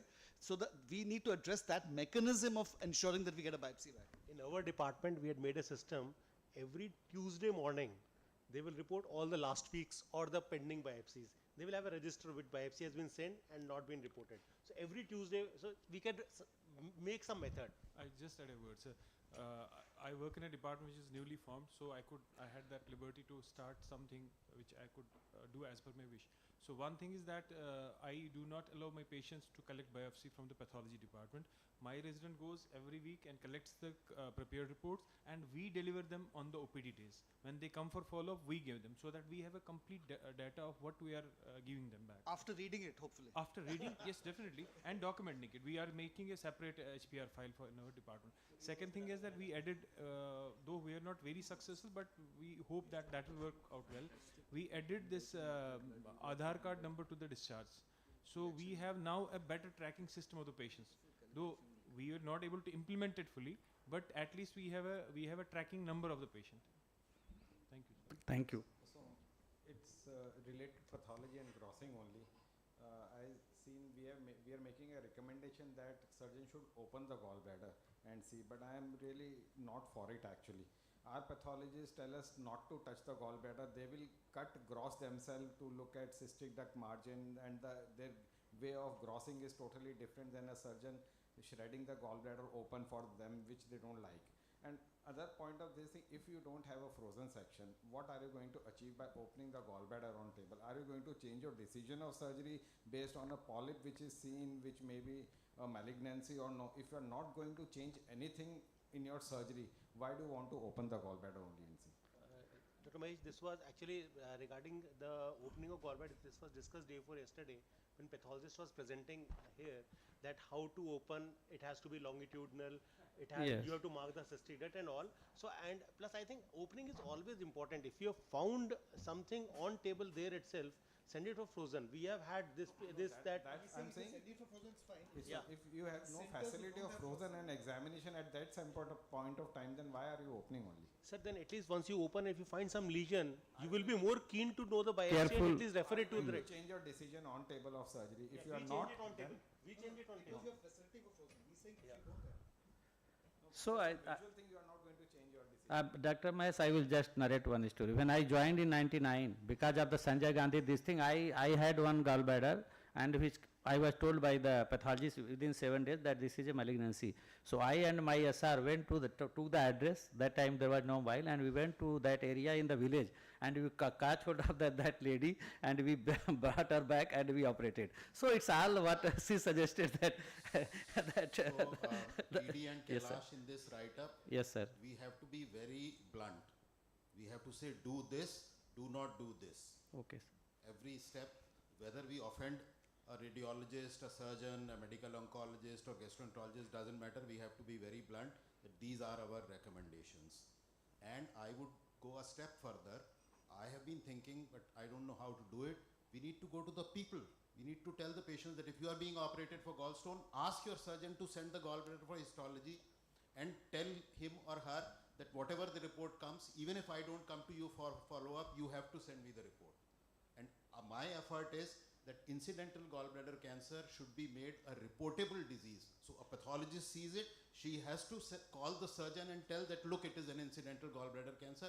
And then the surgeon has to call the patient and tell that, look, you are found to have an incidental gallbladder cancer.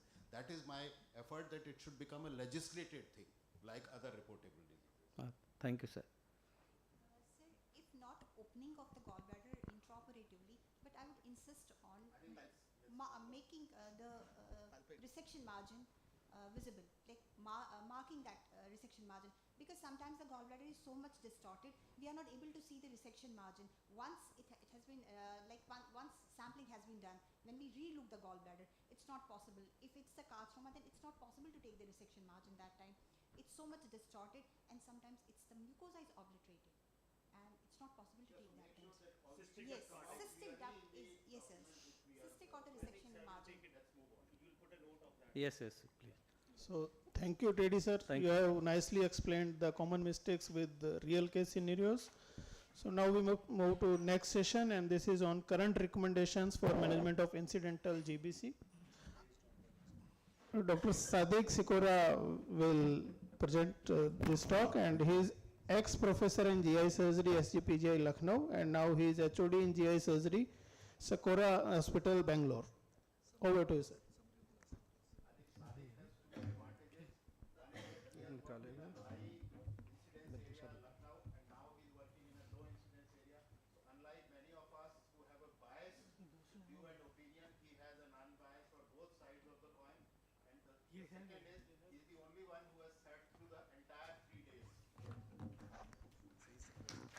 So he will be summarizing the whole 3 days sessions we discussed in last 3 days.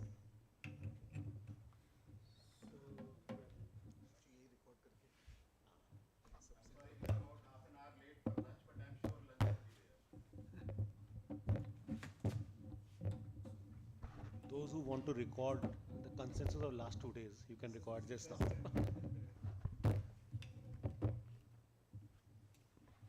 So good afternoon, and first and foremost, I mean, I think I applaud your effort to get everyone together and be persistent with the problem and find solutions for that. And we have been your foot soldiers and would continue to do that for you because the effort is tremendous. So thank you very much. So what I'm trying to do is going to go through what has been talked about in the last 2 days, and I have basically will concentrate only on the incidental gallbladder cancer and not the other topics which had fared in this. And these 7 questions were what cropped up in the discussion, and this is what we'll address one by one. I will request Puneet, if he's concentrating, can you note down if something else comes up, or Ajay, can you do that? I'm recording it. Okay. So the first was the definition of gallbladder cancer, incidental gallbladder cancer. And there was a lot of discussion, debate, and at the end, what transpired was gallbladder cancer reported in histopathology following a cholecystectomy with no evident preoperative suspicion. And there was a lot of discussion on this. But we have to accept that there was no evident preoperative suspicion on clinical evaluation, imaging, and even at surgery. And I know there are a lot of things about missed, suspicious, all that, but when it is first diagnosed on histology and we don't have access to all that, we will continue to accept this as incidental gallbladder cancer. Of course, this is subject to a complete histopathological examination provided, because otherwise it will come as missed and follow-up. There was a question about where we should put this and is it a different disease altogether? That if you detect on the operating table, is it different from incidental gallbladder cancer? And we didn't come to any conclusion, so I've just put this, that I wonder whether this is any different than what is being picked up on histology if you don't examine there. And the outcome is whether it is different or not. So for this purpose, for purposes of this, the first 3 lines would define incidental gallbladder cancer. Just to show that low incidence countries and high incidence countries, the incidental and truly incidental figures are quite different. And that is what we are emphasizing all along, that there are different incidence of these cancers, even in incidental and truly incidental. And the NCRP data, which Dr. Prashant Mathur spoke, matches this high incidence countries, because he said about 8% the unpublished data. Why it is important again is to know histopathological examination of GB specimens. And I think there is no doubt, this I'm quoting from the meta-analysis, that most high incidence countries did histopathological examination in all patients. And this came out in 83% of studies. Whereas in non-endemic areas, people were more selective in how to examine this or send for examination. So we are clear that we are in high endemic region and we need to send all specimens of gallbladder for pathologic examination.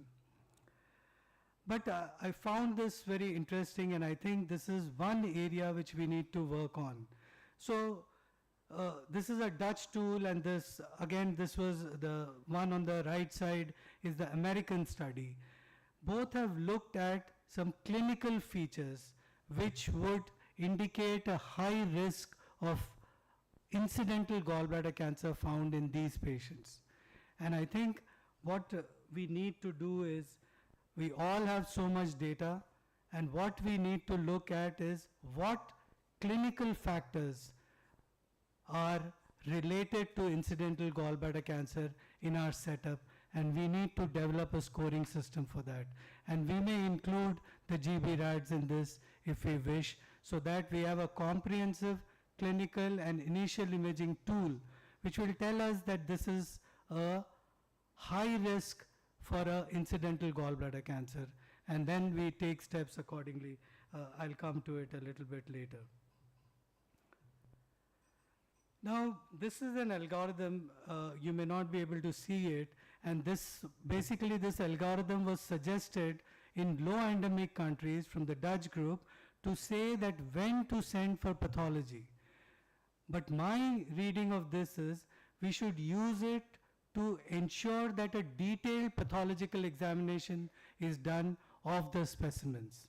So if there is a morphological issue which we, on imaging, on gross morphology, on these clinical features, these are the specimens should not be treated as usual specimens. They should undergo a detailed examination. So as I said, they said these should be sent for pathological examination. I would put it that we could use this criteria that these should be extensively evaluated and examined as a complete, we talked that day about 6 sessions, 3 plus 6 sections, or a complete evaluation of 85% of gallbladder. This needs to be decided. We kept on, had a session on information which is required, operatively on pathology, a wonderful session, and most of it is very clear that what approach, lap, open or converted, whether there was any GB focal thickening or mass appreciated during surgery, whether there was perforation, bile spillage, was it a total or a subtotal cholecystectomy, whether there was adhesion to adjacent structures, extraction of the gallbladder in bag and the port of extraction, and whether there are any suspected findings which the surgeon did not pay attention and in retrospect now feels that it is important. Now we all know this, the problem is how to ensure that this is reported. And as Dr. Kapoor mentioned in that session, so we need to develop a template for recording this operation notes and information. And once we have that, we can circulate or make it mandatory that everyone keeps records in this format, and these records are submitted in case they are referred subsequently. Histopathology, we have had a wonderful discussion, and of course these are the things we are going to look at: size, location, cystic duct margin, and whether there is any lymph node in the specimen, and in microscopy, the T stage, the histology, grade, PNI, LVI, lymph node positivity, margin status, both cystic duct and liver. And we've just heard the comment which was very sharp and incisive, which said that we need to ensure that all these things are looked at and also reported. And we need to also give them a sort of idea that in which cases you should look all this very thoroughly. So if you have some indicator for IGBC, then we can request them. And again, in this also, we need to develop a template by the pathologist that they would include each and everything when they are reporting so that nothing is missed out. Now we talked a lot about predictors in this and what to do. So this chart came out consistently that pathological examination will give an idea in an incidental gallbladder cancer that what is the risk of residual disease. So this included T stage, grade, LVI, PNI, and we know that these are all important markers or prognostic markers or outcome. Of course, this missed the lymph node status and the margin status, which should also be there in case there is a lymph node, and if the margin is there, this also needs to be mentioned. So based on this, one could have this low risk and high risk disease and intermediate, and we know that based on this, data is quite clear that with high risk predictors, the residual disease is very high, and this should be used consistently to when you are reporting to say whether it is intermediate, just like we do in GIST. We give a risk assessment of that, and for an incidental GBC, we should give a risk score for this, which is primarily pathological. So we should give this, which gives an idea for subsequent management that whether you are going to go in for surgery or a neoadjuvant and so on and so forth. We had big discussion on staging prior to resurgery. So more or less it was agreed that once the patient comes to you having had a cholecystectomy and a diagnosis of incidental gallbladder cancer, you need to undertake few evaluation steps in those. So you need to review pathology slides and block if those are available. You need to do some tumor markers, and CA19-9, CA125, these are there to do. There was a lot of debate regarding what is the best investigation to do a restage or staging at that point of time, and various opinions came forth. We, I think, came to a little bit of consensus regarding the fact that we should do a contrast CT plus PET CT if cost is not a consideration, and based on the T stage. If it is early T stage, maybe a contrast CT may be enough. Or we also had a lot of discussion on whether MRI is better in this scenario than a CT scan. The final vote didn't come on any of these. So we could have options of this as a restaging, but I think the critical factor is what PT stage is reported on that incidental gallbladder, which will tell us to what extent we should do the staging in this patient. As I said, that there was a lot of discussion on false positive, but what we agreed upon is that at least a distant disease, if it is present, especially in high PT stage, you would be able to document that, and it would change the management. Timing of surgery, we thought that there would be a whole lot of discussion, but the data was not enough. We knew that there was no definite consensus. There was no consensus regarding what is early, intermediate, and late in literature. But whatever came out of it, it was intermediate, which seemed to be the best time. But the most people felt that resurgery, if indicated based on all other parameters which we have discussed as far as regards the histology, if it is indicated, should be offered to all patients irrespective of the time of presentation, because there is no consensus on that. So whenever the patient comes, whether in the first week, second week, third week, or whatever, we do know that there is a period of time where the outcome is best in terms of the survival, but I think that resonates from the fact that you have weeded out the patients who had extensive disease or disseminated disease by that point of time, and therefore it reflected in the survival. The treatment sequencing was another major area, what to do. So PT1A disease on a good pathological examination, being absolutely sure that you are not missing the T1B. If that is the case, then cholecystectomy is enough. We all agree upon that, an observation. PT1B was a matter of debate. A lot of data was shown. Murugan showed us a lot of data, and it said that there is enough data which also said that simple cholecystectomy as good as extended cholecystectomy, but most people would agree to the fact that in PT1B, for a better complete staging, resurgery and extended cholecystectomy may be the best way to go. But it's subject to review in each patient and each surgeon who encounters that, provided they consider all the factors. Now, conventionally, PT2, when we encounter, and of course after staging when it is still localized, resurgery and extended cholecystectomy is the recommendation, and that is what most people agreed. PT3 also, whenever the patient comes, if there is no evidence of disease, metastatic, then resurgery, and if on resurgery there is residual disease detected, then one should offer these patients adjuvant chemotherapy.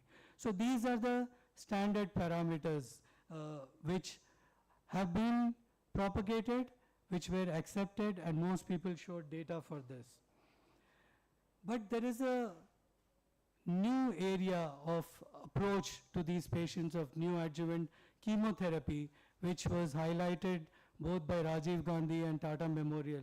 And there were certain groups of patients which needed consideration for this. So those were bile spill in any T stage. One came to the, or at least there was discussion that these may be the group of patients wherein at least wait and watch, and while waiting and watching, you may offer them neoadjuvant chemotherapy. We talked about the high risk predictive histological factors. Those with high risk could be candidates for a neoadjuvant therapy because we know that residual disease possibility is high in them.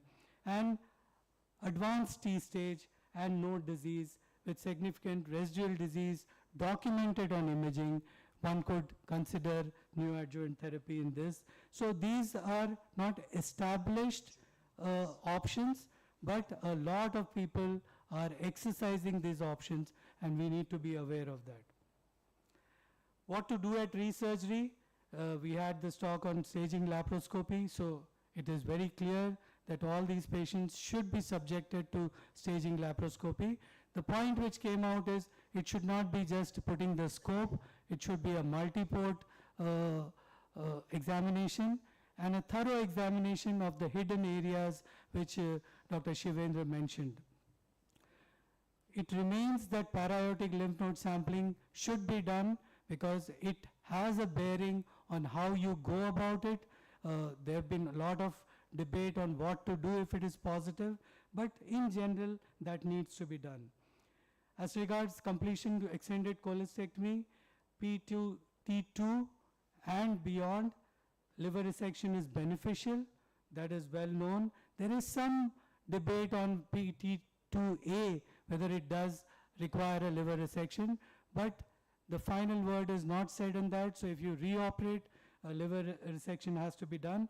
And how much liver, there was a lot of debate on that, and we don't have any consensus, but all available data suggests that irrespective of what kind of resection, as long as there is R0 resection, it is good enough.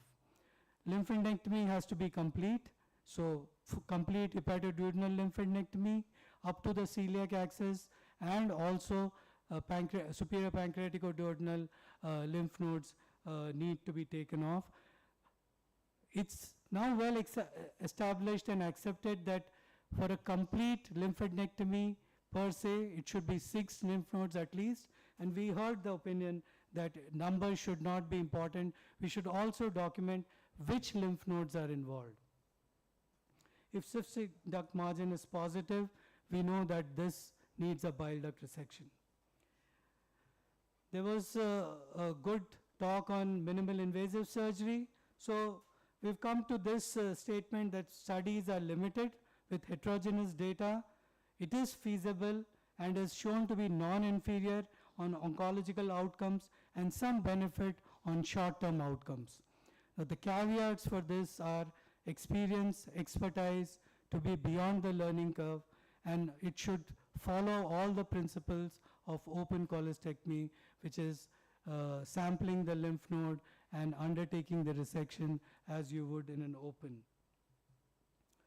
Port site metastasis generated a lot of discussion, and most people agreed that isolated port site metastasis is a different ballgame than as part of the disseminated disease.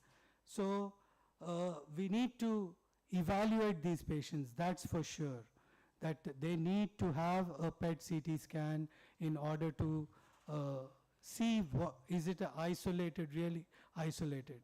And then another issue came about that the lead time between index cholecystectomy and diagnosis, is it early or it is a late presentation? Because apparently both have different connotations, especially if there is no disseminated disease. So most data suggested that port site, routine excision of all port sites is not associated with decreased recurrence or survival, but there was also a point of view that full thickness excision of port of extraction may be an option as a part of being aggressive to prevent port site, or whether you are able to prevent or not, but at least make an effort to prevent port site metastasis. So as I said, isolated port site early presentation, there may be a role for neoadjuvant therapy after complete staging, and then reviewing that and doing an excision. Late presentation, there is an option upfront, then resection, or resection followed by post-operative chemotherapy. And one option suggested was, if there is a patient is not willing for resurgery, or you don't want to do a resurgery, then a local brachytherapy with iodine may be an option. So these are all options. Not much data is available on this, and these are based on opinion. Now, a couple of points which I want to highlight, that and these were addressed, and actually one speaker said that would it be wise to put this in the recommendations? And my take, how I look at it is, there are modifiable factors, there are non-modifiable factors. The pathology is non-modifiable. But what is modifiable is the way you conduct the surgery in all, because this is supposed to be in where there is incidental gallbladder cancer. But it would help if we talked about that if you have predictors of IGBC, then more meticulous care would be taken in this. So minimize the risk of bile spill. Nobody wants to do. A survey was done by Dr. Kapoor's group here, Piyush Varshney, when he was there, and they did a survey, and they found that 86% of surgeons reported that they had bile leak in patients during cholecystectomy or IGBC. About extraction of specimen, we have talked about, and whatever it is worth, it is always good to extract all specimens through with a endo bag. Send all GB specimens for HPE, and what was heartening to note in that survey was only 4.5% did not send the specimens for pathology. So I think most are attuned to the fact, or at least those who were surveyed, to send it for pathology. And as we discussed, if you are sending, mark the cystic duct for that, and then check the report, because the job is not done by just sending it for pathology, but you need to follow it up. Now, this is something which I want to raise, that when you get in the operating theater histology which says it's adenocarcinoma, and you'd see, take two scenarios, because 88% of scenarios were when in the survey, when it was done by a general surgeon, and they referred, once it was diagnosed IGBC, to another facility. So that means it is at a facility where they are not going to do an extended cholecystectomy. So what is the recommendation to them? Do not proceed with further treatment. Document all the details of surgery as per the template prepared. Refer patient to a tertiary level facility with report, HPE slides and block, and counsel the patient and family regarding the findings and the need, why they need to go to a referral facility. I think if we get this message across with all the other points which we talked about, that what they need to do if they get or see an abnormal specimen, we won't go into the discussion of open, we have had enough on that, whether to open or not. Now the second question is, at the facility with expertise, and you have found that on frozen it is. And most people would say that's the best time to go in and do a extended cholecystectomy in these patients. I just want to raise this thing that you need to be caution, you need to exercise caution in this, that how good is the pathology reporting in a frozen section scenario. When we see high sensitivity and specificity of this, it is in very select centers, and that doesn't go all across the board. And you may have a wide range of sensitivity and specificity on frozen section ranging from 50 to 100%. Also the diagnosis vis-a-vis whether it is what PT stage it is may be difficult on frozen section. So you need to consider this at that time. The second important, a lot of speakers, Dr. Gamblin, many other speakers raised this issue about consent. Now, we presume that consent with the family at that point is good enough. But I'm not so sure. As a matter of fact, we have a Supreme Court judgment which has come a couple of years back, which said that additional procedures should not be undertaken without the informed consent of patients unless it is life-saving undertaking. So we need to keep this in mind. I mean, you're doing it for the best of the patient, we understand that. But these issues need to be remembered.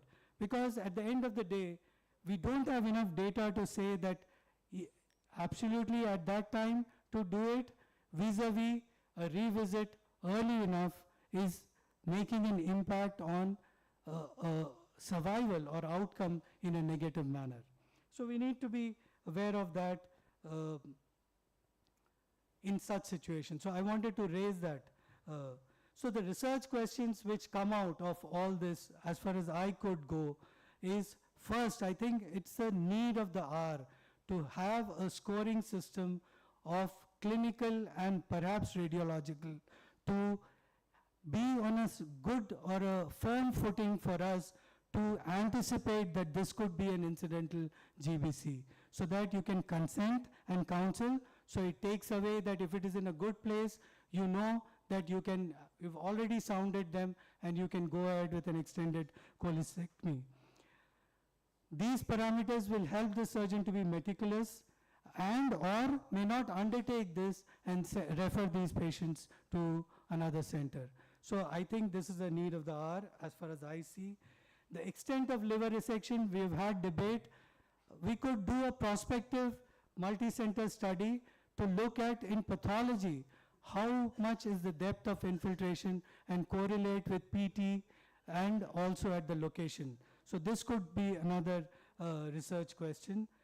A lot of people are looking at PET CT, and one could look more larger numbers and look at timing, correlate with PT and the histology. So that's is going on, and we'll look forward to that, and more people should do that as far as the research method is concerned. And the final thing is about neoadjuvant chemotherapy, because we know that it is the systemic therapy which is going to deal with the micrometastasis and the sequencing in neoadjuvant, and we should have a trial of standard treatment versus NACT in the high-risk group of predicted risk factors. And that could tell us that what is the way forward in these situations. Thank you very much, and I hope if anything is missed, it could be pointed out and we could add it to this summary. The plan, finally, the last thing, what the plan is that this presentation I will send to Dr. Kapoor, he will share with all, and maybe you will have to comment on it and make sure that all things are included, and it should be deadline based. Then we may be able to generate a report which could be a consensus statement based on these deliberations, and issues which have severe differences of opinion, we may have to do a Delphi consensus on that. Thank you very much. Yeah, sir. The one point which is actually missing is tumor marker CA99 in the staging. I've put that. Okay. Yeah. I put that. So that's what second. No, in the workup. In the suggestion for post, the high-risk group, higher tumor markers, yeah.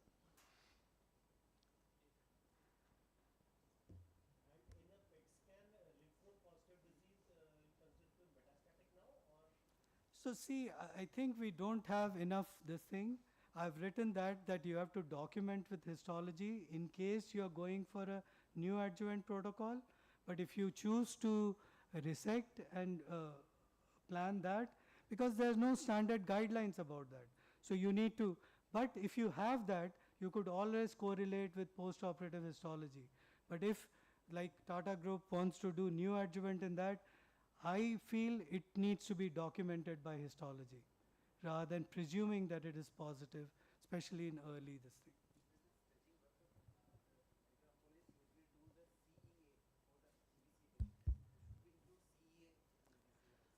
mean, you can I think as an exploratory thing, we should put you all can three, include all. I mean, I have no problem with that, but these are, you need to do tumor markers, because I think in our discussion we missed this at some point of time in the discussion. It never came up. As a surgeon, we see patients with acute cholecystitis with suspected gallbladder cancer. So, how do you plan to include acute inflammation with the IGBC query? How to manage these kind of patients for any? You mean you already know that there is a gallbladder cancer and it is suspected, presented? like Yeah, suspected and is presented as acute cholecystitis. cholecystitis. The experts here would say Ajay. I'll give my opinion at the end. But these people are dealing day in and out.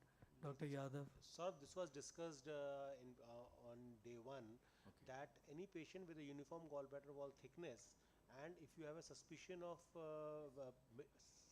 malignancy, then get it complete evaluation. There is no evidence of dissemination. Go for an anticipatory extended cholecystectomy. Second thing is, for an acute cholecystitis, if you are doing a cholecystectomy, ensure that your suspicion is not based on the serosal deposits on the gallbladder wall. Third thing is, you have to ensure that there is no bile spill, because there is a very high risk of bile spill in acute cholecystitis. So, just a minute. From what I understand, you are saying that it is acute cholecystitis. On evaluation, it is suspected acute cholecystitis. And what should be the intraoperative approach? So, you say AEC. No, it's acute cholecystitis with suspicion. Clinically, So a patient is having severe pain, counts are raised. clinical acute cholecystitis. So can I suggest, is sort of before this is after at surgery. I mean, and this comes from COVID time when the thing was shut. I had a patient which from Sujoy sent me from Delhi because there were locals there. Then 2-3 more happened like that, and a lot of them you can actually do conservative. We can this may be a group where we might do initial conservatism. See the you can within a week you'll know whether the thing is shrinking, and you'll actually have better imaging features. So we don't have to rush in for that acute cholecystectomy. That patient might go away somewhere else. That No, sir, I recently got a patient who had a perforation with acute Can cholecystitis, we- and he had a mass. There you lost your window of opportunity anyway. So if it's perforation, you've not. So I'm. I think the clinical situation will tell you. If you're waiting, then it may. No, perforation, you go ahead anyway. You're not going to change any. You're going to. He's saying while waiting if there is a complication. So So let's if you are- hear what Obviously, you the go ahead with. Obviously, you go ahead with a sensible thing. What I'm saying is, err towards conservatism rather than aggressive acute, because the difference between them is marginal.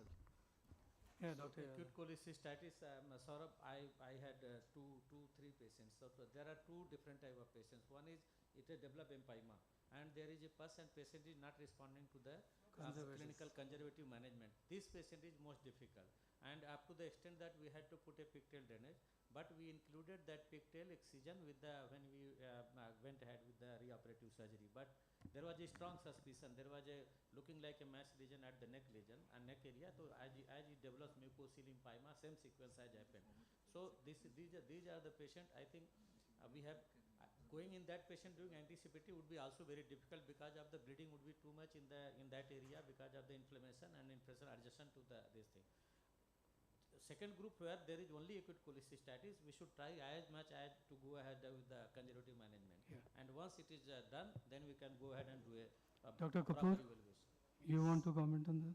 Sir, I think the only No. So question which I could think is, you are having a acute cholecystitis and there is a suspicion that is it question mark malignancy. Yeah. That is the only thing, no? So, Ajay, if we summarize by all the views, because that's my job to summarize. So, we would say that if it is acute cholecystitis with suspicion, you should do a cross-sectional imaging to ensure that there is a mass, there is a focal thickening which is suspicious. And no So, dissemination. No, I'm saying focal thickening. Then I agree that both Dr. Yadav and Puneet said that if clinical situation permits, you should try to do a conservative treatment. And once the inflammation resolves, which would in about 60-65%, then you could reassess and see what is the stage. If the patient is not responding, then you have to treat as acute cholecystitis and bear the consequences of how you treat that patient. Is that all right? Dr. Kapoor, shall we close? Thank you.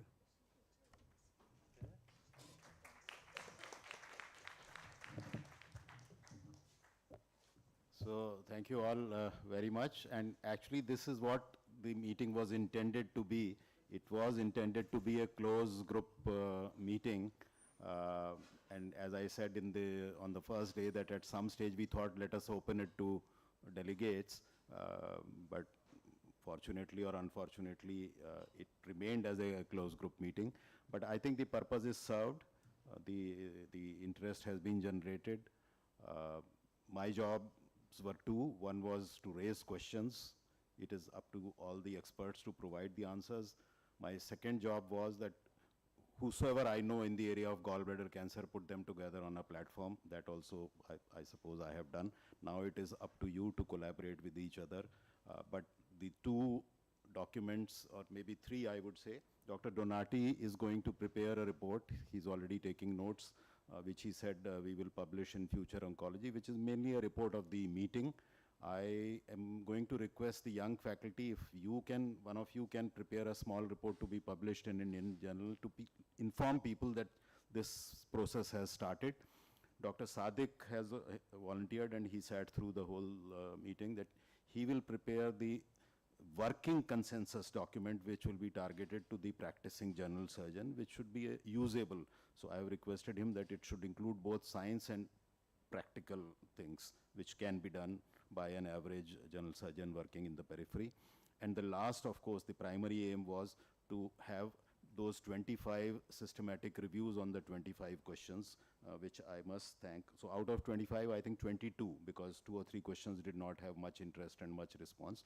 But at least 20 young faculty members who were the content contributors, they have done a very good, very extensive review of literature.